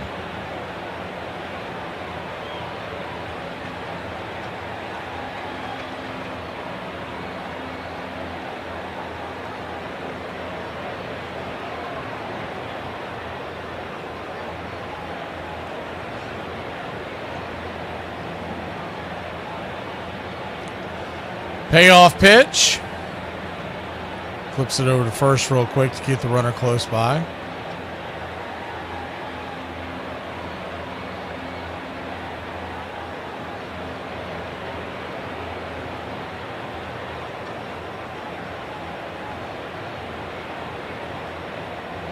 8-4 your score. The 3-2 swing rips it into right field. That's down for a base hit. And runners at first and second, one out.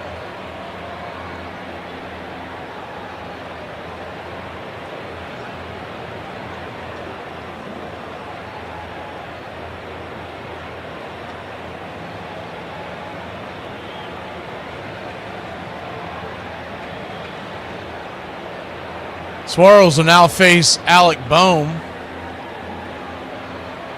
Bohm 0 for 4 on the day.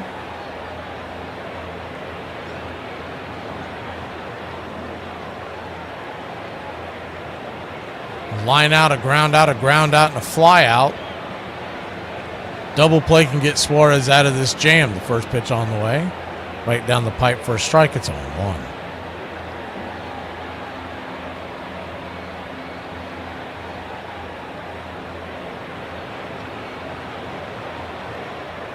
The 0-1. Right there at the knees, 0-2. So an 0-2 count. Braves will have the top of the order due up in the bottom of the 10th with Eli White at second base. The 0-2. Swing and a miss, strike 3. 2 down.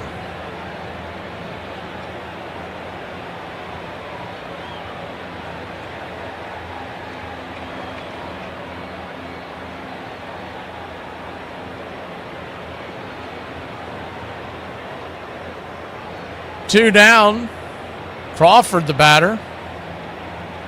Lefty-lefty matchup. First pitch is right there at the knees for a strike. It's 0-1.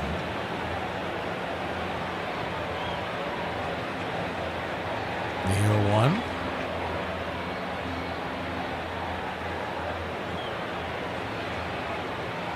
Outside wide.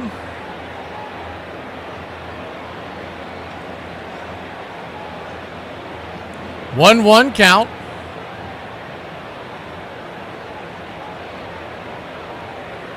Pitch on the way. Swing, chopper towards the first base side. Just foul.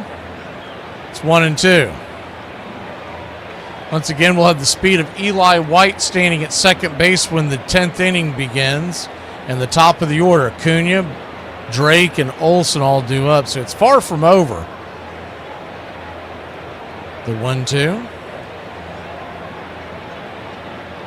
Suarez. Swing and a miss, strike 3, and that'll end the inning. And the Braves got 4 or 5 here in the next inning, and we walk them off. We will be back in a flash.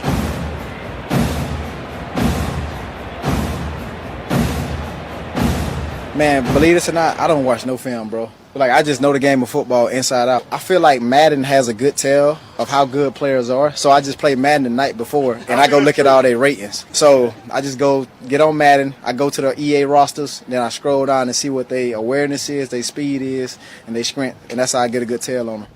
Hey, Braves Country, I'm Mac McGee. Join us for Pitch by Pitch, Play by Play, the classic call of Braves Country baseball. We're bringing you Atlanta Braves baseball all year long. Jump into our pregame show, Braves Country Today, just before first pitch.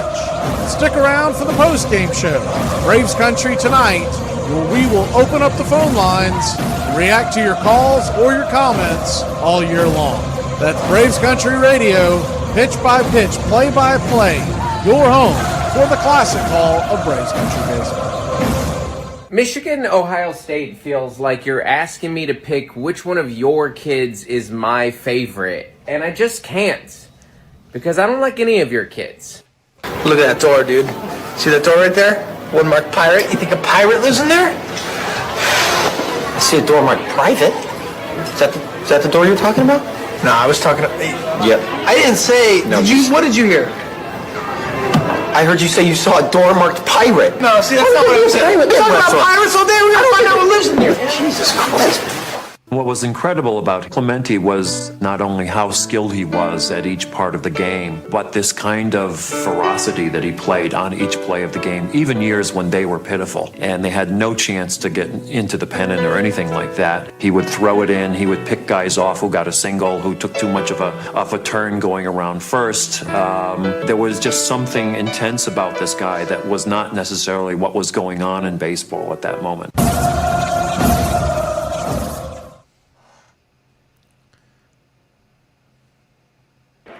Welcome back. Stubbs will be behind the plate here. See, pitch ran for Marchand. So Garrett Stubbs, the catcher, first pitch to Ronald Acuna Jr. is upstairs for a strike. It's 0-1. Bottom of the 10th, Braves trail 8-4. Ghost runner at second, nobody out. Eli White, the ghost runner, so with good speed. The 0-1. Fastball taken all the way. It's 0-2. An 0-2 count. Standing on deck is Drake, then Olsen, Ozzie, if anything gets going. The 0-2. Swing lifted. Lazy fly ball to center field. F8 in your scorecard, and there's one away. Acuna now batting just .226 on the year. Drake Baldwin coming to the plate, batting .296.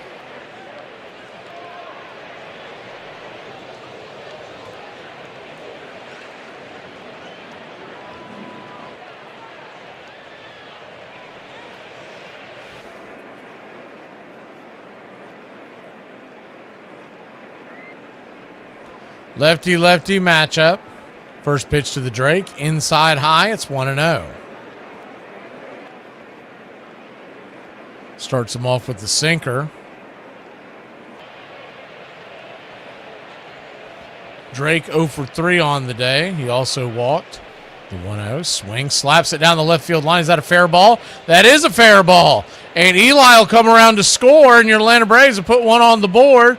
It's 8-5. Drake stops at first. That ball came rocketing off the wall, and he was unable to take that turn before Marsh got to the ball. So 1 on, 1 out, and the Braves trail by 3.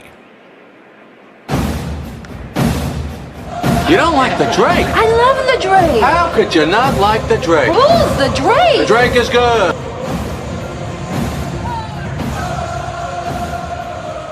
Matt Olson, the batter, first pitch inside. Sinker misses. It's 1-0. The tying run is now at the on-deck circle in the form of Ozzie Albies. Braves trail by 3. Backus comes set. The pitch. Swing, slices it. Into the crowd, foul down the left field side. It's 1-1. This Philly team has found a lot of ways to lose 10 games in a row, so not quite over yet. The 1-1 count. Pitch on the way. Check swing. Went around. 1-2. Olsen 1 for 2 on the day with 2 walks and a double to left.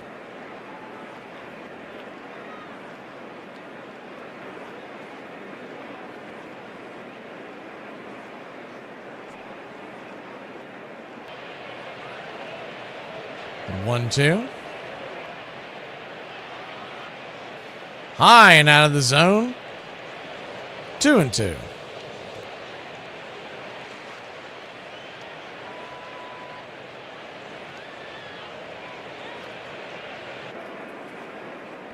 Two count. Down and away, ball 3, 3-2.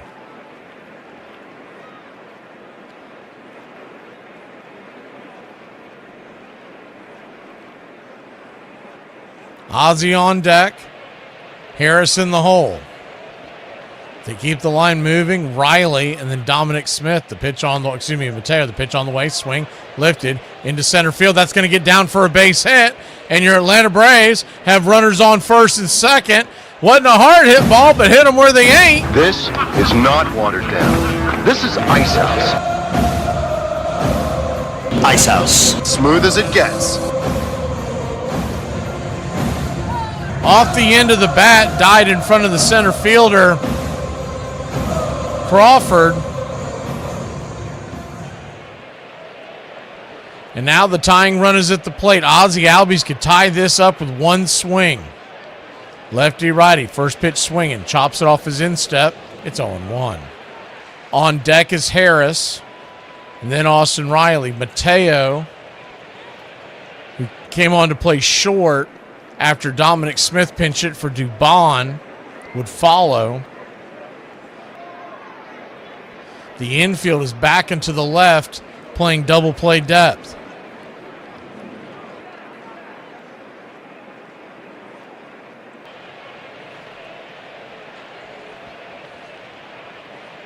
The 0-1, swing, broken bat, dribbles it over towards short, and they're just going to get the runner at second. It's going to be a force out. Olsen retired, fielder's choice. Weiss is holding his hand up to see if he wants to challenge it. I don't know what that would be about. He does not. So runners at the corners and 2 outs. And Michael Harris is coming to the plate, 2 for 3.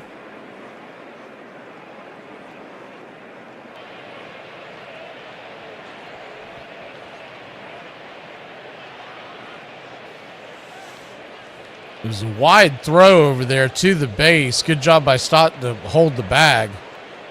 Lefty-lefty matchup. Here's the pitch. First pitch on the way. Right upstairs for a strike. Sinker. It's 0-1. Harris could tie this with one swing, and he has been red hot. 2 for 3 on the day, batting .337. The 0-1. Outside wide, 1-1. 1-1 count. Riley on deck. There's a right-hander warming up in the pen along with the lefty.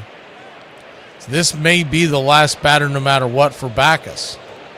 The 1-1. Swing and a miss, 1-2. Sweeper about letter high. So now you got to shorten your swing up a little bit. Just try to put bat to the ball, put some pressure on the defense. The 1-2. Swing, rolls it over towards first, and this may end the Phillies' losing streak. 3-1 on the putout, and the Philadelphia Phillies have ended their 10-game losing streak. 8-5 your final. Braves lose a tough one, but a great job by the Braves to keep fighting all night long. And Philadelphia finally off the schneid. It'll tie up the series 1-1, but we've got Chris Sale tomorrow. So I smell a victory. Braves lose it 8-5. 8 runs, 11 hits, no errors for Philadelphia. 5 runs, 9 hits, no errors for the Braves. They'll also go to Kenley and Keller with the win. We'll see you tomorrow, 1:35 first pitch. Y'all have a great night, Braves country. Get some sleep. Shouldn't have any delays tomorrow if everything goes right.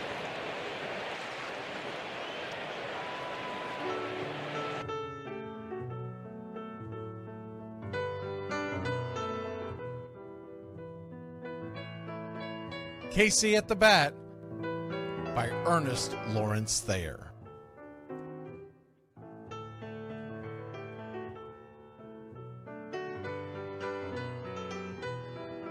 The outlook wasn't brilliant for the Mudville Nine that day. The score stood 4-2, but with 1 inning more to play. And when Cooney died at first and Barrows did the same, a pall-like silence fell upon the patrons of the game. A straggling few got up to go in deep despair. The rest clung to the hope which springs eternal in the human breast. They thought, if only Casey could but get a whack at that, we'd put up even money now with Casey at the bat. But Flynn preceded Casey, as did Jimmy Blake, and the former was a hoodoo while the latter was a cake. So upon that stricken multitude, grim, melancholy sat, for there seemed but little chance of Casey getting to the bat. But Flynn let drive a single, to the wonderment of all, and Blake, the much despised, tore the cover off the ball. And when the dust had lifted and men saw what had occurred, there was Jimmy safe at second and Flynn a hugging third. Then from 5,000 throats and more rose a lusty yell. It rumbled through the valley, it rattled in the dell. It pounded on the mountain and recoiled upon the flat, for Casey, mighty Casey, was advancing to the bat. There was ease in Casey's manner as he stepped into his place. There was pride in Casey's bearing, and a smile lit Casey's face. And when responding to the cheers, he lightly doffed his hat. No stranger in the crowd could doubt 'twas Casey at the bat. 10,000 eyes were on him as he rubbed his hands with dirt. 5,000 tongues applauded when he wiped them on his shirt. Then while the writhing pitcher ground the ball into his hip, defiance flashed in Casey's eye, a sneer cooled Casey's lip. And now the leather-covered sphere came hurtling through the air, and Casey stood a-watching it in a haughty grandeur there. Closed by the sturdy batsman, the ball unheeded sped. That ain't my style, said Casey. Strike one, the umpire said. From the benches black with people, there went up a muffled roar, like the beating of a storm waves on a stern and distant shore. Kill him! Kill the umpire! Shouted someone on the stand, and it's likely they'd have killed him had not Casey raised his hand.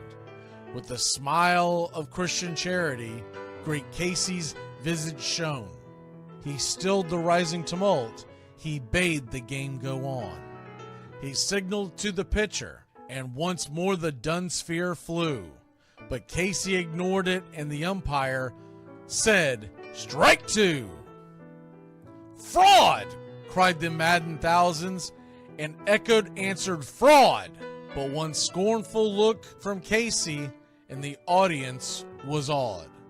They saw his face grow stern and cold. They saw his muscles strain. And they knew that Casey wouldn't let that ball go by again. The sneer is from Casey's lip.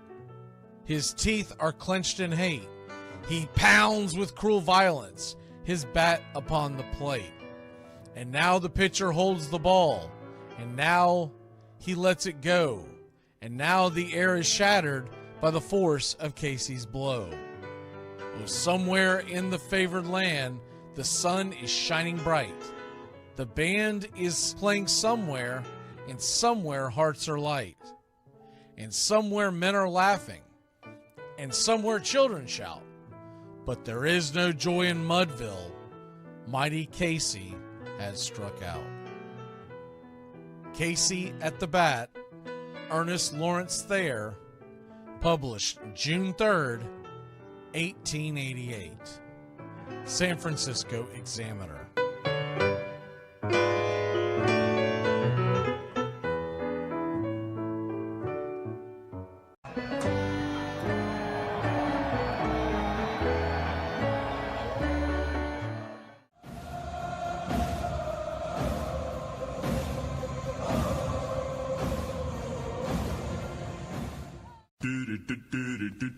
Goodbye, sweetheart, well, it's time to go. We're back tomorrow with another show. Well, unless we're fired, we'll talk to you then. Goodbye, sweetheart, goodbye. Goodbye. Guys and gals, it's time to go. We'll see you on the next show. Same bat time, same bat channel. It's closing time, y'all. You don't have to go home, but you can't stay here. Have a great one. On your way out, please like and subscribe. And don't forget to tip your favorite bartender. We'll see you. I'm Mac McGee, signing off for Braves Country Radio.